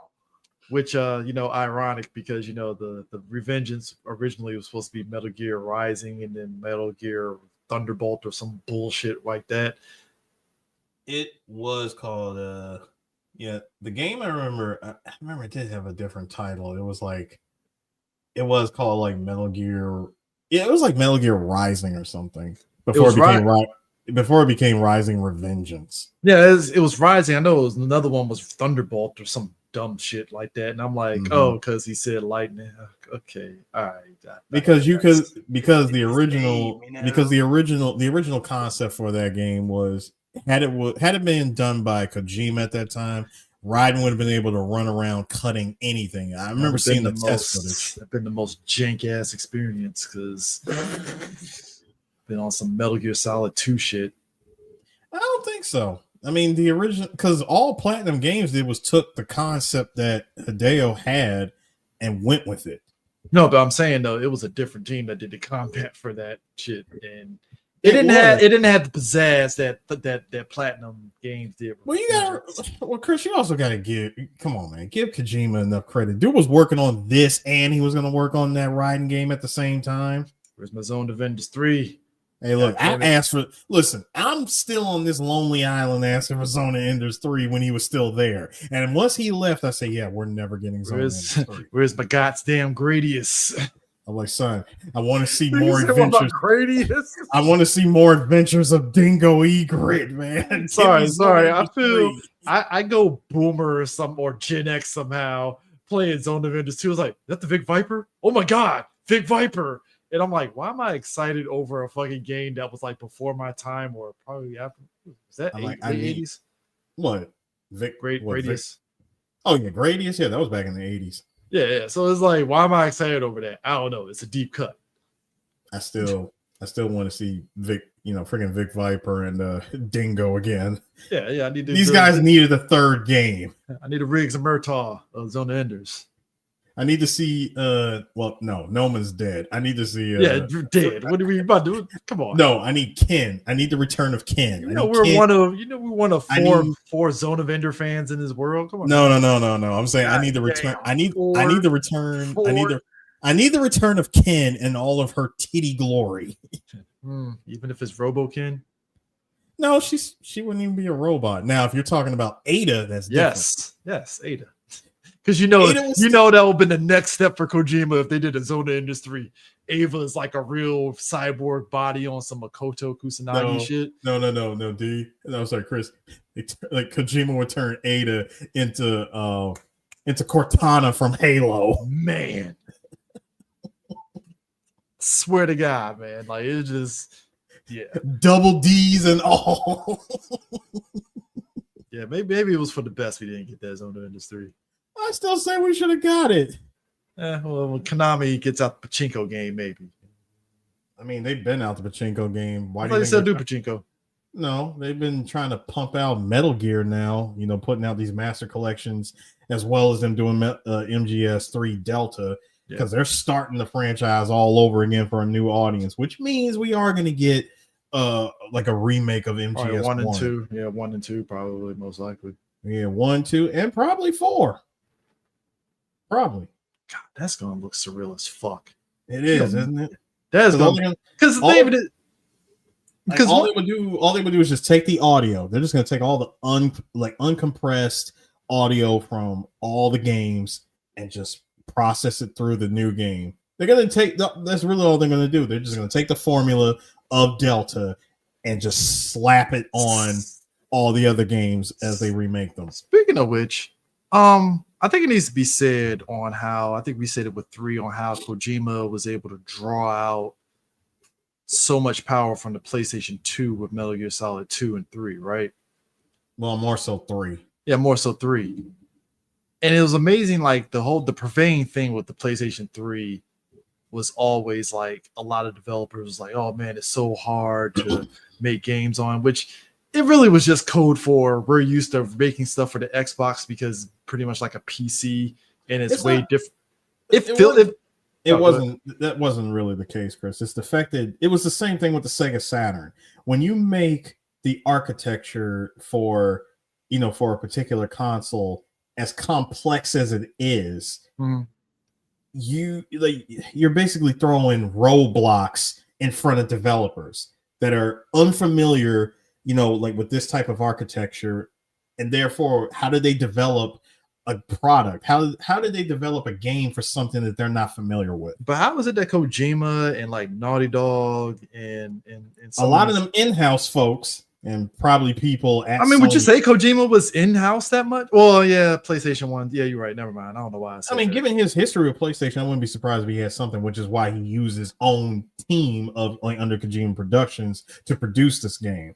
Okay. Now, as far as everybody else goes, everybody else that's outside of the world of PlayStation that was developing games for PlayStation, they looked at this shit and said, what the fuck is this? So they looked at Xbox and said, hey, how about we just develop games for this platform and they can just be ported over to that platform and keep it moving. But it's just so weird to me that you have somebody like I said, Kojima, he was able to draw out so much power. Like at the time this game came out, it was like graphically, everybody was like, man, this shit look fucking dope as hell, Because he was I would say he was probably one of the early adopters who probably had special access, unlike other development teams working for that were making games for PlayStation at that time. He probably had special access to Sony and saw how the shit looked and how they can develop in Metal Gear. Because let's be real, Metal Gear was one of the system sellers for PlayStation, years ago.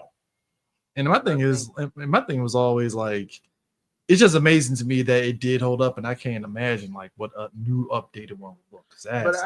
But Hideo has always been known for taking whatever power he has with whatever system and using as much of it as possible, using it to its peak as much as he can.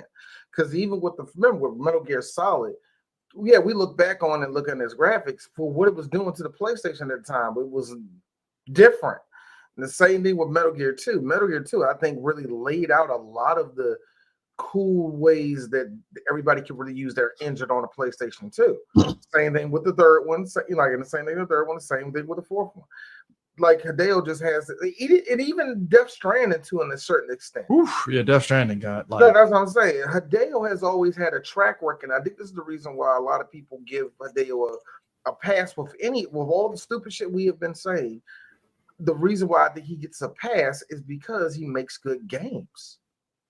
The games look good. We ain't saying that the story or visually gameplay. Visually, they look amazing.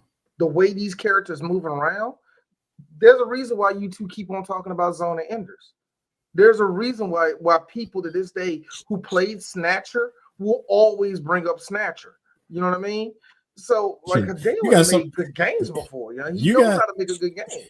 You got folks out on the internet that really took the time to navigate and translate the entirety of Police Knots and put it out through emulation as a special translated ROM to play. Hideo made like we could like I said, I think Hideo deserves his tomatoes for writing. I think he deserves his tomatoes in a critical sense for his direction. But when it comes to him as a programmer, I think we throw the word around a lot, but that's where the word genius should come up. Him as a programmer, him as a video game maker, that's where that comes up. Not as a writer, not as a director, but as a video game maker. That's what makes Hideo Kojima so good. And like I said, we're still talking about his shit today, nigga. That's how good that's how good it is, yeah. I mean, because that's what makes like the fun, like when so because there's a moment that gets surreal is that when they're on the ship that Mei Ling is commandeers, the Missouri. There's a surreal moment where they're in the debrief room. I'll be cold in the cold. There's the cold ground. I recognize Missouri. No, there's a moment where they're in the debrief room, and it does feel very cinematic because of the way the camera kind of cuts of who's in the room and stuff. And there's a moment where you just see Rodden there, just standing there with the trench coat, and I'm like, this feels very awkward. Rodden's just standing there, just watching all this. Like, my favorite part, your boy Snake over there. Thank you. That part sounds like a death wish. Sounds like a job for me.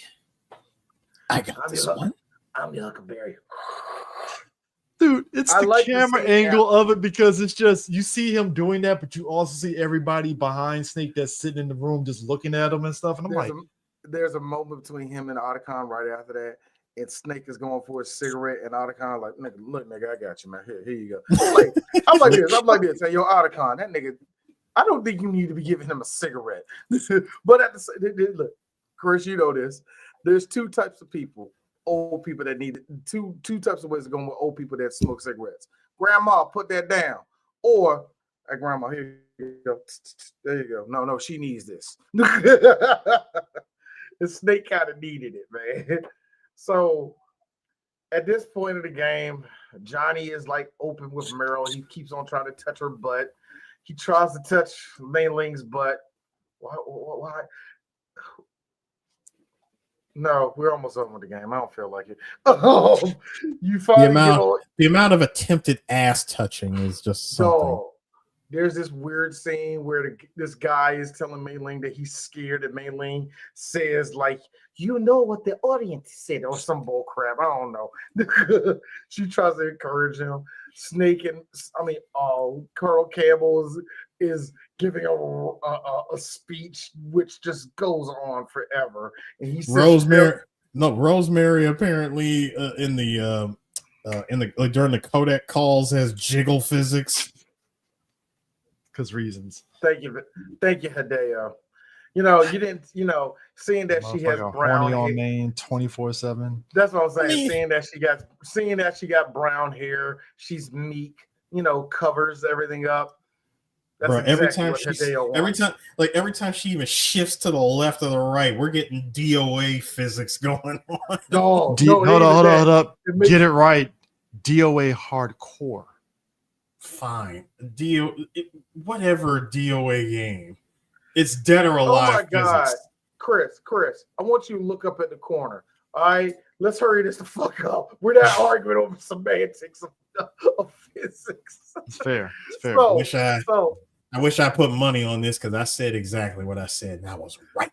And then so Johnny, Merle, and Snake on last defense shoots over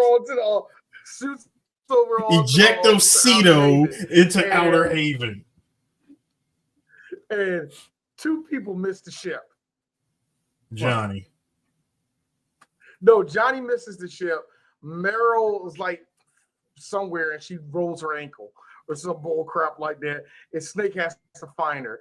And that whole section, you're fighting Gecko and frogs. And it's cool. It's actually very cool. You got to sneak around. Oh shit! You get to use all your weapons. It's awesome. It's over. It's over. Oh my god! I hate this game. I hate this game. I hate this game. I hate this game. Because what we're given after at that point, where after it's really just you mowing down frogs, gecko, proxies, and then you go down this long catwalk. It goes from a catwalk to a hallway, back to a catwalk to another hallway, and then you reach the door. And this door puts you through the microwaves. And the microwaves. You skipped one part. Hold on, you skipped the part. You go down that elevator and you fight. What was her name? Screaming Mantis? No. Well, remember the hallways after that. No, yeah, you're right. The hallways after that, but yeah, you get through. Yeah, we finally meet our final B&B core member, and that is Mantis, and it's very surreal, and it is insane what you have to deal with, because not only you fighting Mantis, but you're fighting Mantis, who then decides, hey, you know what? I do have the power of the Sorrow and Psycho Mantis through dolls. And remember, she starts stringing up both Johnny and Meryl. Yeah, you also have to do the thing where she also has them on puppets, and she's trying to shoot Meryl in the head, just like Psycho Mantis did. And you got to shoot the puppets like off of the like off of Mantis, because if you're able to shoot them off, she'll drop them and you can pick them up. You can use it on her to kind of make the boss battle go by quick. Yep. And you could also collect it as weapons too. I think Sorrow revives, I believe. Something. Yeah. The Sorrow revives and other. It's a weird fight, and then Psycho Mantis, the spirit of Psycho Mantis, takes over and tries to do the whole put your controller in the other port. Oh wait, you can't do it. Well, no, there's a so all right. No, it's the dual access now. Yeah, well, so what I was gonna say was, after you've beaten Mantis, and you've beaten her human form as well, the spirit of Psycho Mantis comes out of out of the suit, and you get to go through the whole flashback from MGS1. Put your controller on the floor. If you had the OG launch edition PS3, where you had no rumble, it was just a 6-axis. It would say, there's no rumble feature. But then if you do get the 6-axis with the rumble, they actually updated the game just to add that part to it. And if you didn't have what was it couldn't read the hard drive, so it would say there's no memory card. What is going on? But if you have the rumble feature in the controller, he will move it and he'll say, I still got it. It's kind of cool. Yeah, it was a nice. It's nostalgic cool. It's nostalgic cool. It's not really cool. It's just okay. It's gonna be real. Gonna be real. Hey, Hideo, that microwave section again. You did that same bullshit where you're showing me a badass thing of fighting the frogs in there, and it works better with that though. It does. Yeah, in a very weird way. It does. Yeah, because I like it, because when you get to the end of that hallway, you see Raiden shows up because he's lightning now. But that whole thing is a bitch and a half though, with Snake just dragging himself up through the microwave thing. I hated it. I love it because at one point, Raiden is over there trying to talk to him. Like I said, they're both still hitting poetry with each other. I am a robot, but you're a man. I'm not. I'm something different. You're all man. That crap. You know what I mean? That whole either way, if Raiden tried to run through that, son, you're cooked. Okay. That also your structure. Your mechanical structure would completely collapse on itself. You would melt away. At least with Snake, the thing we saw with Snake is that as he was crawling and making his way through all them damn microwaves, his suit got roasted. We seen the freaking solid eye literally explode, and his suit just started tearing apart. Bro. No. So That's fine. Ryden is fighting for it. Yeah, Ryden's out there fighting those frogs with no arms. Good for him. So what else is happening? Something stupid is happening. We get the Mr. and Mrs. Smith Kojima edition. Oh, so can I mention? Let's make this quick as possible. Real quick. Can I mention that one part from the Eastern Europe episode where when Johnny shows up and he tries to protect Meryl, he finally took his glasses and his freaking mask off and whatnot, and we actually see what Johnny looks like. Oh, he's gorgeous. I was like, oh, okay, sure. What happens here is both Johnny and Meryl are pinned down, and Johnny in a weird way, because Meryl was the one who was also getting pinned down by the frogs at first. Johnny goes full Mike Lowry and leaves her ass at a gunfight to come back with the freaking 50 cal sniper rifle. I got bullets because of Drebin. Here you go. And yeah, it was a courtesy. He was a courtesy of Drebin. Bullets for days. And I think he said something like infinite ammo or whatever. But then when it happens, and he tells her, "It's like, Meryl, I joined the team because I wanted to be close to you, and yada yada yada." And then she realizes, oh yeah, no nanomachines, no control. Wait, Johnny, so you knew about all this? In my brain, sir, I want you guys to understand where I was thinking at the time before we got what we got. In my brain, I was thinking, I would love to have heard Johnny say something like, every day that we had to go take our shots and stuff, I always wondered, what are we injecting ourselves with? Is it really the nanomachines? Is it something else? I mean, how come we never got debriefed on what's actually in this stuff that we're supposed to be injecting ourselves with every day to keep us in sync with one another? What are the drawbacks? What are the side effects of any of this stuff? I just never trusted it. So, that was one of the reasons why I never took it. I'm sorry I never told you, Meryl. It's just, I just could not trust it. What we got was, no, I just don't like needles. You asshole. That sapped all the credibility and cool points out of Johnny for the remainder of this game. How cool would it have been if Johnny's intuition saved everybody's ass? How cool would it have been if Johnny, who is a badass at this point, who's not rocking on SOP, who had to keep up sync with everybody, who had to be on his handheld just to make sure he was up on stuff. This man dude was Rock Lee before Rock Lee. This man went the extra mile to survive in the fight. Nah, I just hate needles.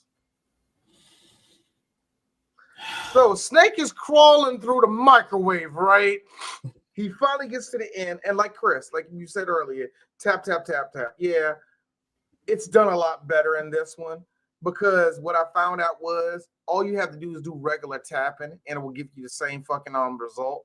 But that's another story with all that. You finally get to that. You finally make it to the heart of the fucking AI, and AutoCAD goes right to the computer. Here come the little itty bitty the proxies. They coming out of nowhere. Snake over there got one hand. Pop, pop, pop. AutoCAD. Pop, pop, pop. AutoCAD. And finally, it's over. We did it. Shut down the system. Yeah, we did it. They shut down the system. Everything falls over. The frogs are like, oh my God, I shot a little girl. What did I do? All of that happens. Everybody's freaking out. Everyone's going through withdrawals. You see a whole little speech from Naomi. Sure. Here's me. Hey, Naomi, who recorded that shit? Anyway. One thing is this is where, to me, I ain't gonna lie, I low-key thought this was a badass moment. We get the battle between Joe Biden and Donald Trump and what they think is in their heads. How dare you? How dare you, CJ? How dare you dare call one of you? these man Donald Trump? I don't How want dare you call one of these man Joe Biden? Joe Biden is Actually, old snake. I don't know. Joe Biden is all 80. No, come over here. Rip off the shirt like Yakuza. I did this in no. Hold on. I used to do this in Scranton all the time. Let's go. No. Slows down. No. Slows down. Vice President Stop of the it. United States, Joe Biden. No, I'm not co-signing none of that. This is clearly George Bush Sr. and Clint Eastwood fighting each other. All right. This is Clint Eastwood. This is Clint Eastwood and George Bush Sr. going at it. Stop it. Clint Eastwood, I have nothing to. chairman of the Eastwood clan. Yo, both of these fools are injected in nanomachines. And I love this because first off, Harris, I like how he just drags Snakes up there, and Snake is just like, do whatever you want, nigga. I don't care. No, we're fighting like men. No, it turned into no. It's when he dropped him. It's when he dropped him around and he tells him, "Rise and shine." Snake got that. Snake like, look, dog. Look, look, do this shit. The war is over. Bro, why? Like, you could have stopped us. Stopped you. Why would I want to do that? Kojima. This is exactly as I hoped things would go. And Eris, that's when it hit me. This isn't what Liquid wanted. This is what Ocelot This isn't wanted. what. That's what I'm saying. This is not even what the boss or Big Boss wanted.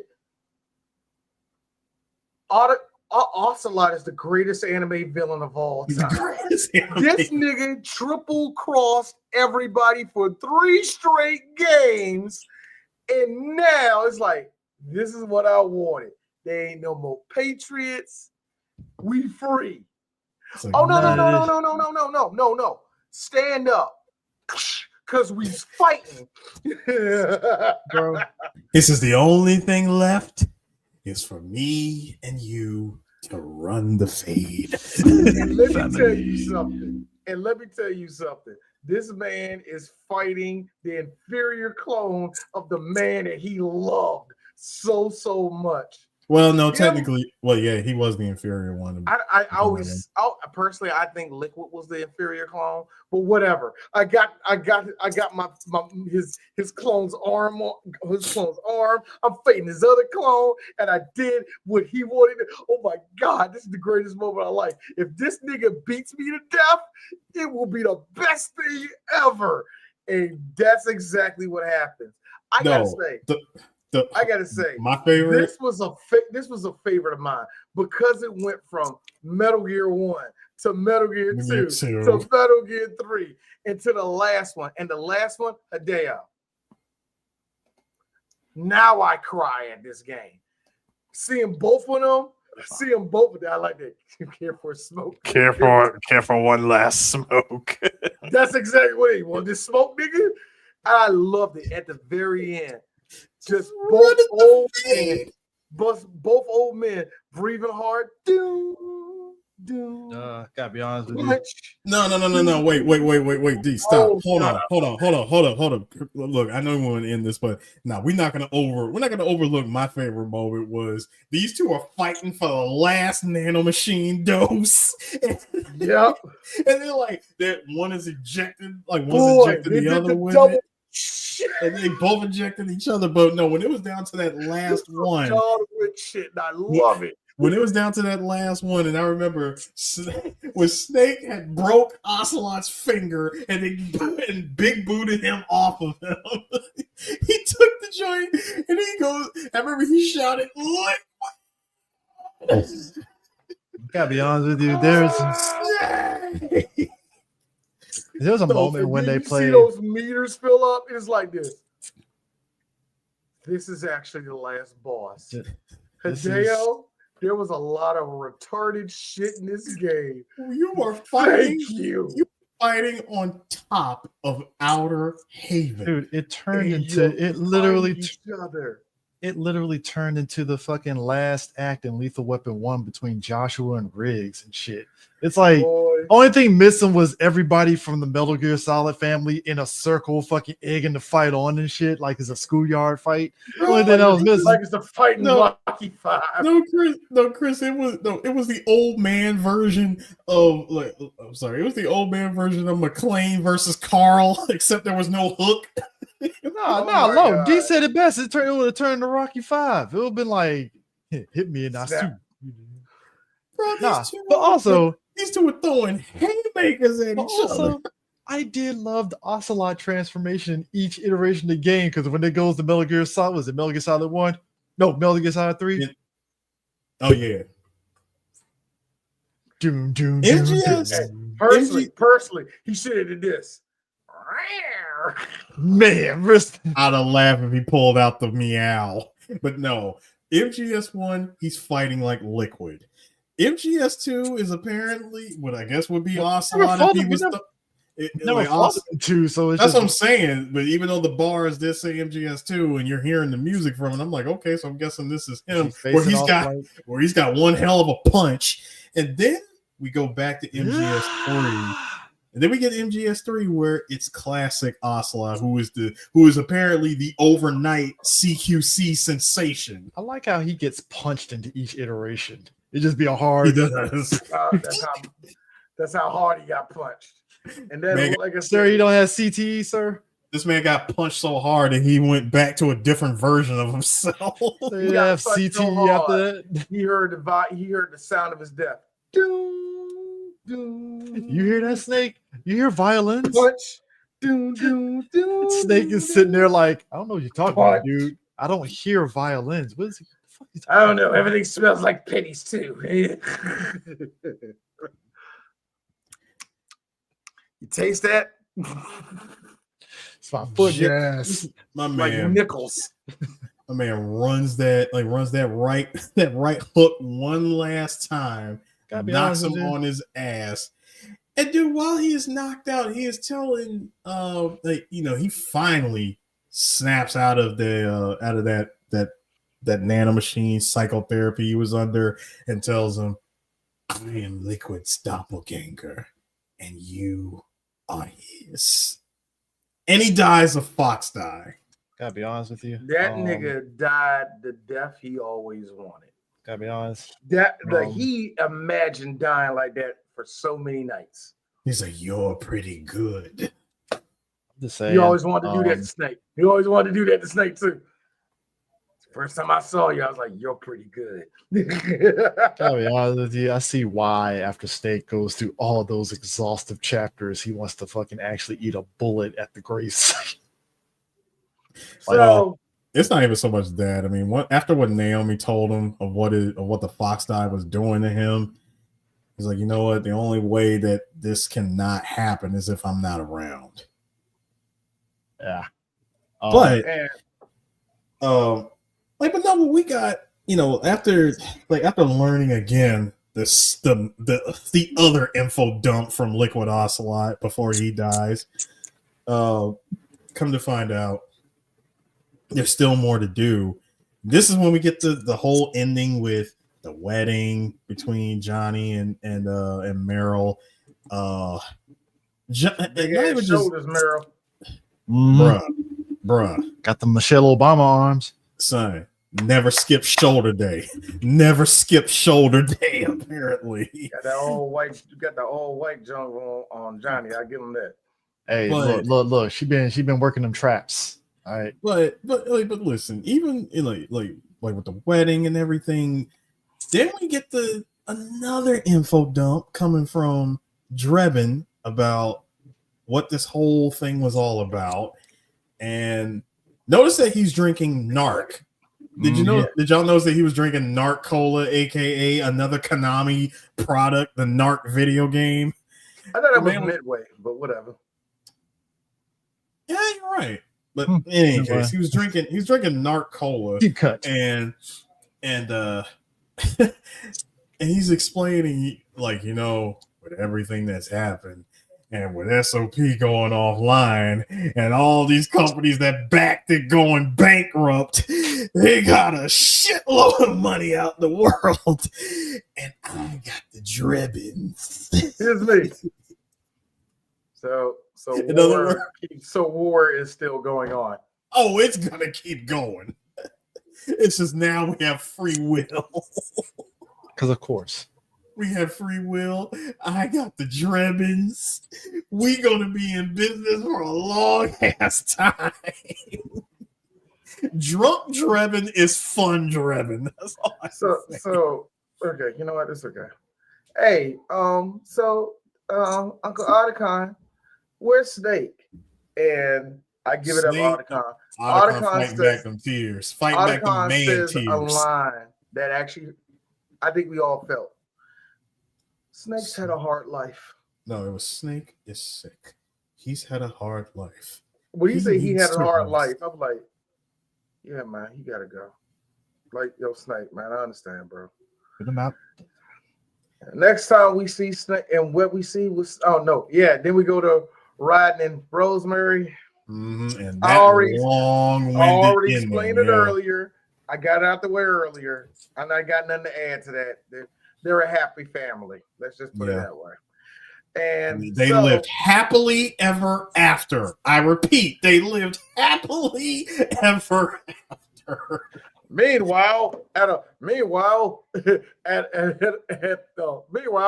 Arlington Cemetery. We get the big reveal, which is Big Boss. Let me tell you something. I was like everybody else. I was like, "Oh my god, is he really going to do it? Is he really going to do it?" Because they showed even in the trailer when they teased that shot in the trailer. Well, it was like cryptic as hell because they were like, "Yo, does he? Why is Snake old, battle beaten, and about to take himself out? What the hell is this?" And everybody had questioned that for like almost 2 years when this game was in development. So when it happens of him trying to shoot himself, which again, the game also shows him doing this in the main menu of like when you fire the game up for the first time, you actually see him at Arlington Cemetery and he's kneeling down and he puts the gun in his mouth and you actually see the camera move up and you hear the gunshot go off. So we're thinking that he finally does it, but then it cuts and it shows him again. Obviously he didn't go through with it. I'm thinking, he couldn't go through with it. And we just hear old man Richard Doyle say, "That's right. Good. No need for you to go just yet. It's been a long time, Snake." CQC's this nigga into a manly ass hug. Wait, they both draw guns on each other, but the freaking Big Boss is like, "Whoopsie. CQC. Let it go, my son. I'm not here to fight." My man, man, Big Boss. It's time to put aside the gun. My man got out of a coma, saw his boy Zero was pretty much Stephen Hawking. They were at the same hospital. No, sorry, CJ. Let's get it correct. My man got on that clean ass suit with the trench coat. He goes to visit the husk known as Zero. Yeah, it's a husk. It's a husk.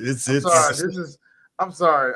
This is not Zero. This is actually a picture of who's that? Roger L, the motherfucker that read on Fox News.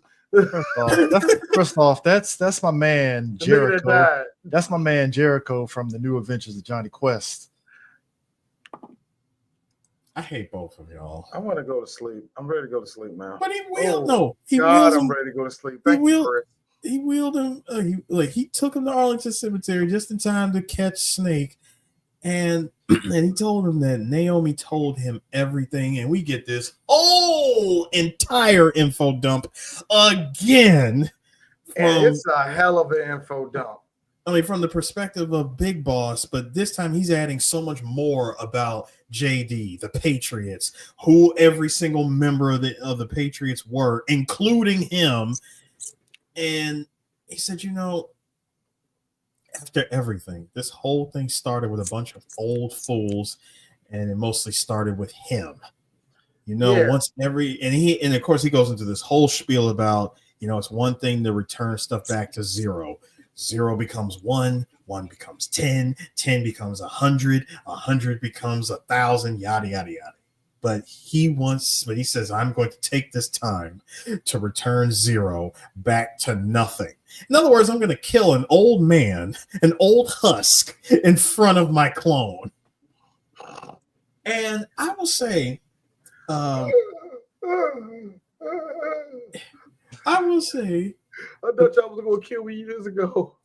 This is still 1991. And I will say that the part where he says, you've erased me 2 times, and today will mark the 3rd. I'm thinking, all right, they probably just gonna shake hands, and he's just gonna go on about his business. Fox die slowly starts to kick in, because I think even more so, he knew that he doesn't have much time left anyway. And he also lets it be known that, by the way, Eva died from the new strain of fox dye that's in your body right now, along with Ocelot and anyone else that died from it. They all, they were all from the same strain of fox dye that you carry in your system now. Which, by the way, when he said that, here's me. I guess so. Which, by the way, Naomi also told him that the fox dye, according to her report, the fox dye that was originally mutating in your body is now being uprooted by the new one. However, which pretty much is just for 3 people. What? No, that's what I'm saying. I thought the new strain was supposed to just be targeted specifically. Yeah, it was targeting specific people, but I'm saying it was also doing the other thing. It was killing the old fox dye that was turning Snake into a weapon.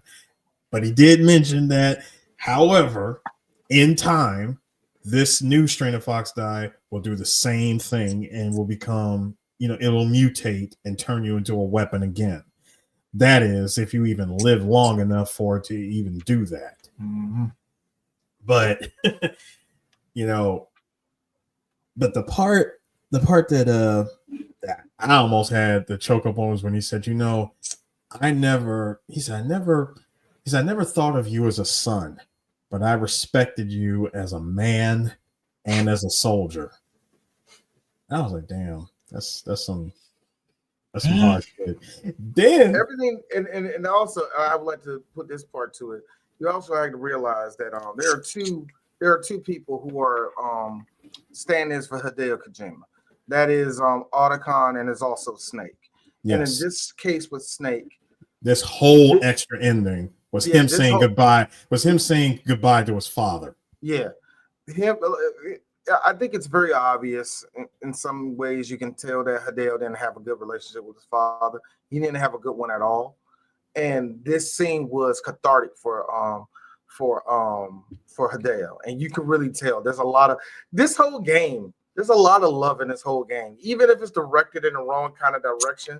There's a lot of love in this game, and that speech at the end kind of tells it. You know what I mean? Yeah, especially the part when he, when they were talking about the boss, and I think this is probably the second time that the Solid Snake learns about the boss and what this whole crazy venture was about to begin with. It's about someone that he never even met. The boss. But this is what happened. But much like in war and like a lot of stuff, this is what happens when niggas play the telephone game, man. They hear one thing, and about five people later, it's something totally different. And that's pretty much what happened. He said it himself that Zero and the High had 2 very different views of what the boss wanted, and how the boss saw the world, and it destroyed the world. And together we pretty much destroyed it. Whereas the boss, I think what the boss was really trying to say was the world was better off being left alone as it was. Then when we see him collapse in front of her, like in front of her tombstone, and we get to see him stand up one more time to salute. And I was like, brother, like, who is chopping onions right now? I mean, it's hitting you in the feels. That's While I'll put it this way, while I was tired of Eva talking, I could say the same thing about Big Boss, but I felt like Big Boss had something to actually say. You know what I very mean? much so. Where it felt Very like much Eva so. was like, Eva, you're not the same woman that you was back then. And yeah, people grow and change and different. But no, seriously, you're not even the same woman to me. So everything you're saying right now is waxing poetic about a nigga that you started simping over 10 years after. You started simping over a nigga who woke up out of the coma going, I'm sorry, y'all did what with my nut? Like, what was like, that? so, like, that's kind of what it is. But when it comes to Big Boss, it was like there was a purpose there. Like, no, I gotta say this shit. But I wanted to I also want to mention, and I remember you actually see it through the flashbacks. He said, if you were in my position long ago, you probably wouldn't have done what I had to do. And I think he was referring to him shooting the boss, because he said, ever since I killed the boss, a part of me died with her. Because let's be real, Jack was never the same after he killed the boss. Jack, remember, we said it as a joke, but that actually went to the whole thing. This is a man that probably slept with her and was truly in love with her. Yep. And she disappeared on him. And when he sees her again, she breaks my arm, throws me over a fire. Throws me into a river. I mean, and then the next time I see her, I have to kill her. And I have to do this mission because I got to be on point and everything. He does it and he becomes a hero. He does all this. And what he learns is that she has a vision of the world that nobody else sees. And he kept it to himself. And then he gets to the cemetery, salutes, and then the nigga cries. Oh my God, that's a perfect ending. Because he has to carry that. But because we had to make a fourth game, you had to do all this and all the rest of that. And I will give Hideo this. With all the madness, you still made it to where it was like, I'm sorry. I fucked up the division that you really wanted. That was my fault. If I had to do it all over again, I never would have shot you. Because doing that created a whole line of death, a whole line of people getting manipulated, the world morphing because of what we did. And guess what? That's what war does. And that's what the boss was like. Let it go. Nigga, you a soldier, I'm a soldier. This is what happened. Do you think, and I'm with her on that one, even though we're enemies today, I'm with her. You think Russia and America is going to be still hating each other? I doubt that. I doubt that. I doubt that we're still going to be doing this shit. I remember. She's right, though. No. Do you remember when we first played that game and she said it back then? We were playing in 2004 when she said, "Now consider that Russia and America would be enemies, by in the 21st century." Somehow I doubt it. And the both of us were like, "Huh." Fast forward to the 21st century, and look where we are. This is right. Hold on. And D's Dairy. Everything was all good. Mr. Putin, I'd like you to meet the president. What is President Black Man? Oh, he's Black Man now. Let's interfere with their elections. but no. When he tells him that, you've been given a chance, unlike the rest of us that are going away. That world, you've been given a chance to live on the outside, not as a snake, but as a man. I'm like, game. Why? Why are you doing this to me? Why are you hitting me with so much of this good shit? And Ludacris from fucking Hustle and Flow over here. He pulls out the cigar. Shut up, Chris. Please shut up. Stop. That was a good one, actually. I give him points for that one. Yeah, I know. But he pulls out the cigar and he starts to smoke it, but he can't even smoke it. My man tells him, "Boss, you only need one snake now." No, the world would be better off without snakes. You see Snake. You see Solid. No. That shot when Solid Snake was looking at him, I swear you could see Snake was about to cry at that point. That man quickly picked up the cigar, lit it, smoked it for a hot second, passed it to Big Boss, and they had him smoke it. And then we get, oh my God, the beautiful line of, "This is good, isn't it?" And then dies peacefully. Idio Morricone, get in here.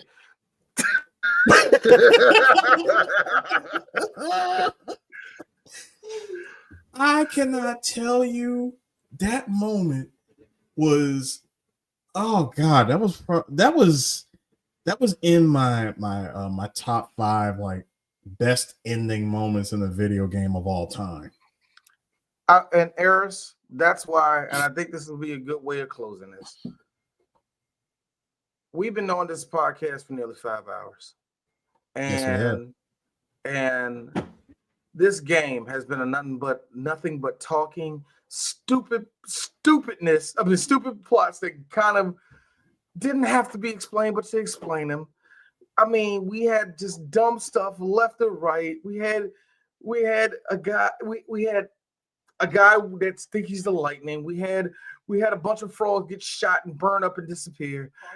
We had like all the dumb shit that we've been through in this game. The whole thing with Vamp, the whole thing with Naomi, the whole thing with the octogenarian titties. We've been through all of that. And you know how we end it? This is good. Isn't it?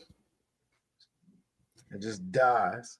And in the middle of it all was just an old killer hired to do some wet work. Yeah. Crazy. And that is the official end of the Metal Gear timeline. The end of Solid Snake's story. Now, is there going to be anything afterward? I doubt it, but I feel like Konami's going to do something. I doubt it, though. I don't think we're going to get anything after. Yeah, we're not going to get nothing new. As far as anything to go with Solid Snake, if it ain't past stuff, we're not getting anything new. Yeah, and I said it. I've said it for so many years. Like Kojima, damn it, son, you went out of your way. You took the scenic route of scenic routes of scenic routes to wrap up this story in the best way that you could. Yes, it was batshit insane, but holy shit, there was some heartfelt moments. I think, and that's my whole thing. It really just ended up he had to tell the whole story, and he had to tell it his way. This was his way of saying, y'all wanted me on here. When I tried to get somebody else to write it, y'all was like, hell no. When I wanted somebody else to direct this, y'all was like, no. So I did it. I sat down, wrote this story, apparently had no one check over me. And like I do with all stuff, and this Hideo has a real history of this. Like I do with all stuff, I go over budget, and I forget how much time I got left. And I forget, oh my God, we got to cut all of this out. So with all of that said, they still, like I said, we still got this game at the end of the day, and it's considered a classic by a lot more people than I thought it would. As like as much as like I said, that's just weird to me. You would think everybody would hate this. I see nothing but love for this game. People have nothing but love for this game. Like I would say narratively and visually, people would love this game. Oh, this is a 70-30 of a video game. 70% cutscene, 30% gameplay. And I will have you know that this game, yes, we joke about it saying the MGS4 is a mistake. I've always said that this game is a mess, but it's a beautiful mess. Mm-hmm. Yeah. It's like going outside and it stink, but it's a beautiful day. Mm-hmm. Anyways, yeah. So I guess that's it. That is it. Next episode is going to actually be a short episode for us next week, but you know what? It's going to be a fun one. Party on, CJ. Party on, dudes. Party on, DJ Sue. Party on, guys. If my name Free is Black. D, wait. If my name is D, aka Dwayne, aka Wayne. It's Wayne Squirrel, party time, excellent. I was going to interrupt you before you did that, D, and say 3 Black Geeks is brought to you by Noah's Arcade. Party on, gentlemen. Party on, It's gentlemen. 3BG. It's 3BG. Party time, excellent. It's like, I guess that's something. A movie that we haven't been dodging this. It's just every time it came up, ooh, let's do Black Sheep. Or, oh, you know what, guys? We're doing Naked Gun this year. Okay, that's cool, D. But can we do Wayne's World? No, all right, we got. Okay, we're going to do Coneheads. Coneheads. We would always end up picking some what about Wayne's World? We would always end up picking some other Saturday Night Live movie. Guys. Did you know if you stab a man when it's cold outside, steam rises? Steam rises. I know what you want to do. You want to get him. Want to take out his cold. Was that the second one or was that the first one? That was the first. That was the first. It was the first one when he asked him. He's like, you know what you know what I'd like to do? Yeah, I know what you like to do. He's like, beat the guy senseless, and he's like, rip his still beating heart out of his chest so he can see how black it is before he dies. Actually, I was thinking about filing a complaint with the union. Oh. Huh. Ed O'Neill didn't need to be in that movie doing anything. Imagine if you will, LeBron James leaving the Lakers to go to a soccer team just to do a header and to leave. It's like, it'll be weird, but it'll be cool because, oh shit, LeBron actually went out there. Ed O'Neill, who was already on not in the top 5, but everybody loved it. Married with Children. Didn't need to do that and be that memorable. He said, no, I want to be the guy that went to Vietnam and should never came back. Oh my God. And we finally get to talk about Dana Carvey. Seriously, we never talked about Dana Carvey. Wait a minute. I don't think we talked about Mike Myers either on this show. Well, here we are. Anyway, guys, party on. Let's go. See y'all next week, y'all. Peace. I need to get ahead and get some